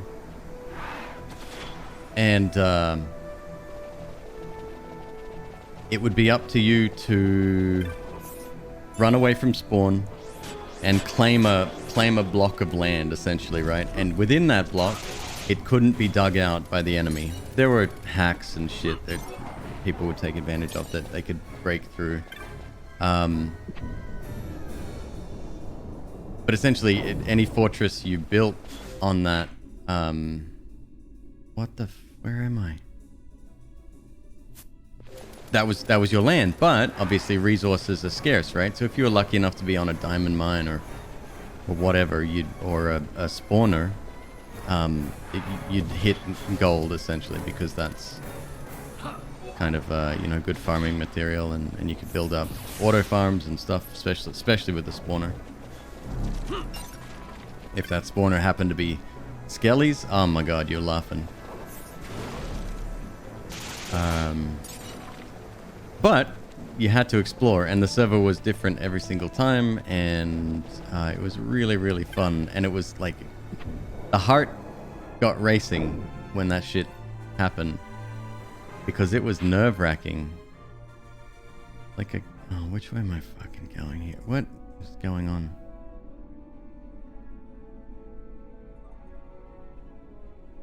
Am I heading back here or what? I don't know. Let me check the map up here. Minecraft mod packs? No, as far as Minecraft, I mean texture packs and shit, but that doesn't really count. No, not many mods at all. No, I think that's the way.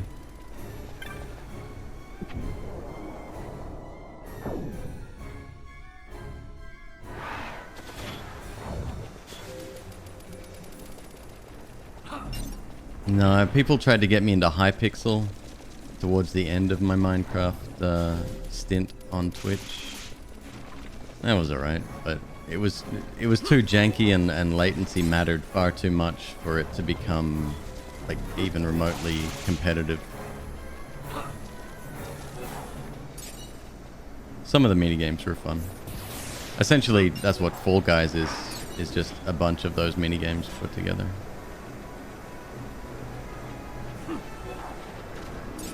Did we fight a boss? No. Swedish fish, I'm running around in circles looking for the exit.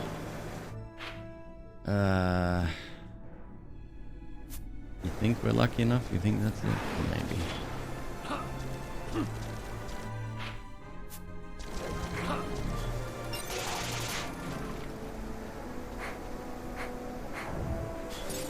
Where is the map, by the way? Why can I not?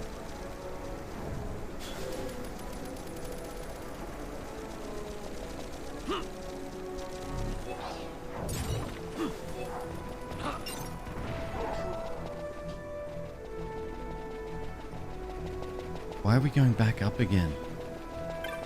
Oh, I got a bad feeling.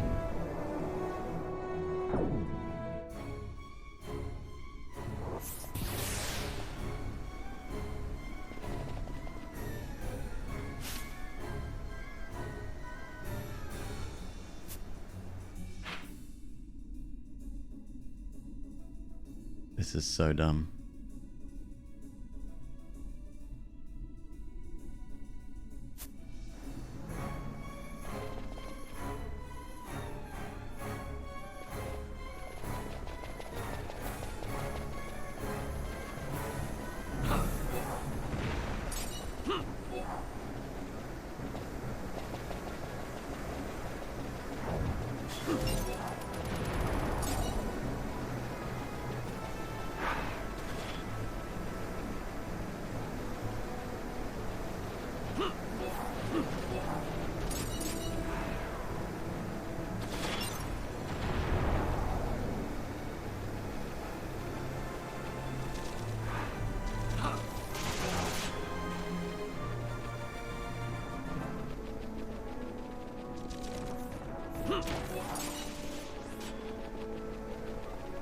Going back up? I don't know.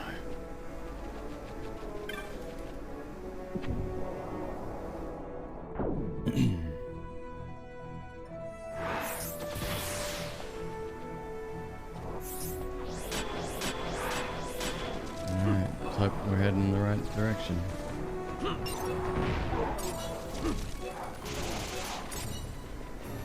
One thing I will say, after last night, I have to change my stance on spoilers and stuff, because stuff was getting carried away. Like, MzQueeb had to put the chat into emote only mode, something that I don't think I've ever done before. Got pretty wild, so yeah, we may have to change that.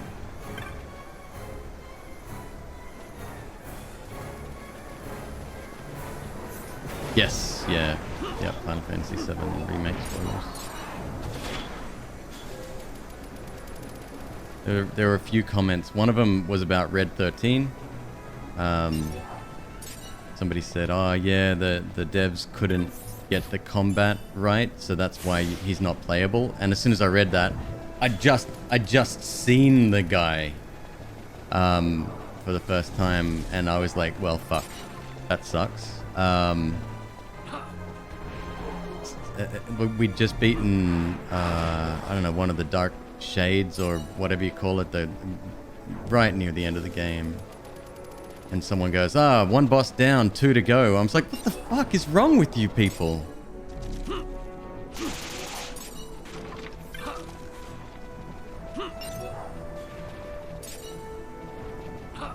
I watched that moment. Hyper,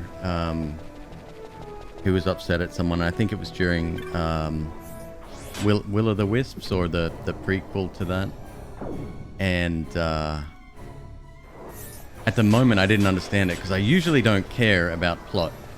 But if it's something I do care about, I always say, look, this is important to me.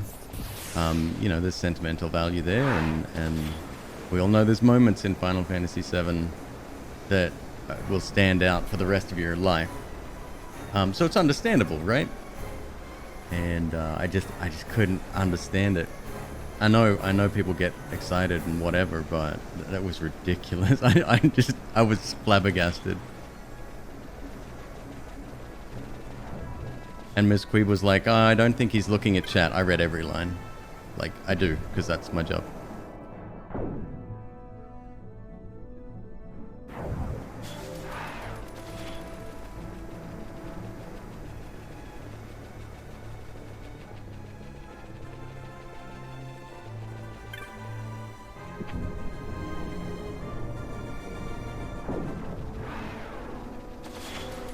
Please tell me I haven't been here before.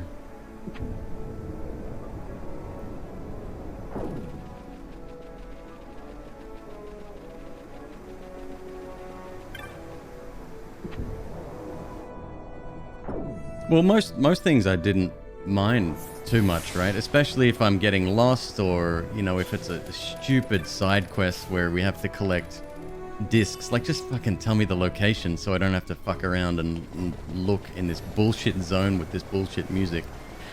But story related stuff, you know. Oh no, why do I have a bad feeling here?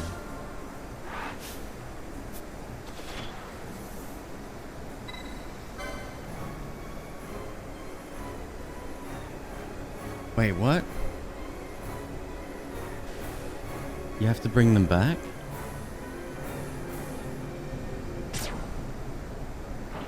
For example, if you know the solution to this garbage, tell me.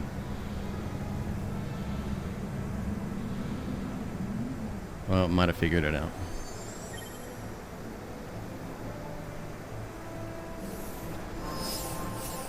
I've activated some kind of elevator. I'm gonna take it. I don't know. Just final boss.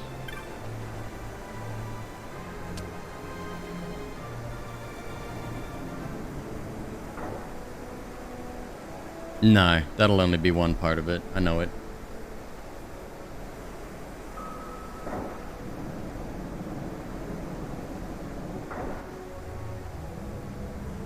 I usually take the stance of you never know who's watching, and I do get quite passionate about some things. Like, imagine if the designer of this puzzle was in here. Good. Do better.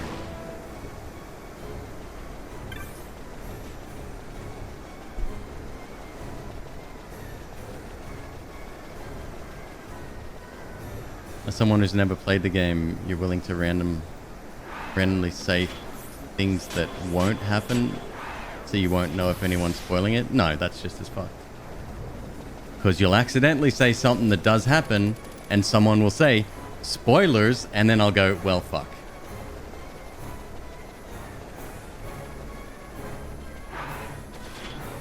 Trust me, there's no way to give hints or meme or joke.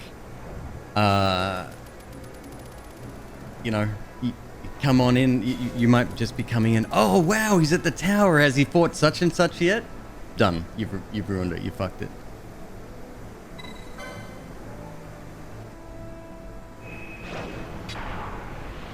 I'm about ready to throw into the towel and just kill the last half of the game. I don't care at this point. This is ridiculous.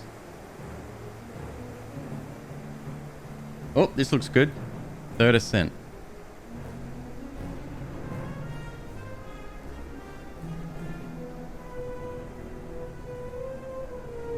It was brought to your attention that your earlier comment made me feel uncomfortable. Which one?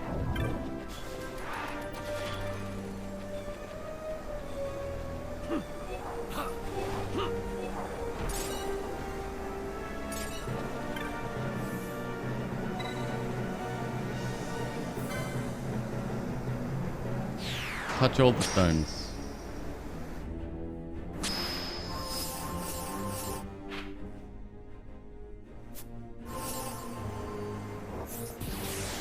What you think you hear when...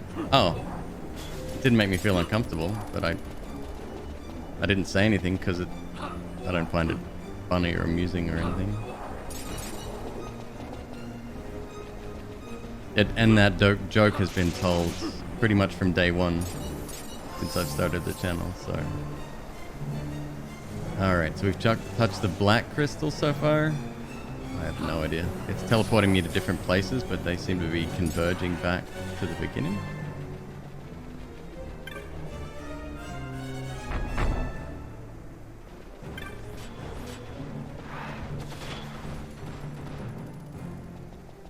No, and look, you know, we're all human. I say fucked up shit all the time. Like, I'm not mad at anyone. I don't care. Just be a good person and let your actions speak louder than your words.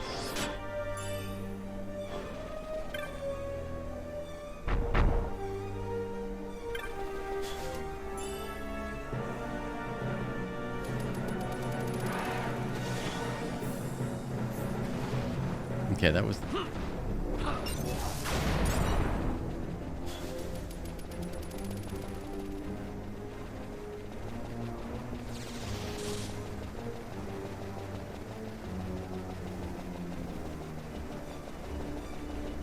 I think I might have actually finished this game. Because something reminds me of the crystals specifically, the teleporting crystals, that part. I remember, I must have used a guide for it though.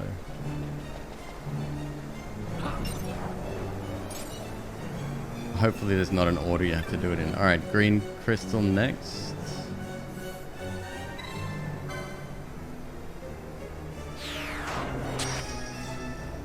We shall see.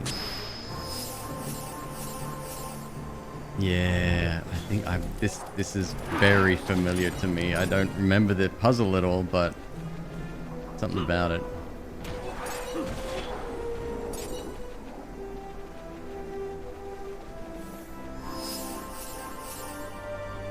So black, green, I don't know, I'll just go around the circle. Purple next.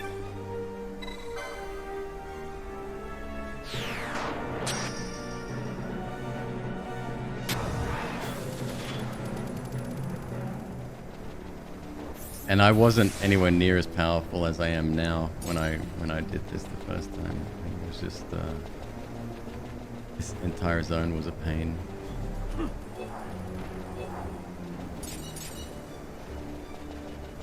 I wonder if I have to kill all the bombs or not.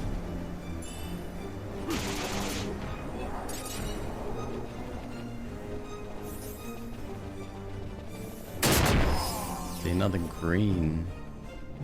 I don't know if we should do that or not.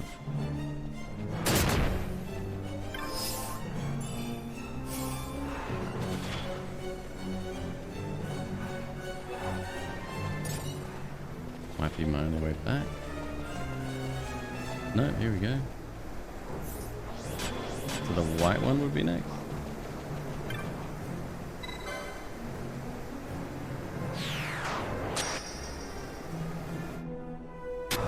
Did I end up having an auto farm for this run? Oh yeah. Yeah. We're ridiculously, everyone's at double 99. And if it's not entirely obvious, my weapon is a little bit OTT.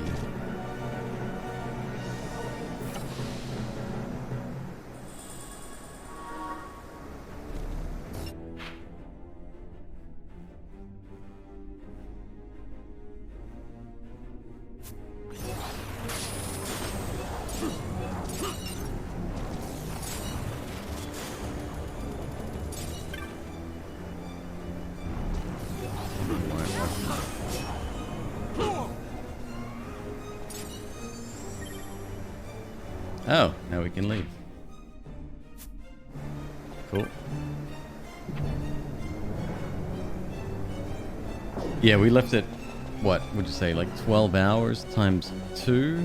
Times 3, actually, to get everyone leveled.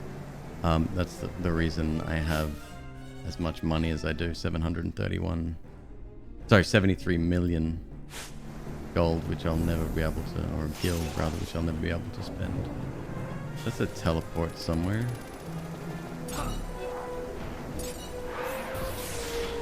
Yeah, that looks like it. Let's go.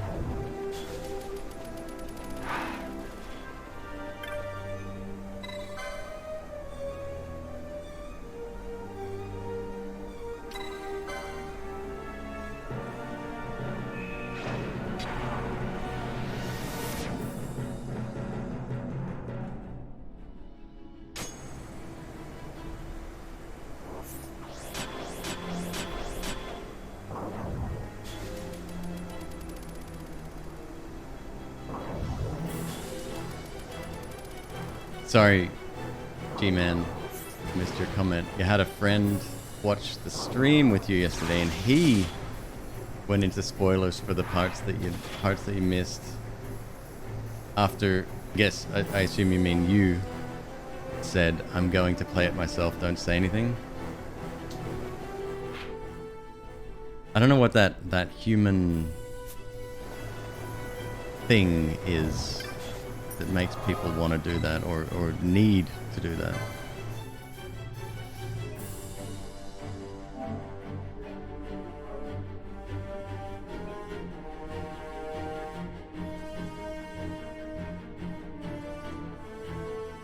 I used to work at a retail place, and we're all nerdy people. All different backgrounds, but we all shared a common sort of love of sci-fi and you know, Star Wars and, you know, that kind of shit.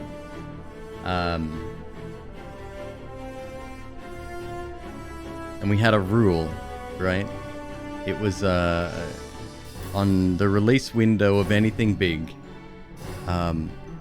you are not allowed to say anything for like 2 weeks, whatever. After that point, you know, still try to stay away from conversations if you can, and other people will be respectful of you if they know that you haven't seen it, but you may hear conversations take place. But there was a 2-week window where nothing was allowed to be said.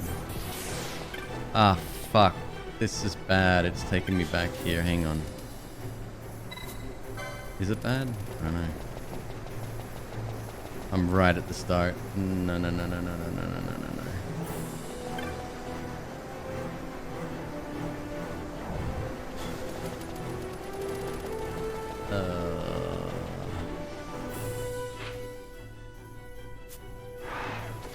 I hope I can get back to where it was.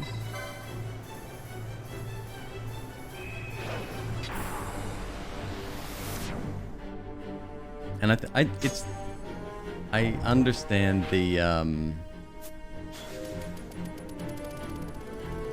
no.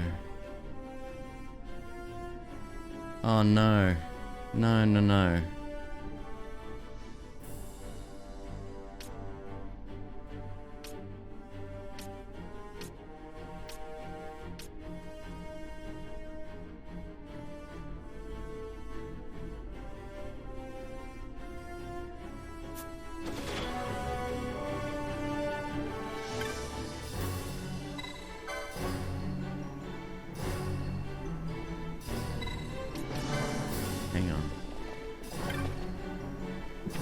Maybe we'll get lucky in the elevators here.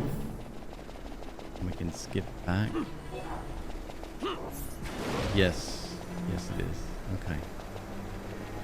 How the fuck do I get to it?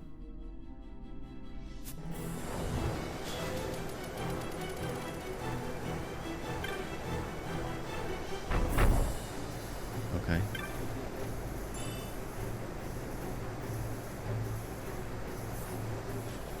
It's just being respectful of other people again. Let's go up to the top. 50. Level 50.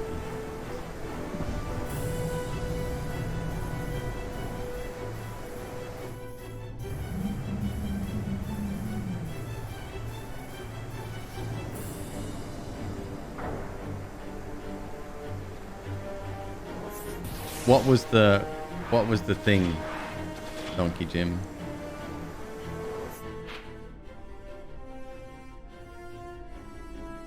Wait, level 50 is here?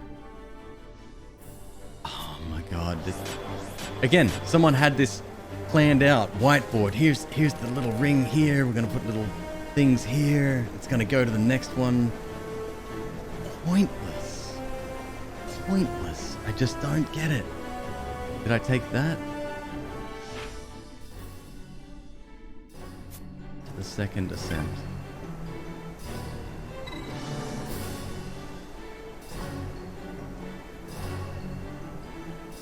Han Solo dying? Fuck me sideways, what a dickhead. Oh my god, that's messed up. That is messed up.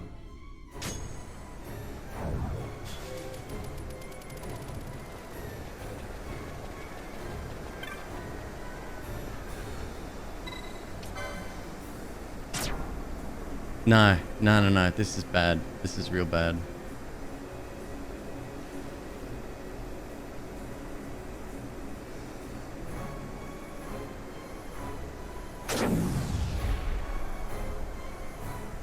I mean, during the scene, it was kind of obvious where they were going to be taking it, but that's huge. I am ready to pull the plug here if something doesn't change real quick. This is ridiculous.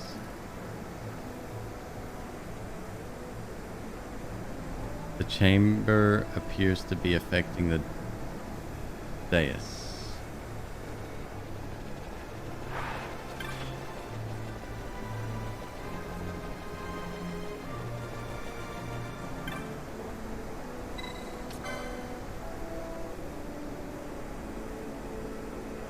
What's the area called? We're heading to get the Sun Crest. CRYST.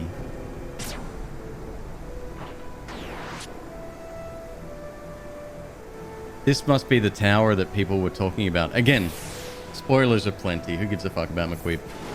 But they said that, have you gone through the tower yet? This must be what they're talking about. Pharos?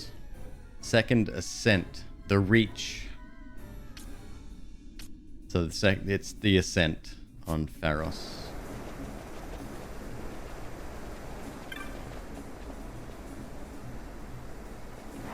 Alright, let's see if the elevator's operational again.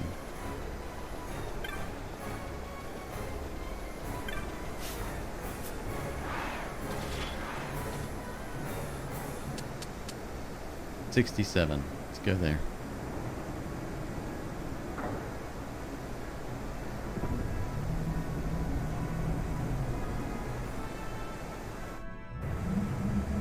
Nothing to either the story or the gameplay, right? Well, it kind of forces the character to level up if you haven't done that yet. This may be this is still the second ascent. Hold up. This should take us to the third. There's a port key here. God, I hope I didn't. Did I just go back down?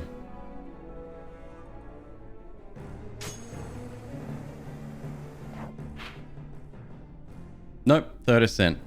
First flight. No. This is the color. Yeah, this is the color one. So I messed this up before. There's a way to do it. Hold up. What's this down here?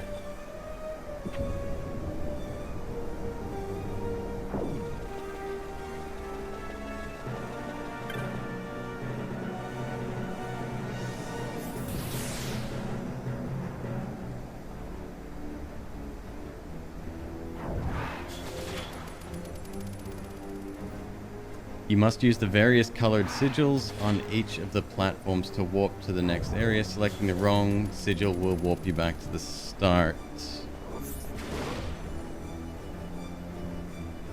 You will want to equip one of the fuck off. Touch the green sigil to be teleported back to the start of the floor. Hold up.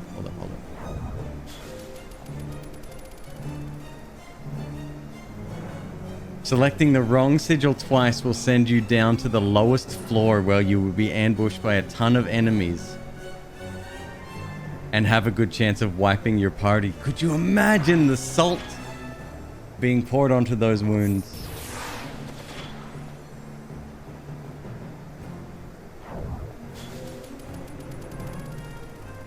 Touch the green sigil up ahead. Alright. The green sigil first. Let me move this over to my other screen so I can still read chat here.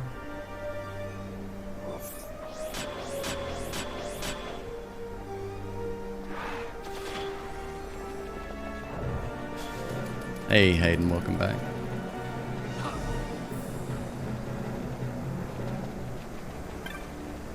The problem is that there's nothing original here. This type of puzzle, this activate the sequence in a certain number of orders. In a certain order. God, Mario 3 had a section where you would go up or down depending on how it was designed, and you'd keep getting teleported back, and you're was that no, that was Mario 1.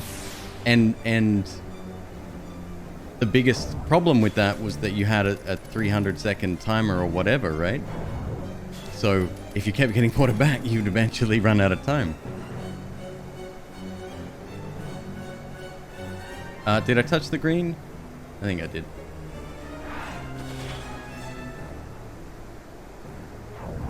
Touch it a second time to be teleported down to the 79th floor. You'll start off in the center of the room.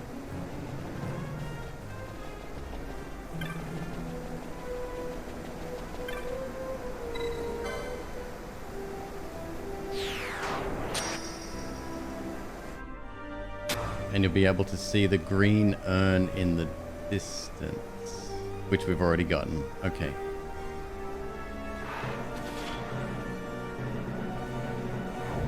Slowly work your way back to the urn, but be careful not to let your party members spread out too far or fast. Otherwise you'll be overwhelmed by enemies. I promise you I won't. Prepare for a long battle that is marred with negative status effects. Take your time and make sure that your party focuses on taking down one enemy at a time. My party, aka Bash, will do exactly that. Oh yeah, I've done this already. While this is going on, I'm going to grab another drink. I'll be right back.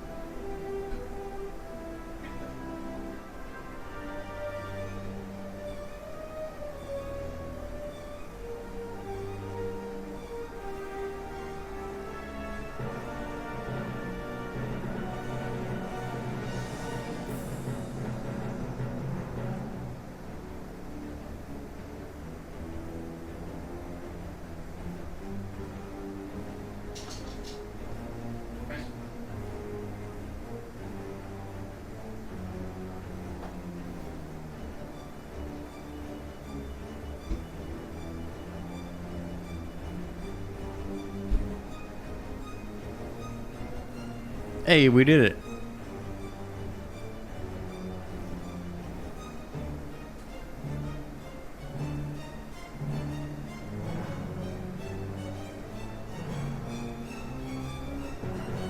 I want to finish the game. Like, I think we're close. We've grinded for 90 hours or whatever. We've got to be close. Commando, this is not a normal... No.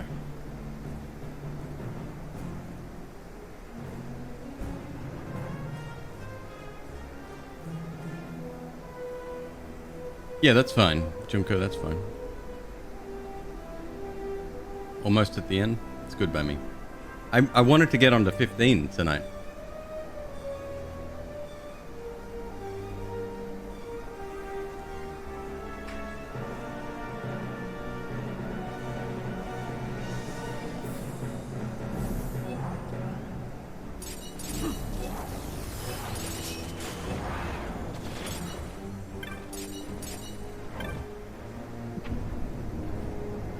Okay. Go through the ancient door after you've obtained the map and head up the stairs. The stairwell will lead you back up to the entrance to the Spire Revel on 80. This time touch the black sigil to be transported. I assume that's the black one, yeah? Yes.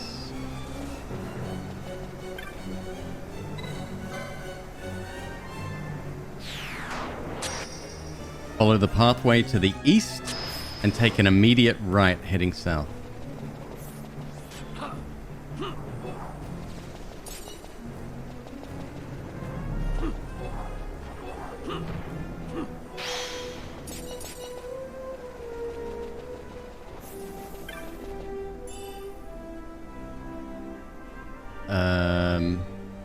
Once you see the stairs and pathway leading into a small room, you'll find a fool's facade down this hallway. Break through it and enter the hallway to find another green sigil.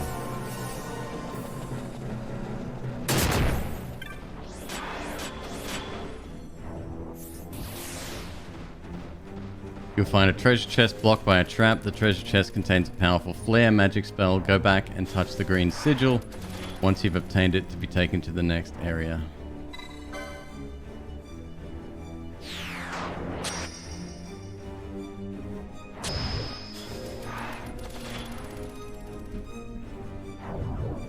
$83rd floor, okay.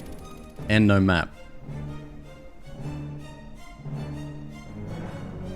Second flight. Turn immediately around and find a treasure chest that contains Ardor magic, one of the most powerful fire elemental magics in the game. You don't say.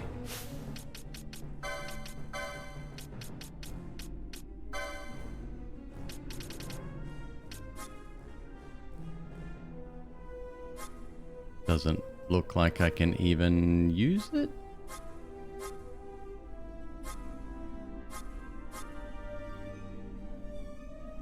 Oh. No, I should... If anyone can use it, it should be her, right? Only a red mage can use it. Oh, okay. Alright.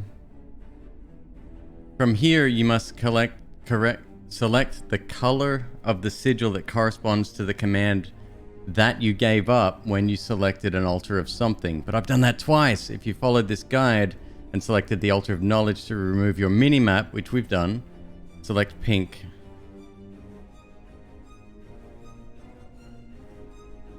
Okay, pink. Let's try it. Please be right.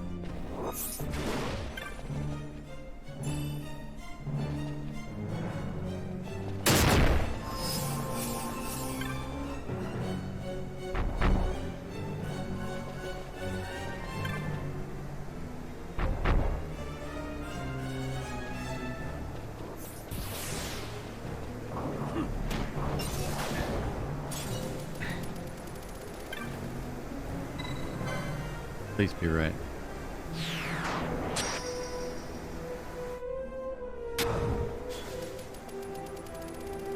$81st floor.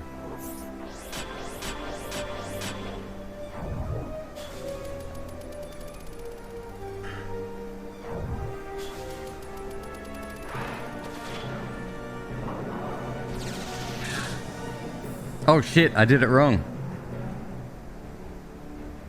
Okay, 81st. I skipped a paragraph. My bad.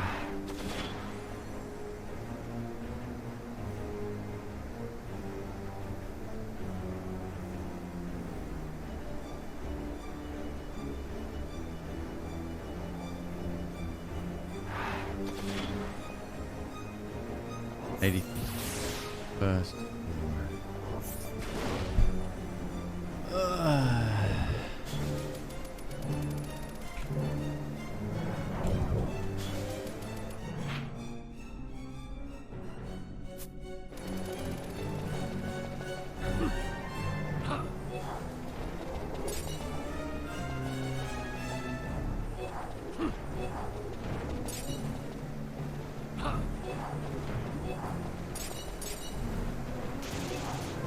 Black first.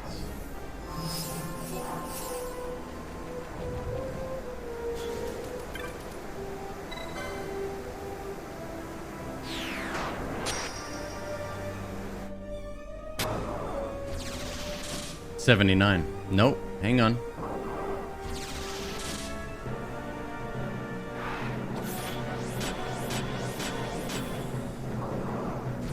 Okay, green urn. The fight again.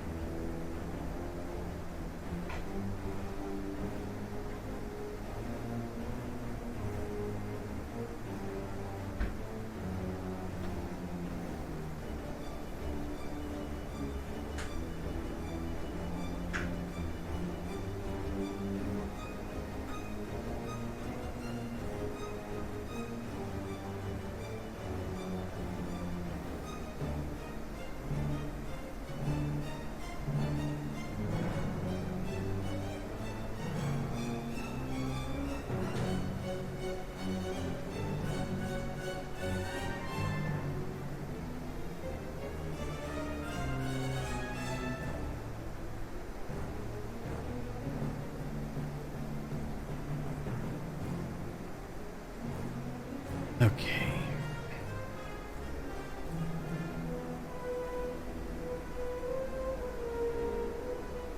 Black sigil on floor 80. No sweat.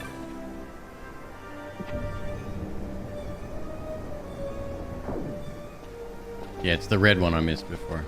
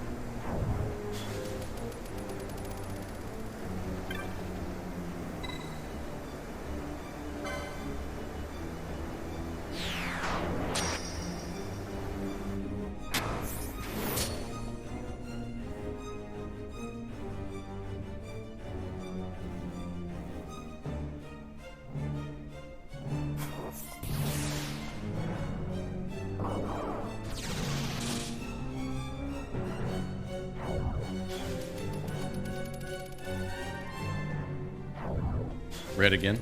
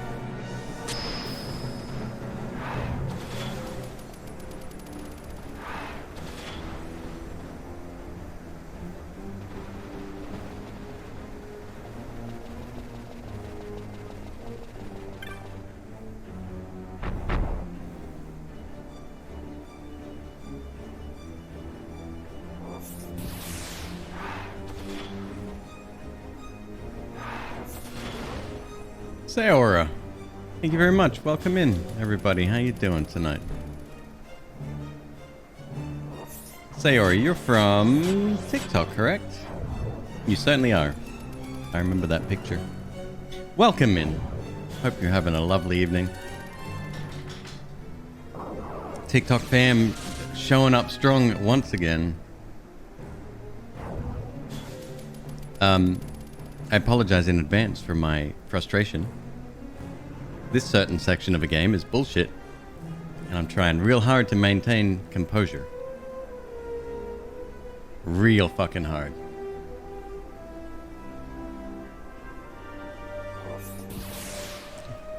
Girl Thurlu, you're here as well? Hello.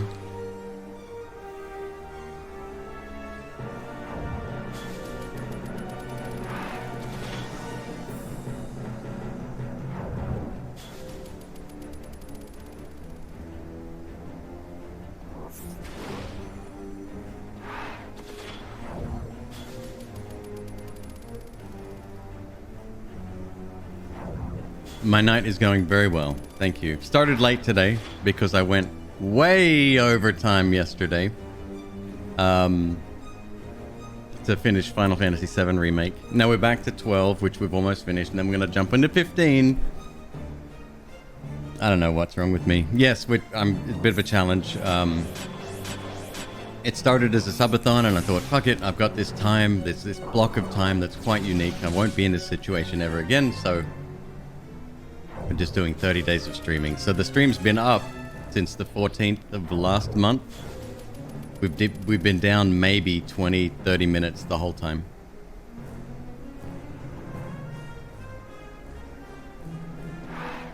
I'm following a guide, by the way. That's so I don't commit homicide.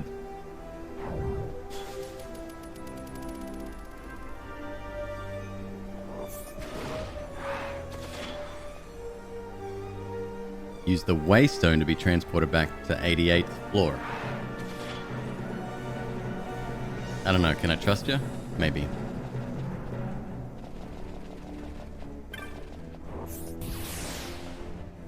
No, I'm having a great time. It's all thanks to my wife. She's making things super easy around the house. We just got a brand new puppy, if you want to see that. There's the clip of when I first met him. Yeah, no, it's been like certain things have been really stressful, but I'm feeling good. Mentally, I'm there, which is a nice change. No, just having fun, and I don't know, it's great to hang out with everyone, and everyone's been really nice. So yeah.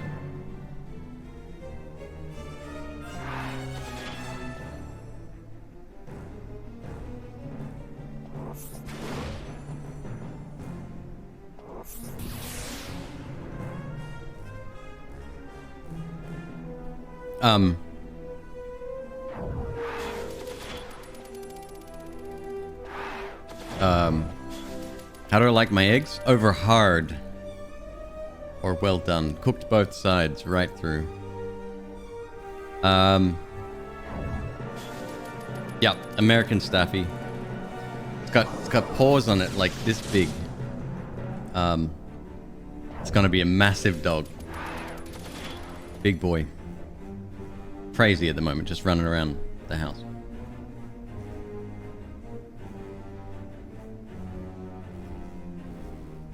Have I used this yet? Shit, I don't know if I used it or not. I think I haven't yet. How have the snakes been? They're good as well. We had Feora out earlier. She's about to eat and potentially go into shed. If MzQueeb can hear me, maybe she'll bring in another one for a visit.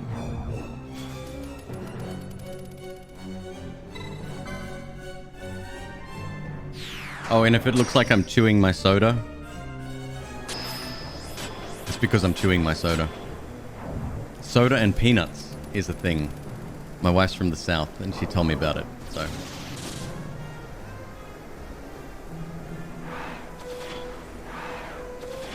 '88th floor. Once transported to the 88th floor, there's a very good chance you'll find a rare and difficult enemy known as the Tower. Tower is not particularly difficult to beat, but it does have a ton of HP, blah blah blah, whatever.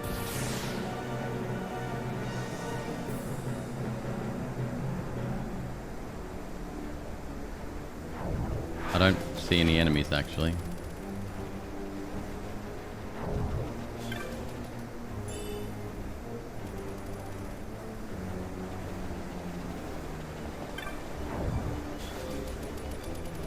Dais of Ascendance.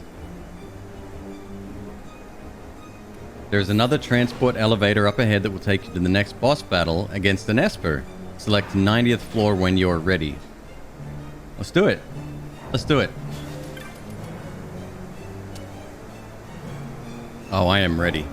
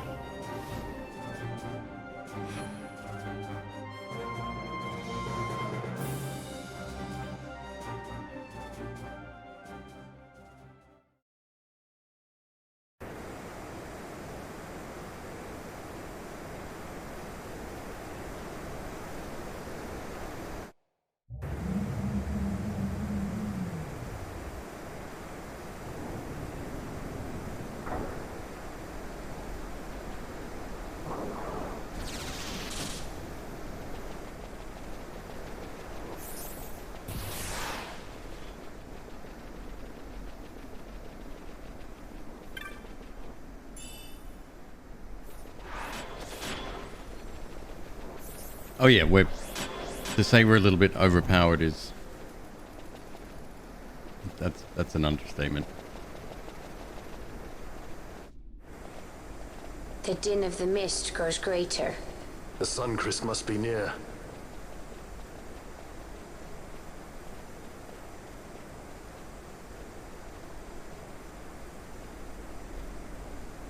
I wonder if she'll really do it.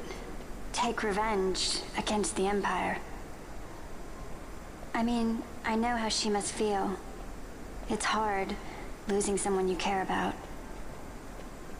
Something we all got in common. But you know, no matter how hard we try, we can't change the past. There's nothing that can bring them back. That feels like a really deep conversation Still, coming from Penello. Sometimes when I close my eyes, I can see them so clearly. Illusions of the past. You think to have cast them off, only Take it to easy, find Commander. them years later, unwearying, unrelenting. The past can bind a man as surely as irons. Cut the true path. But will she?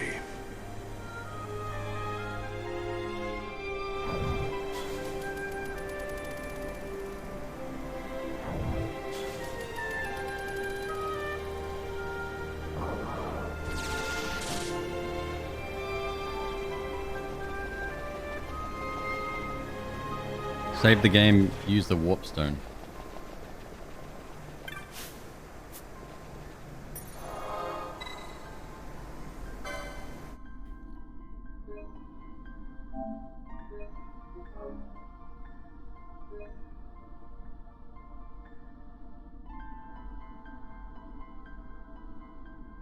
Another boss battle after the warp stone.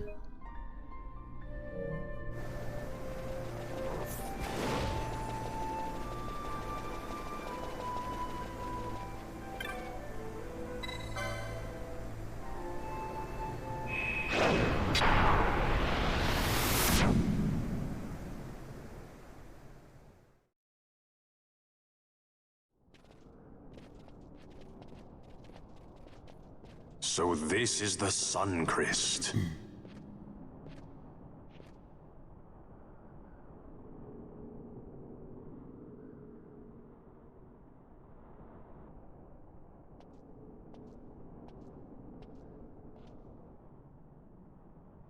King Wraithwall stood here. With this sword, he cut the Sun Crest and took its power in his hand. But you're going to use the sword to destroy the Suncrest. Aren't you, Ash? Don't interrupt me, Vaughn.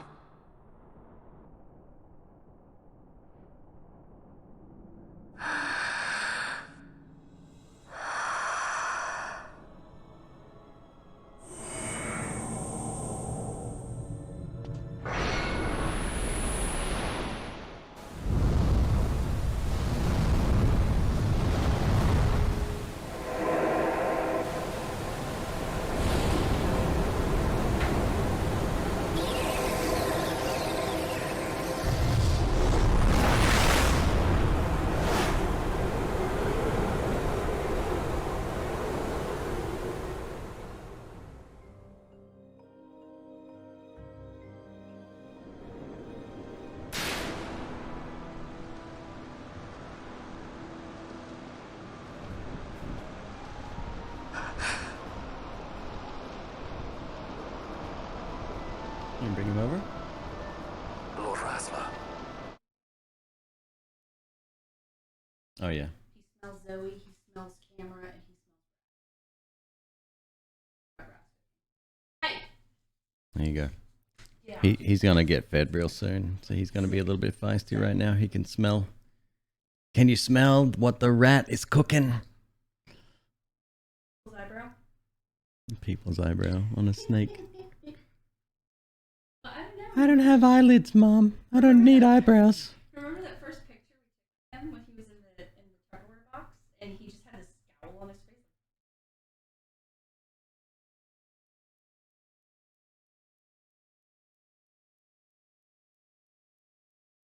He's looking. He's looking for food.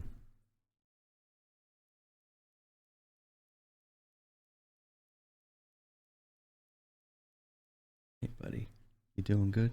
You having a good day? Yeah? Want a kiss?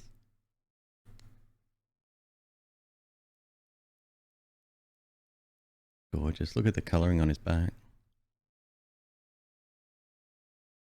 How do they sleep without eyelids? in the dark.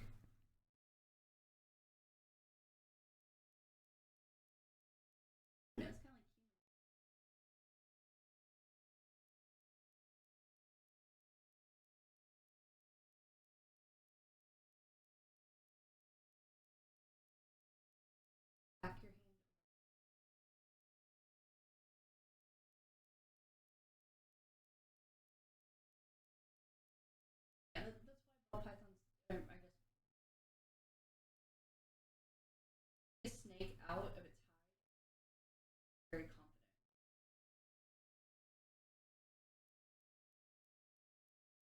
confident. Yeah, he's a great little snake. You want to go get some food? Yeah? Alright, Mama take you go get food. 2 rats tonight. Well, we're starting with 2. Faye gets 1. Faye eats hers, then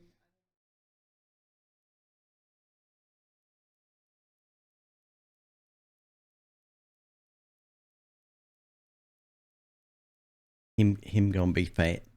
Him gonna be fat. He's gonna eat 31 and 34. 31 grams and a 34 gram. Fuck, he's getting big. I can't wait. That might be at the tip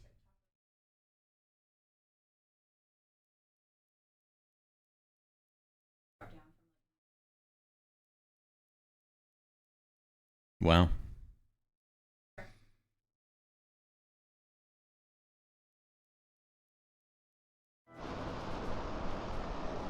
You want revenge? You would have me use the stone?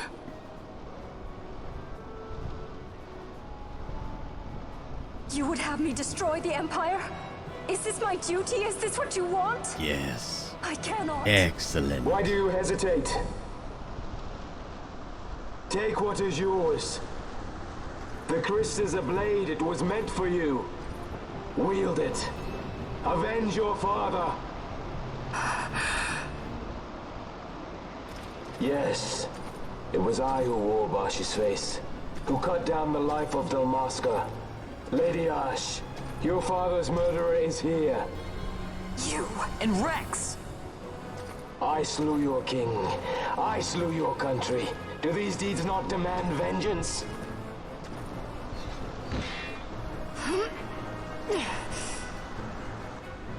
Yes, good. Find your wrath. Take up your sword. Fight, and serve those who died before you. A Judge Magister there was.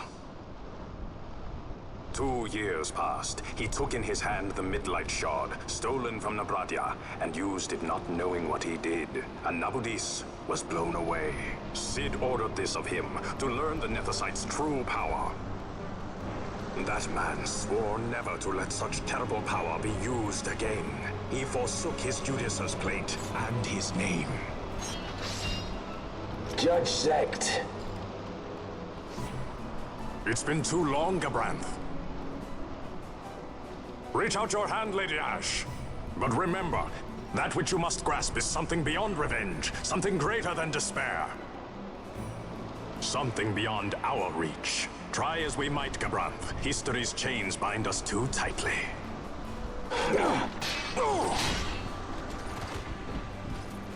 No, we cannot escape the past. This man is living proof. What is your past, daughter of Dalmasca? What do you mean it's like Star Did you not Wars? swear revenge? Do the dead not It's demand not like this it? guy has a double-bladed weapon at all.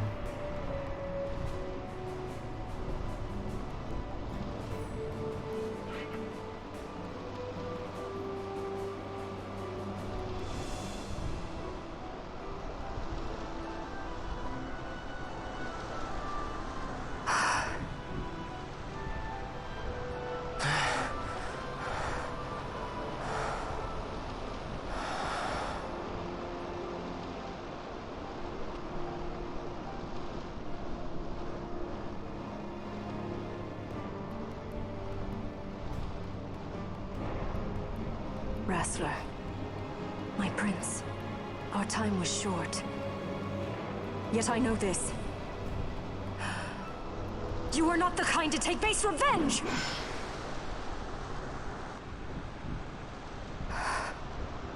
The wrestler I knew is gone. You are our saint, Tashalia Benagan. You must use the Nethicite. You must be the one to straighten history's weave. I am no false saint for you to use. Ash. In all Dalmasca's long history, not once did we rely on the Dusk Shard. Our people resolved never to use it, though their need might be dire. That was the Dalmasca I wanted back.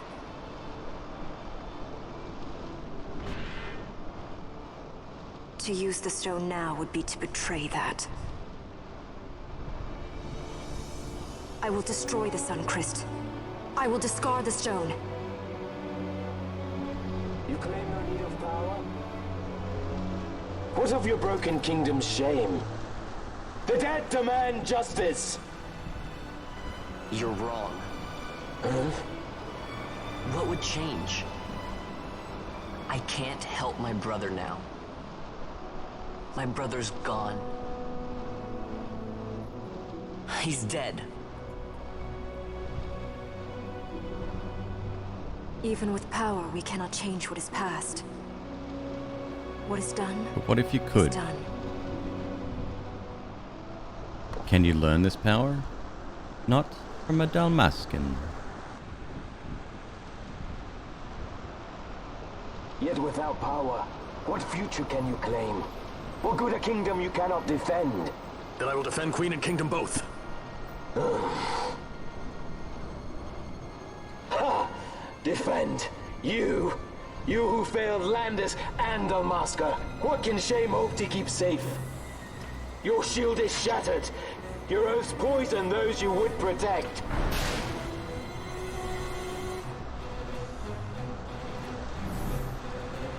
Hear me, Bash. Do not think killing the Kingslayer will win you back your honor. When you abandoned home and kin, your name was forever stained with blood. Aye. This stain is mine to bear, but I will bear it willingly, knowing that I did all that I could for hope. Preen and strut as you like. In the end, we are the same. Bloodthirsting carrion birds. Hellbent on revenge.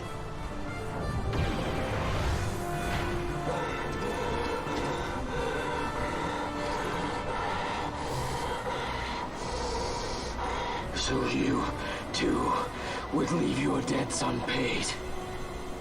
Enough of this! I can bear no more. You disappoint me, Gabranth. What? He trusted you. When you bared steel against the princess, you forswore your obligations to your emperor. You shame yourself and make mockery of Lord Lars's trust.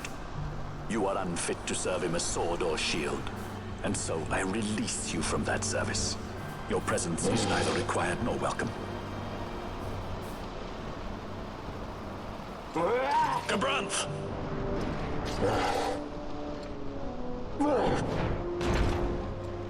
Because of the insane level grinding, now the rest of the game will be very boring to play. I earned that You are boredom. only a tool of this Venar. How quaint. We are allies. The Ocuria give men power as a master feeds his dog. It is meant to tame us. How well you've resisted their wile. By turning your back on their stones, you give us free hand to write our own history. And at what price? Dalmasca's freedom for your Nethicite? I shall not suffer you to have it. The Suncrest be damned! Oh, be sure that it is! For what other purpose do you think you've brought us here? But, my lady, I would have you stay your Acurian sword. The Suncrest is glutted with mist, and so precious a thing must not be squandered. Let us use the stone! Finish this for now!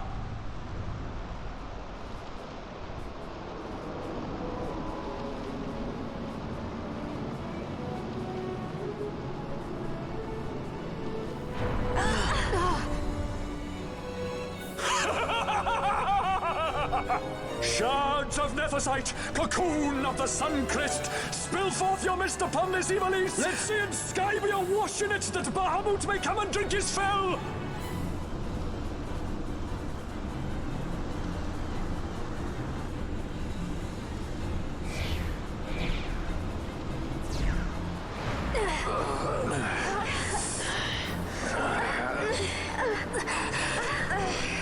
And lo, how brightly burned their lanthorn!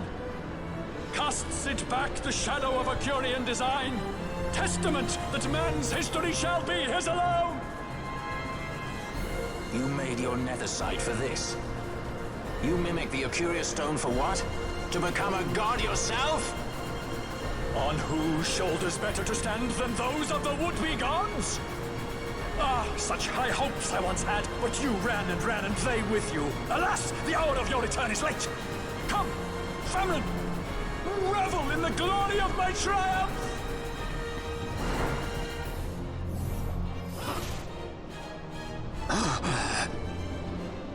Behold the manufactured nethicite, the fruit of our power and knowledge. See what the stone of man is capable of. Witness its power with your own eyes. Mon-Fri, to me! Oh no, he's summoning Famfrit.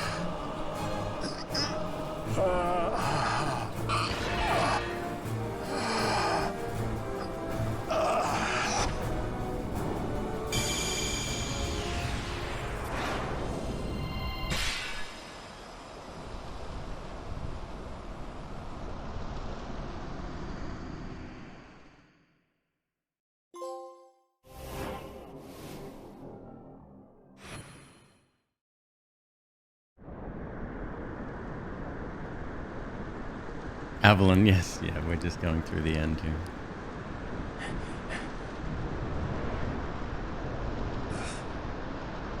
Let him by, Fenar.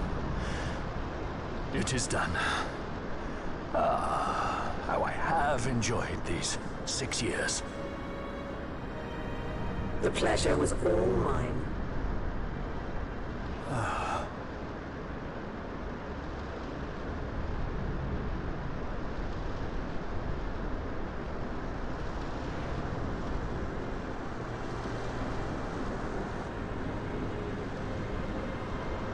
Was there no other way? Spend your pity elsewhere. If you are so set on running, hadn't you best be off, fool of a pirate?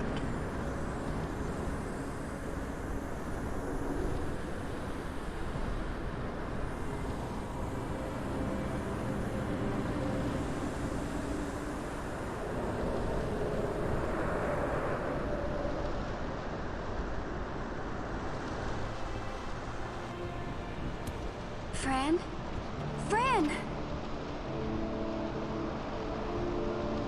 The mist burns to bursting. It beats. The cocoon.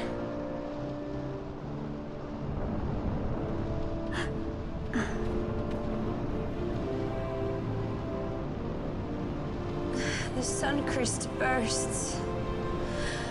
You must run as far as you can. Easy, Fran.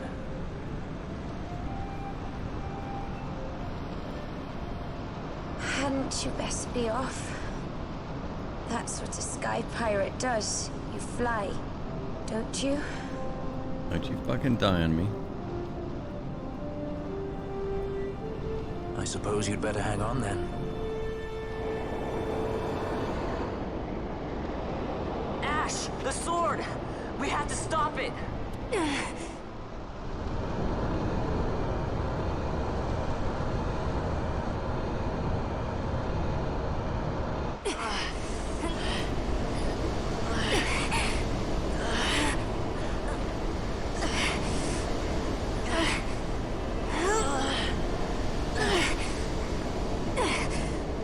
must quit this place.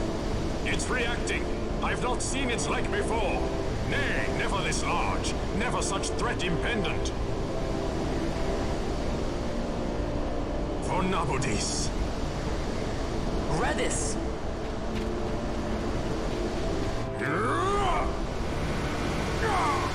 Redis, no! I, Judge Magister, condemn you to oblivion!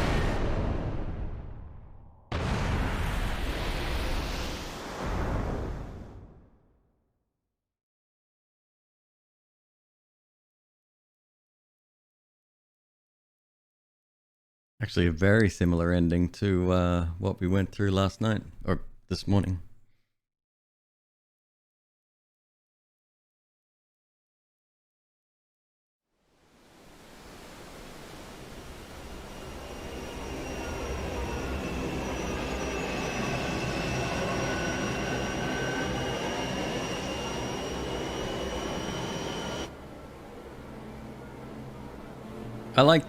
Overall, I liked 7 Remake. I thought it was good. There's a lot that I didn't like, but yeah, overall positive.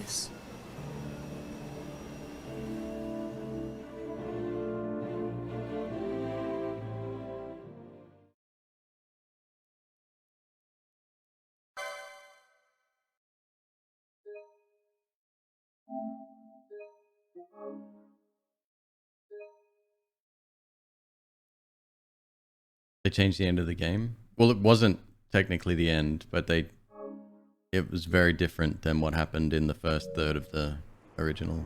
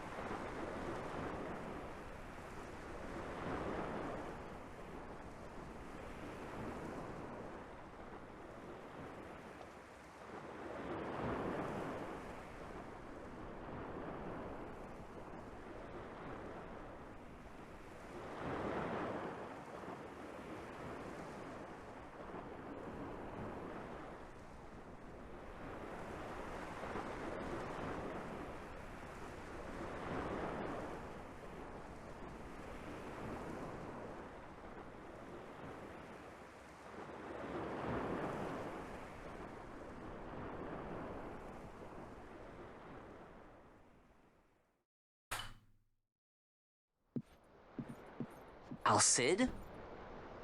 We let ourselves inside. The situation is one demanding some haste, you understand? How did you know where we were? My little birds. They tell me many, many things. My lady, the war begins now. Then you were unsuccessful in stopping the Rosarian fleet? I used a variety of methods. All went according to plan until it came time to request withdrawal of our most devoted generals.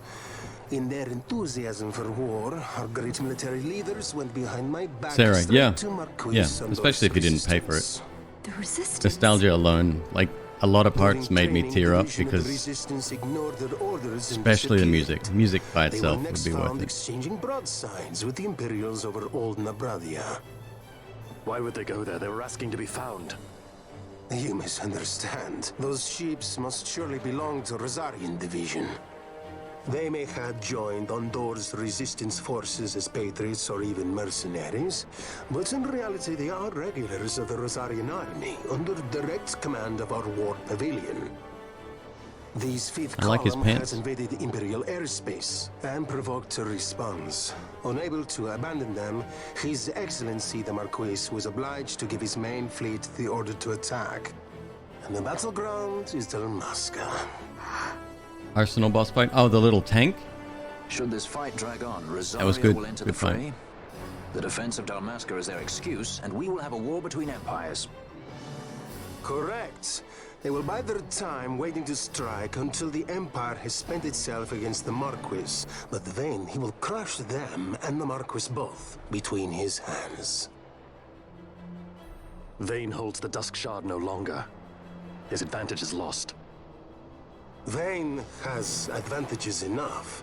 He stands on higher ground, and my birds tell me he has awoken something quite large.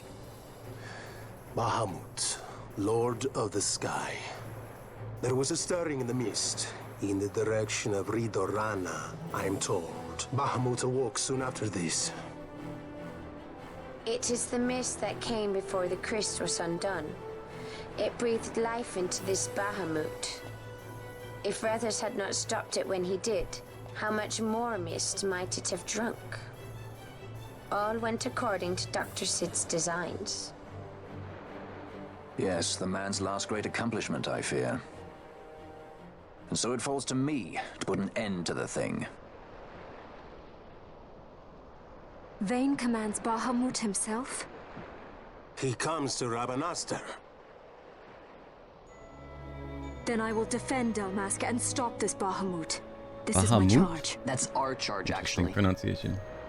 It's our home. It's Bahamut? It belongs to us all.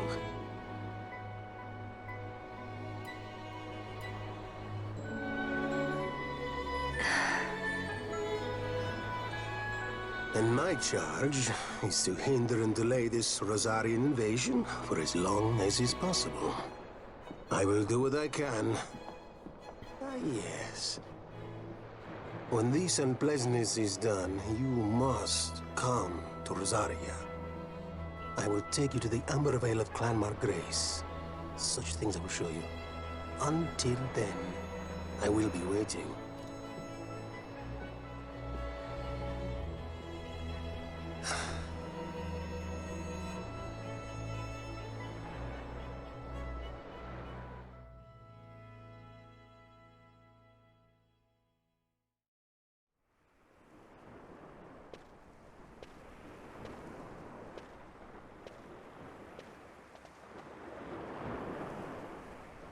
I mean, MzQueeb, how could you say no?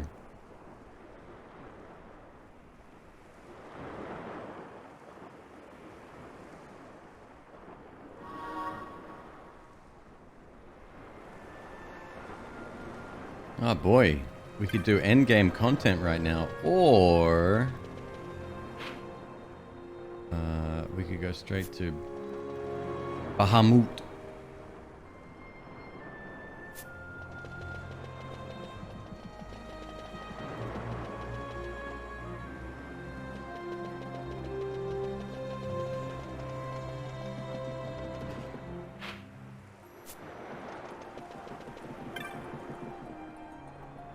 Yeah, but I completely agree. The tower is just... That was just trash tier content. Not good design at all. And it's all trial and error too.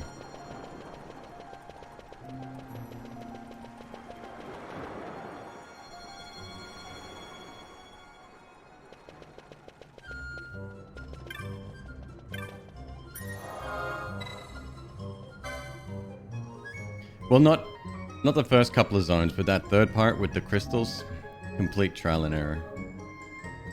There's nothing to... Well, I didn't actually read the text, but I'm assuming they wouldn't have helped much.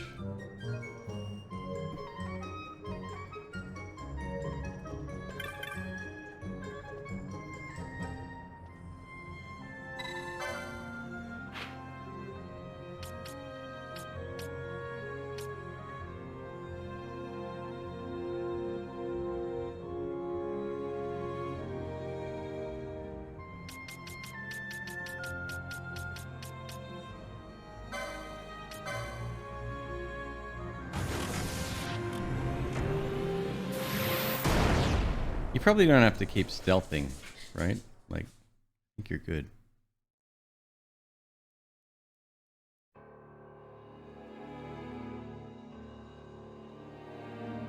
Between that and the Great Crystal.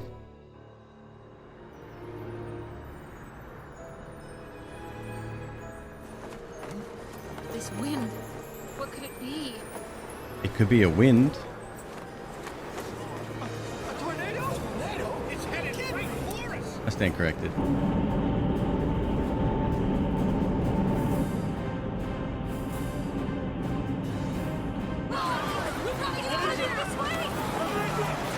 Any endgame content worth doing? Primarily hunts, I think.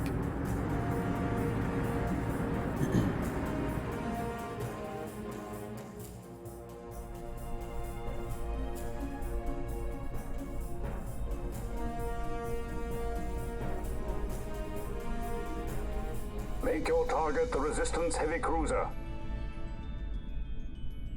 Our dear Cid?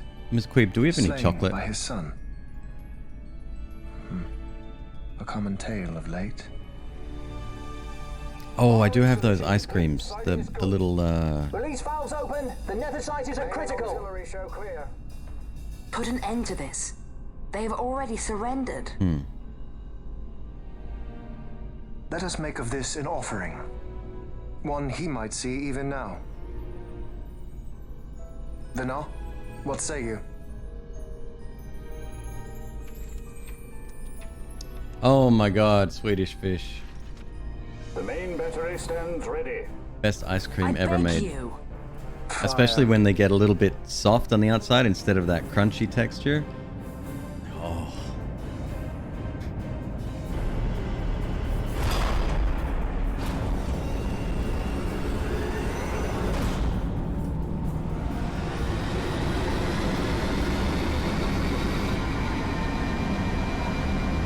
Give me fire when ready.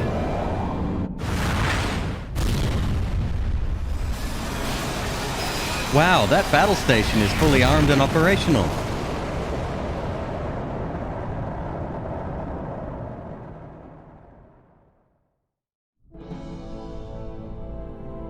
Why this? Once they see that there can be no surrender, the Resistance must needs come at us with all they have. We will answer their attack head-on and destroy them, before the eyes of all Rabanastre. If you do this, the people will only grow to hate you the more. Sammy, that's correct, And should yes. I pardon them, they will only rise up yet again. Jelly I do tip? not believe they would. Jelly tips in Australia has been forever. In cooperation I don't know if we lies call our it jelly hope. tip though. But that exists. You are mistaken. You are wrong, brother. Oh, and it's a problematic name, but we had these candies called Redskins as well. And if I am? You had best find the strength Amazing you flavor. need to correct me then. Ship sighted ahead. A score or more. The Resistance fleet, my lord. Hear this! The word moot, I would say, would be more Today we write pointless, the first page irrelevant, of a new history. or obsolete. Our history. Each of you must play his part. Put down this rebellion. For Arcadia! It's we from New fight. Zealand? Right on. For Arcadia! I had no idea. Oh, but that takes me back. I haven't had one of them in decades.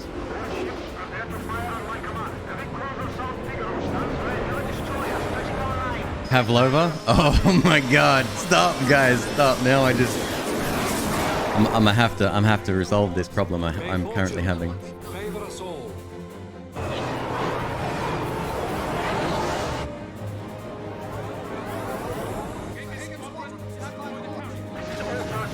Keep your formations tight. Give them a warm welcome. Many more to choose from. Right for the taking.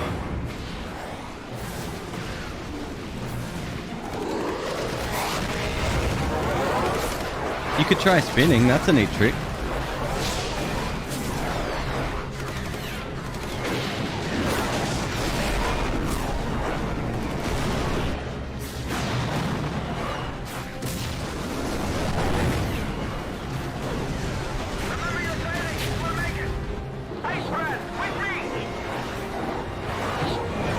All ships clear. Give word to the cannons. Make ready and fire.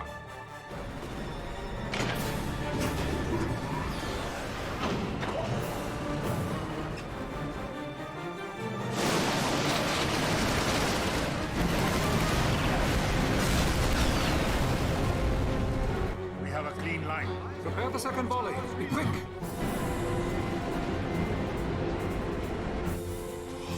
By the gods.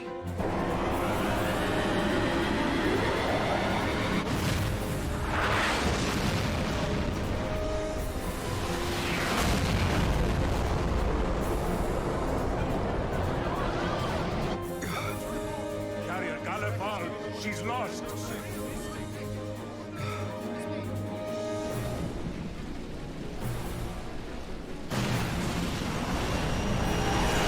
Unknown ship from abaft.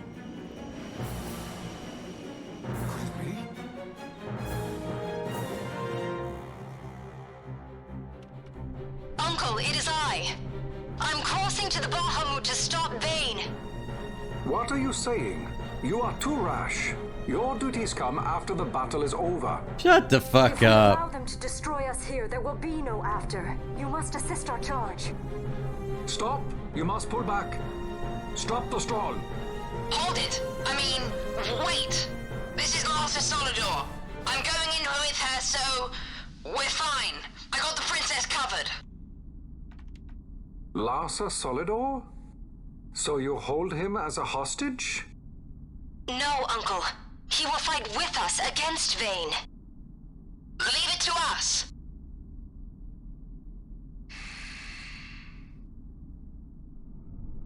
Understood. Our fate is in your hands. Bad audio mixing? Whatever, Hayden. What do you think you are? Like some kind of broadcast engineer or Got something? the princess covered. Lars would say that. We're relying on you for fire support. Give them something to think about. We'll pick our moment and make our move.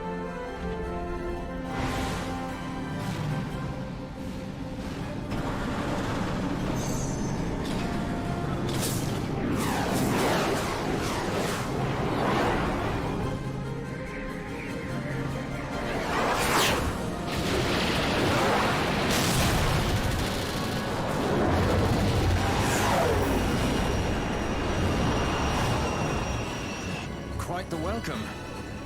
Careful. One follows. Ah, you want to dance?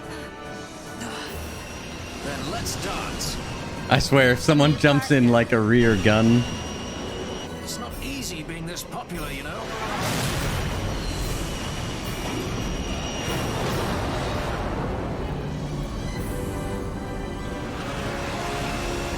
The problem with these remakes and whatever is that the audio, there's only so much you can do with it, and if it was, you know,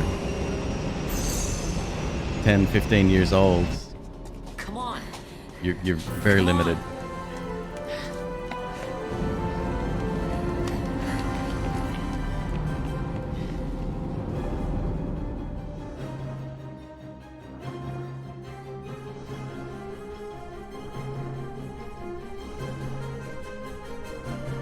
The second tower.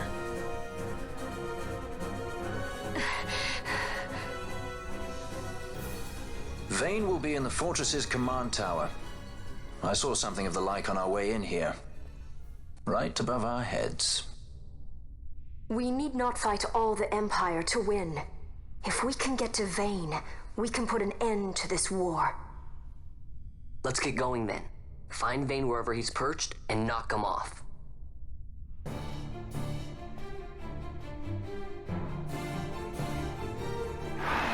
What a ragtag bunch of misfits.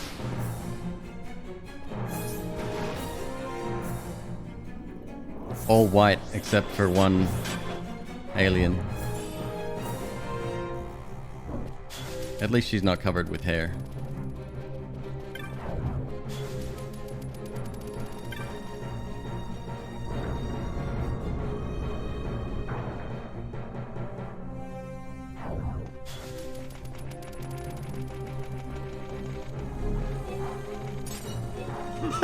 Imagine running around a corner and some guy mimes shooting you with something and you just drop dead. Aha! Stay right. Oh.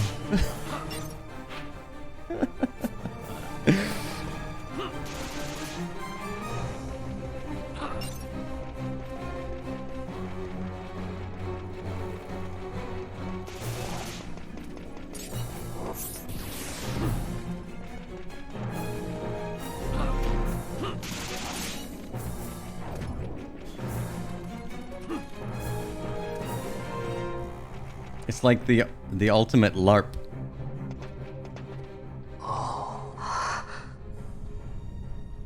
It is, Jesse, yeah.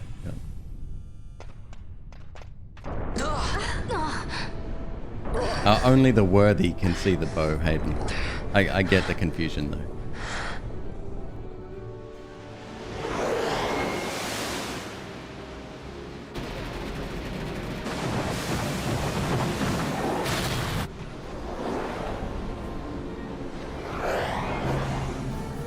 They hide in the sun!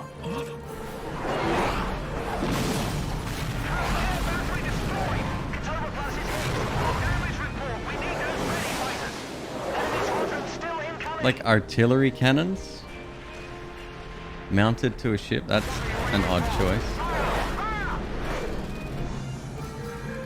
Is this their worst?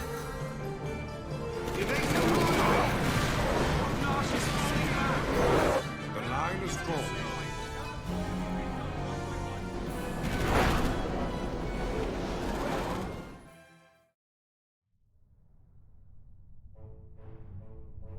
The Resistance fights their battle well. We dare not fail them. We dare not falter. Stop worrying. We just have to clean up here, and then Ash will be the queen. It's kind of hard to believe. I can't even imagine trying to rule a whole kingdom. A queen might always run away with the help of a sky pirate looking to raise his bounty a peg. I doubt our queen would need the help of any sky pirates. Do you really think me as strong as all that? Who said Queequeg anything about strong? 65. Thank you for the You'll make Prime it. sub conversion. Welcome. You got good friends.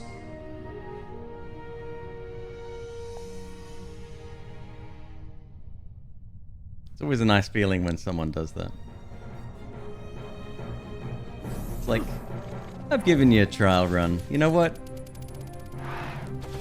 You earn my respect. Now you earn my $5.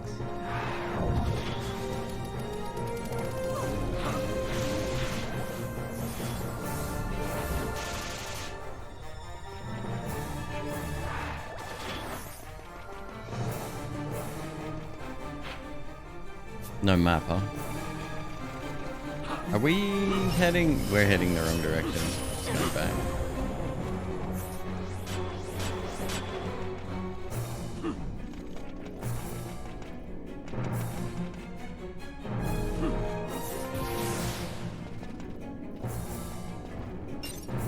Bloop. Bloop.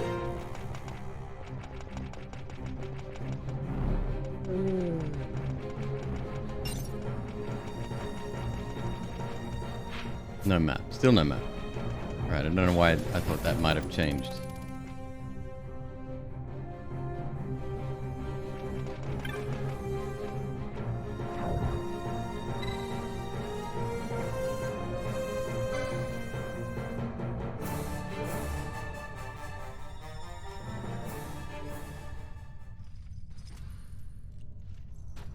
Uh-oh. So you have lived. I am Judge Magister. I'm gonna go get that ice cream I was talking about. I'll be right back. Even in Tell me if something important. disgrace, my just reward for aiding the empire that destroyed my homeland. Gabranth, do not blame yourself anymore. You confound me, brother. You failed Landis. You failed Damaska. All you were to protect. Yet you still hold on to your honor. How? I had someone more important to defend. And defender I have. How is it that you have survived? Is it not because you defend Lord Larsa? Silence! All was stripped from me. Only hatred for the brother who fled our homeland remains mine. Tell me, why do you forsake that which you must hold most precious? I do as I must, brother. Or is that not answer enough?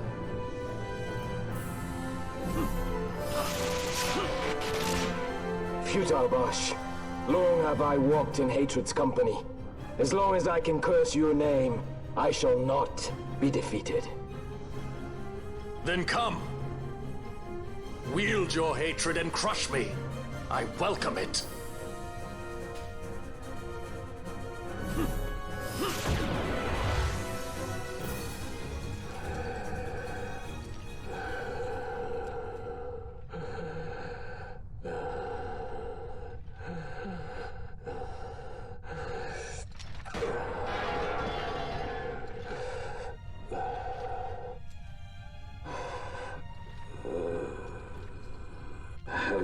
your fill of this. I would ask you the same. Let this end, Noah.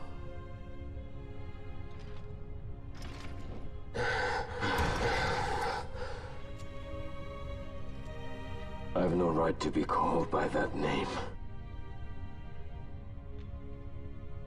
Then live and reclaim it.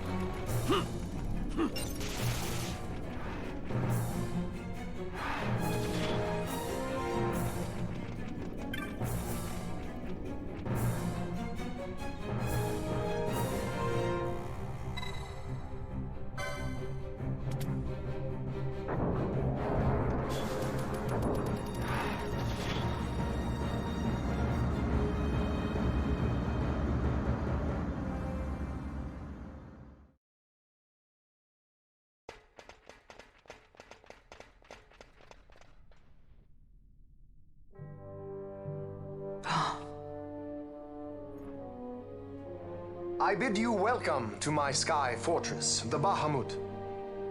I must apologize for my delay in welcoming you aboard my ship.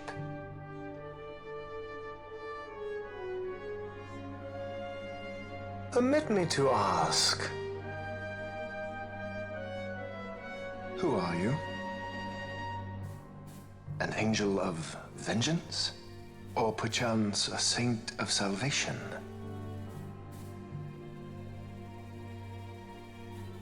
I am simply myself. No more and no less. And I want only to be free. Such a woman is not fit to bear the burden of rule. Weep for Dalmasca, for she is lost. Observe well, Asa. Watch and mark you the suffering of one who must rule, yet lacks the power. No. No, brother. I will not. Though I lack your power, I will still persist. It's a cute little dagger. Bold words, child.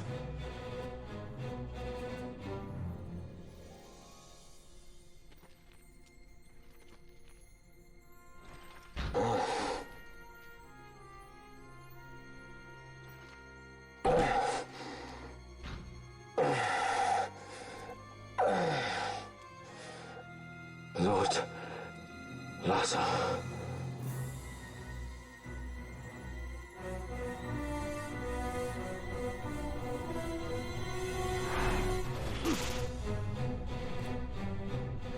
Your lives are forfeit, and your insurgents with them. Dalmasca will again know order. For good and all, I shall bring your futile attempts at rebellion to an end.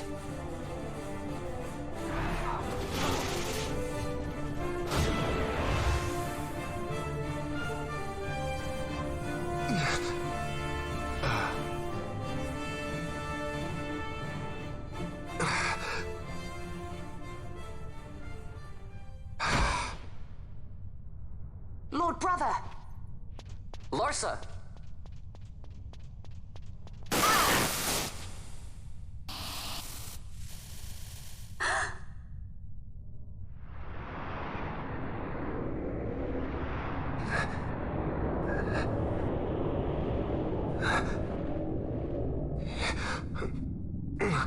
Oh, yeah.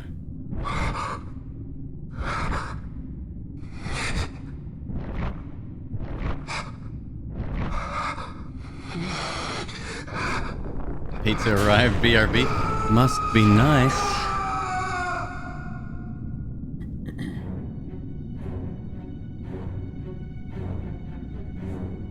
Does he have a butt on his back? Manufactured nethicite.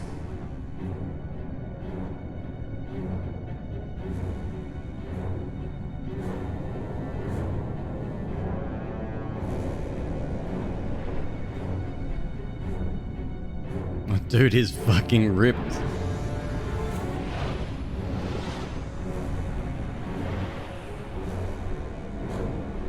Oh, ease up on the juice, bud. Jesus.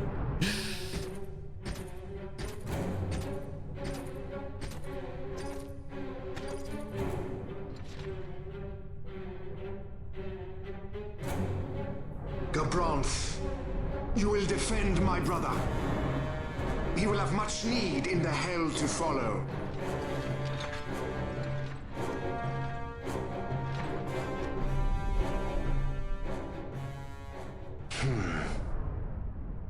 Yes, I will defend Lord Larsa. The hound strays. Treason bears a price. One I gladly pay.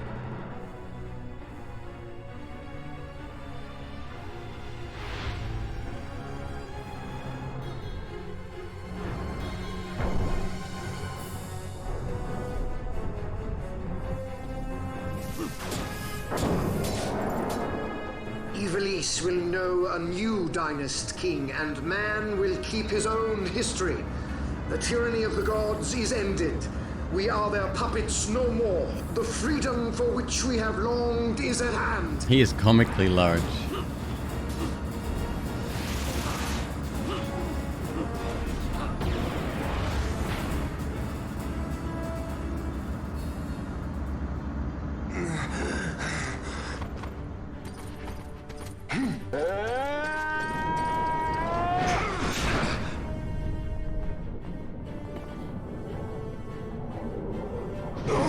Oh, loot. Good point. Yeah, I forgot about Frank Fontaine. Even a stray has pride.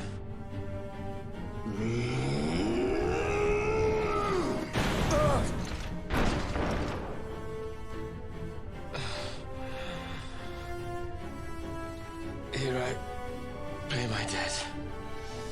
Burn in hell! Gavranth!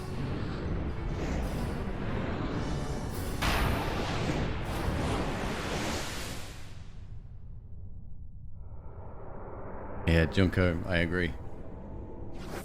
Like, you compare this guy to, like, Sephiroth. There's nothing. No comparison.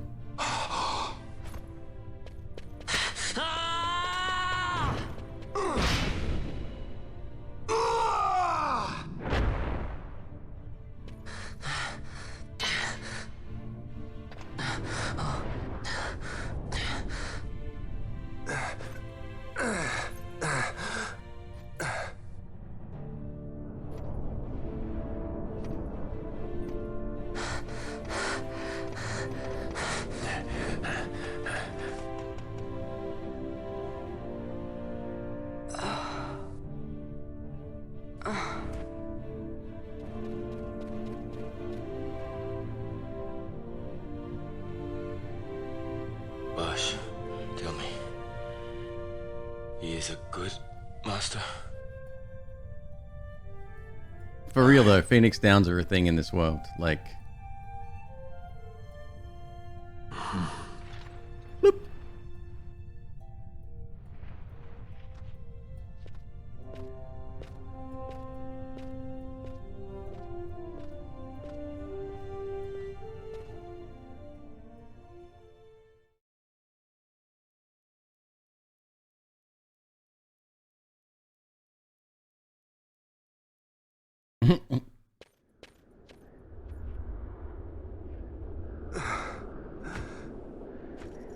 Oh shit, is it just Van?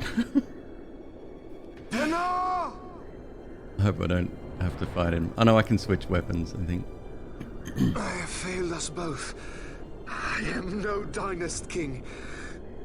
You must find another. One who might realize your ambitions. They are fulfilled beyond your knowing. The Christ is sundered. Age of Stones complete. From the Undying Ones, the world is freed. You shall not tread this path alone. Together we go. Come.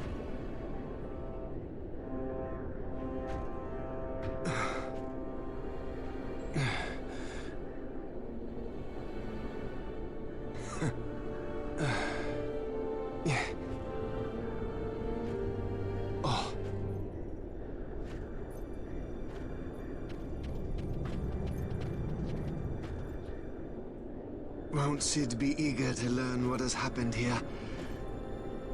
History begins anew.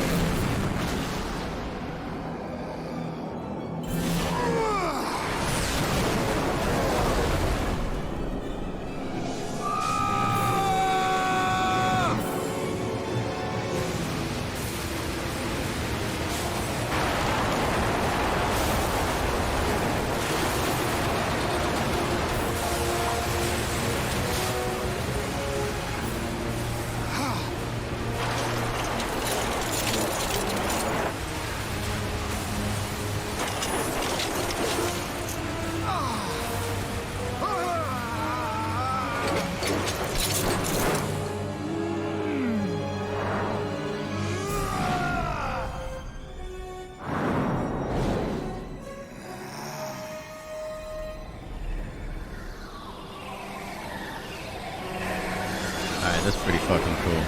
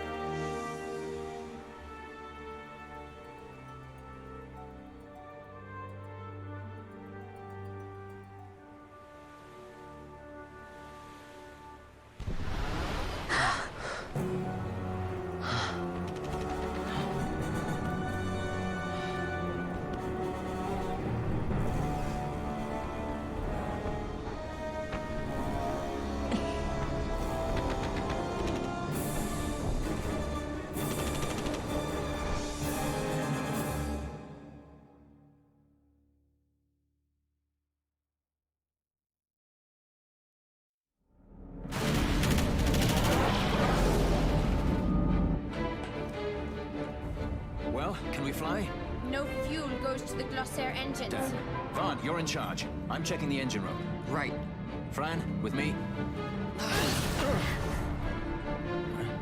Look! Bahamut's Glossair rings are stopping!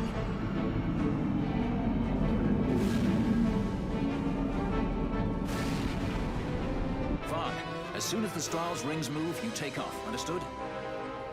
You can fly her, Vaughn. Just do it like I told you. Don't worry. Vanilla, watch for interference from Bahamut's Skystone. The Strahls a fickle girl. You keep her working for us. I'll see what I can do. I love how they put people with 0 experience in charge. Like, it's one thing to want to be a sky pirate, Look after Larsa, will you? but to replace 20, 30 years, well, these are younger people, I guess, but The Empire would fail. of experience is Take us all. that's fine. Yeah, it's just like I showed you. The Lord Larsa is our last hope.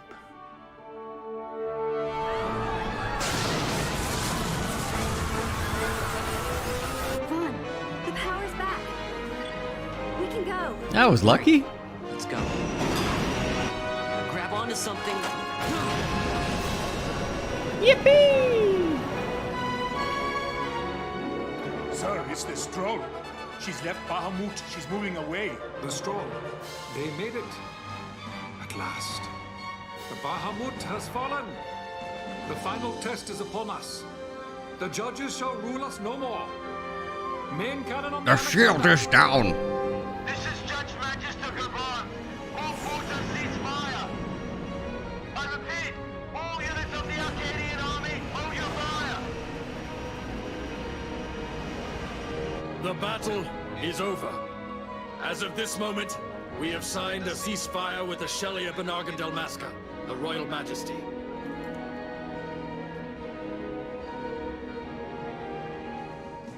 Attention. This is Larsa Farina Solidor. My brother Vane has died with honor in battle. The Imperial fleet is now under my command. Sir, your orders, sir. This is Ashelia Dalmasca. The Lady Ash. Thank the gods you live. I confirm what Judge Magister Gabranth and Larsa Solidor have said here. Please stand down your attack. The war is over. Evilise looks to the horizon. A new day has dawned. We are free.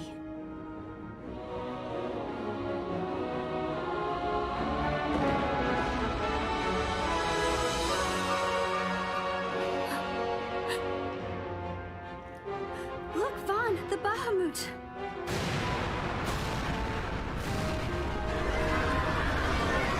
A message from the Alexander. Take it. Sir. This is Judge Sargabath, captain of the Alexander. Oh, cool. Ship of the 12th Damascan Fleet of the Arcadian Army. I address all ships in Rabanaster's airspace. The Bahamut must not be allowed to fall on the city of Rabanaster. We are preparing to ram her. Do not interfere. Madness. Should she fall, the paling will not hold, and all Rabanaster will be obliterated. All ships, concentrate your fire on the Alexander's remains once Bahamut is clear of the city. Hasty, I think it's a little early to be throwing away our lives just yet. Balthier? Wait! Balthier, where are you?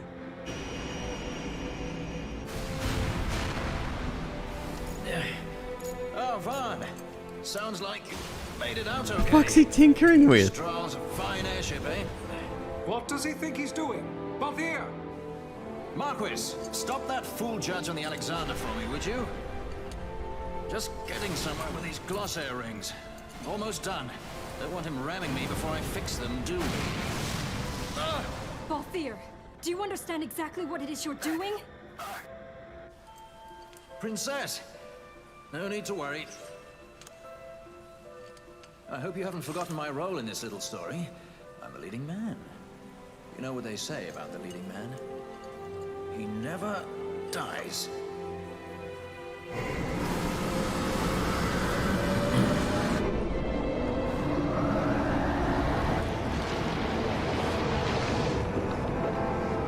Let's fly! Fran, power to the Glossair rings. Fran?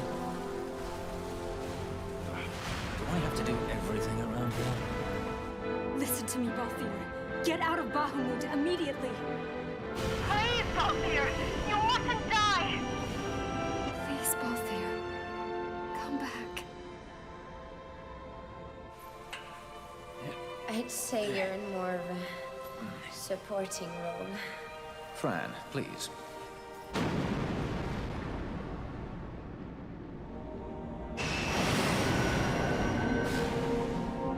Vaughn, the Strahl's in your hands.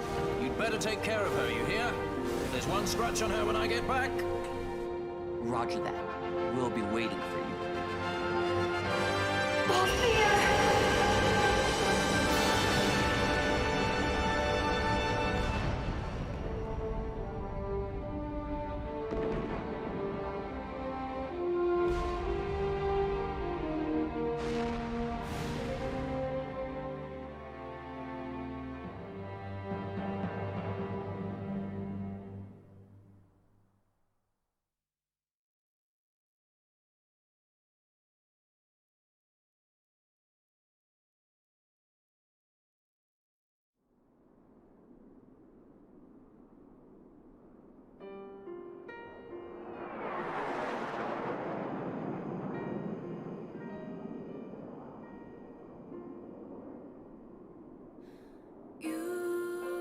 I'm not getting DMCA'd.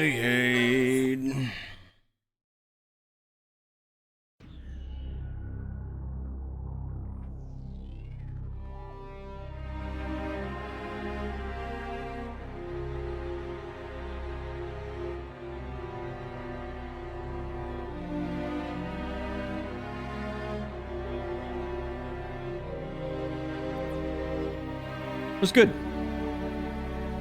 It couldn't be more...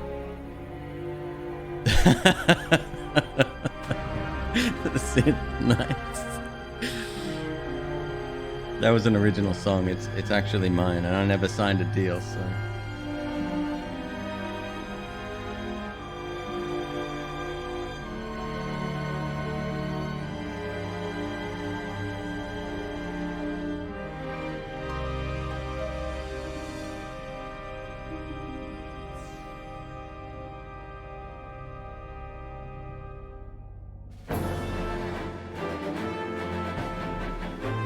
Unskippable credits is just a little pretentious.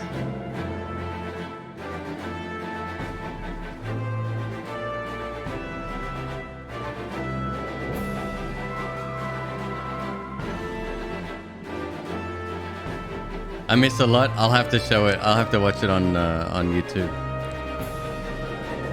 But I ain't resetting my stream again.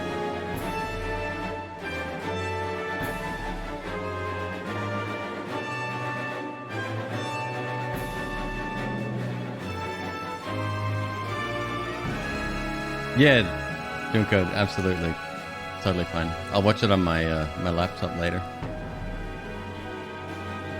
Hey Hayden, question for you, or anyone that knows anything about digital media. I have about 1.5 terabytes of what are they? MXF?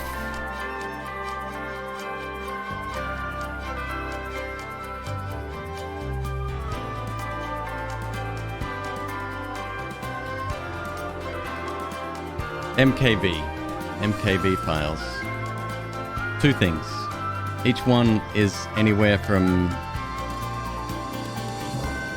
30 to 45 hours long. I need to split them.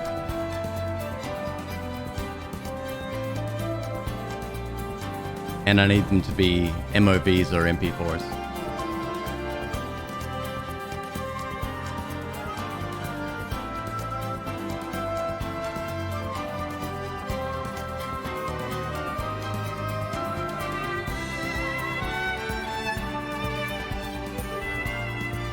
Thank you, Junko.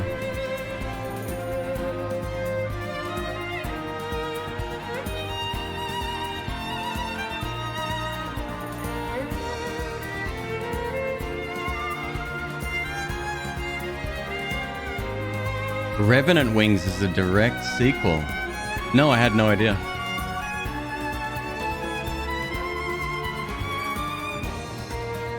Download the VODs from Twitch. Yeah, that I can do. The problem with that is that it's going to be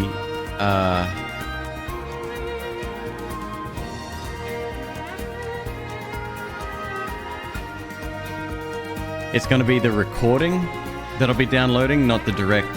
Like, I have the raw files recorded locally, so if there was a problem with my internet, for example, and it cut out for a second or it lowered in quality, then that's going to be recorded too.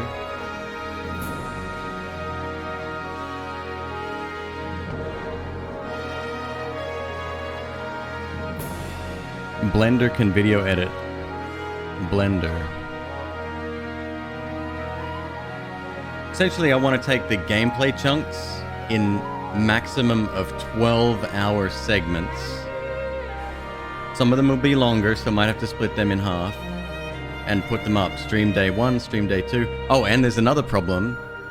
I've deleted some of the VODs because of audio concerns. Handbrake. VLC has a convert format.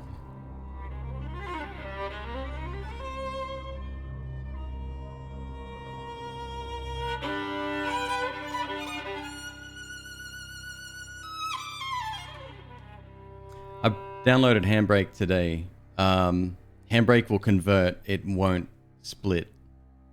Especially giving me a preview where I can cut.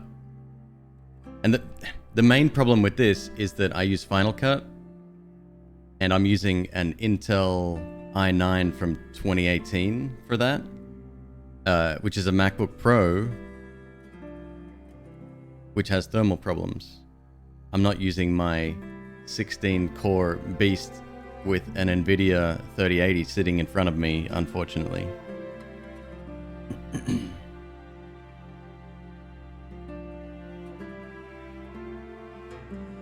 I could just maybe use Premiere. I've never used Premiere before, but I'll figure it out.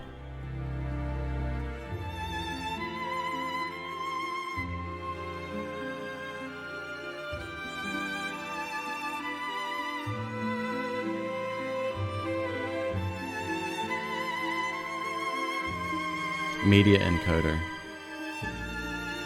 Can I split with media encoder, or does it have to be actually edited?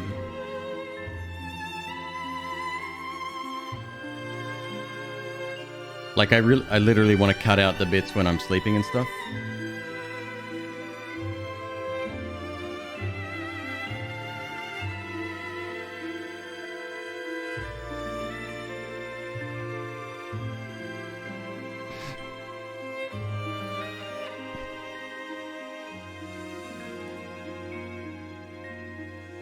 Oh, Premiere. I've got sorry, Donkey. I got Premiere through work for now.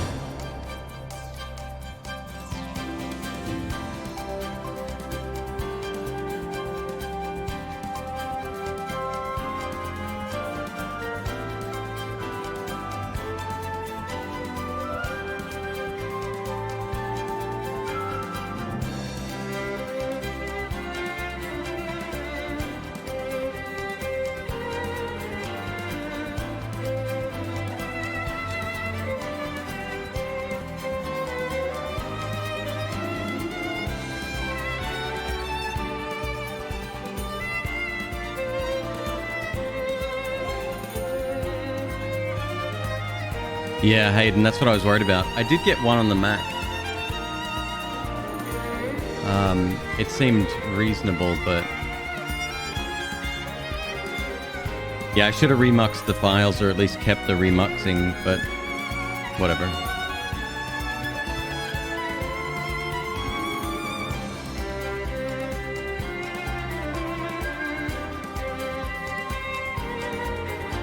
So the problem with that, so for example, right?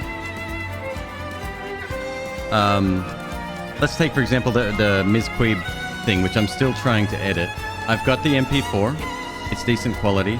Good. Looks everything fine.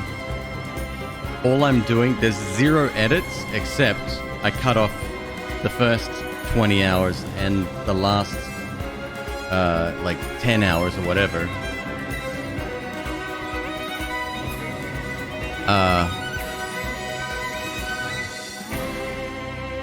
So all it is, it's taking a 120 gigabyte file and it's making, I don't know, a 15 to 30 gigabyte file out of it. So it's just lopping off two sides. It's re-rendering the whole thing, but because the source file is so fucking large, it's taking like 5 days just to cut it down. And that's before I even drop it in again to re-edit it. It's a nightmare.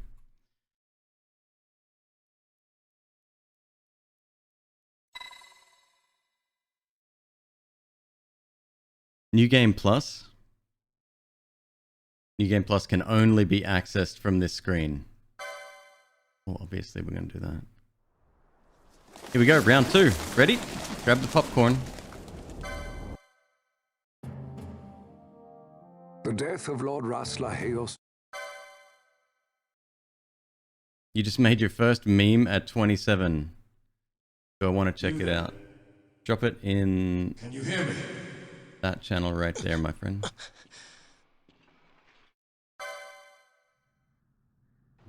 Thank you, Sarah, for the 500 bits. Very nice.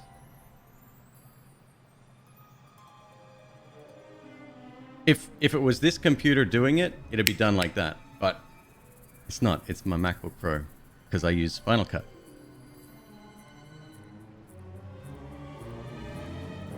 Maybe I'll just go ahead and buy a new M1 Mac.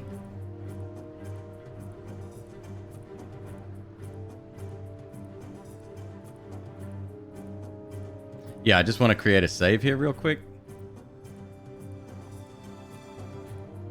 I want to see what level Rex is. Look at his health. He's got 4100 health at the beginning of the game.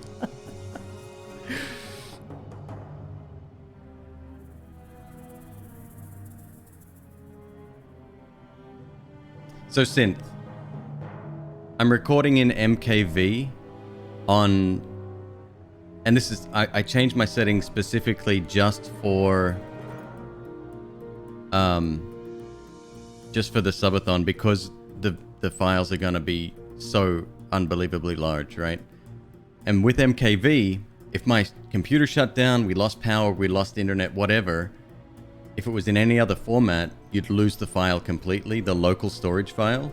The VOD will still be there on Twitch, that's fine. But the local file will be gone.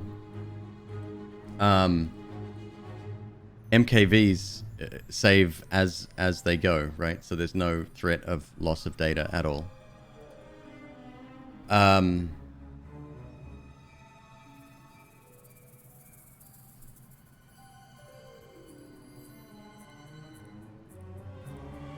So I want to remove the sleeping bits, right?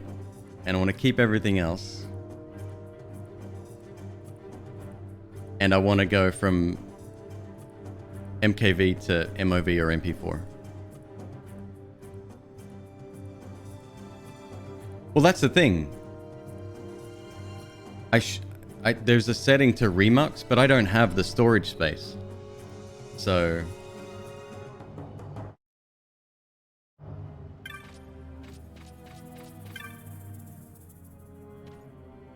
MKV is just a container, which is the odd part anyway.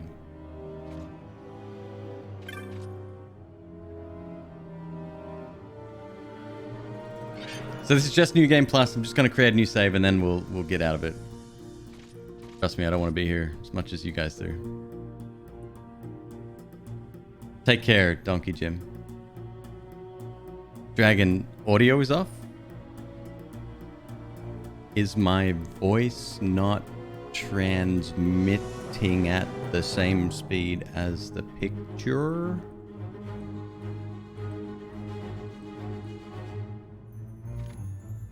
Oh, this guy has no idea what's coming.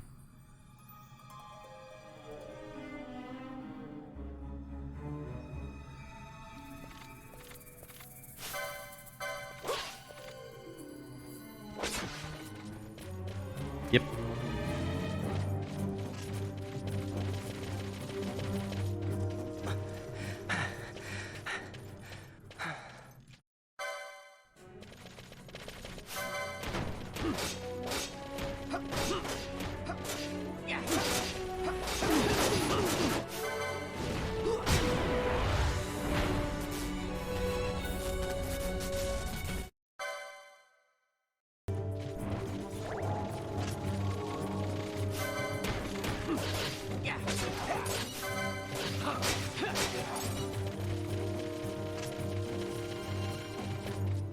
No, you're good, Dragon.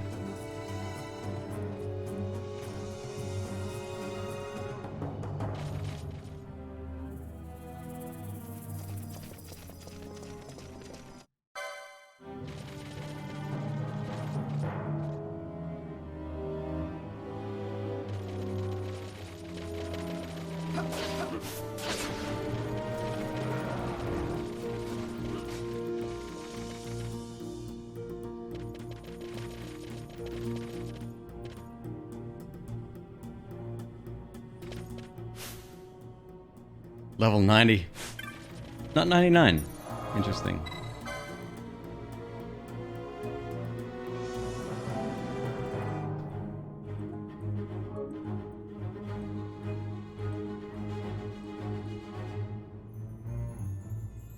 Caden Live?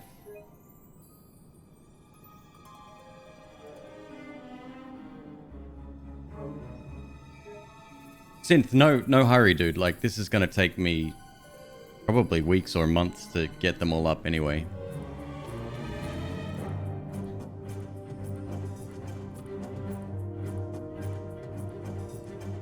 If you have the Final Fantasy VII Remake bought on digital, you get the DLC free? Correct, yep. And the free upgrade to... You went to buy the DLC and it wouldn't let you? Do you have the free one already from PSN? That might be the hiccup there. Oh, I could be wrong. I could be wrong.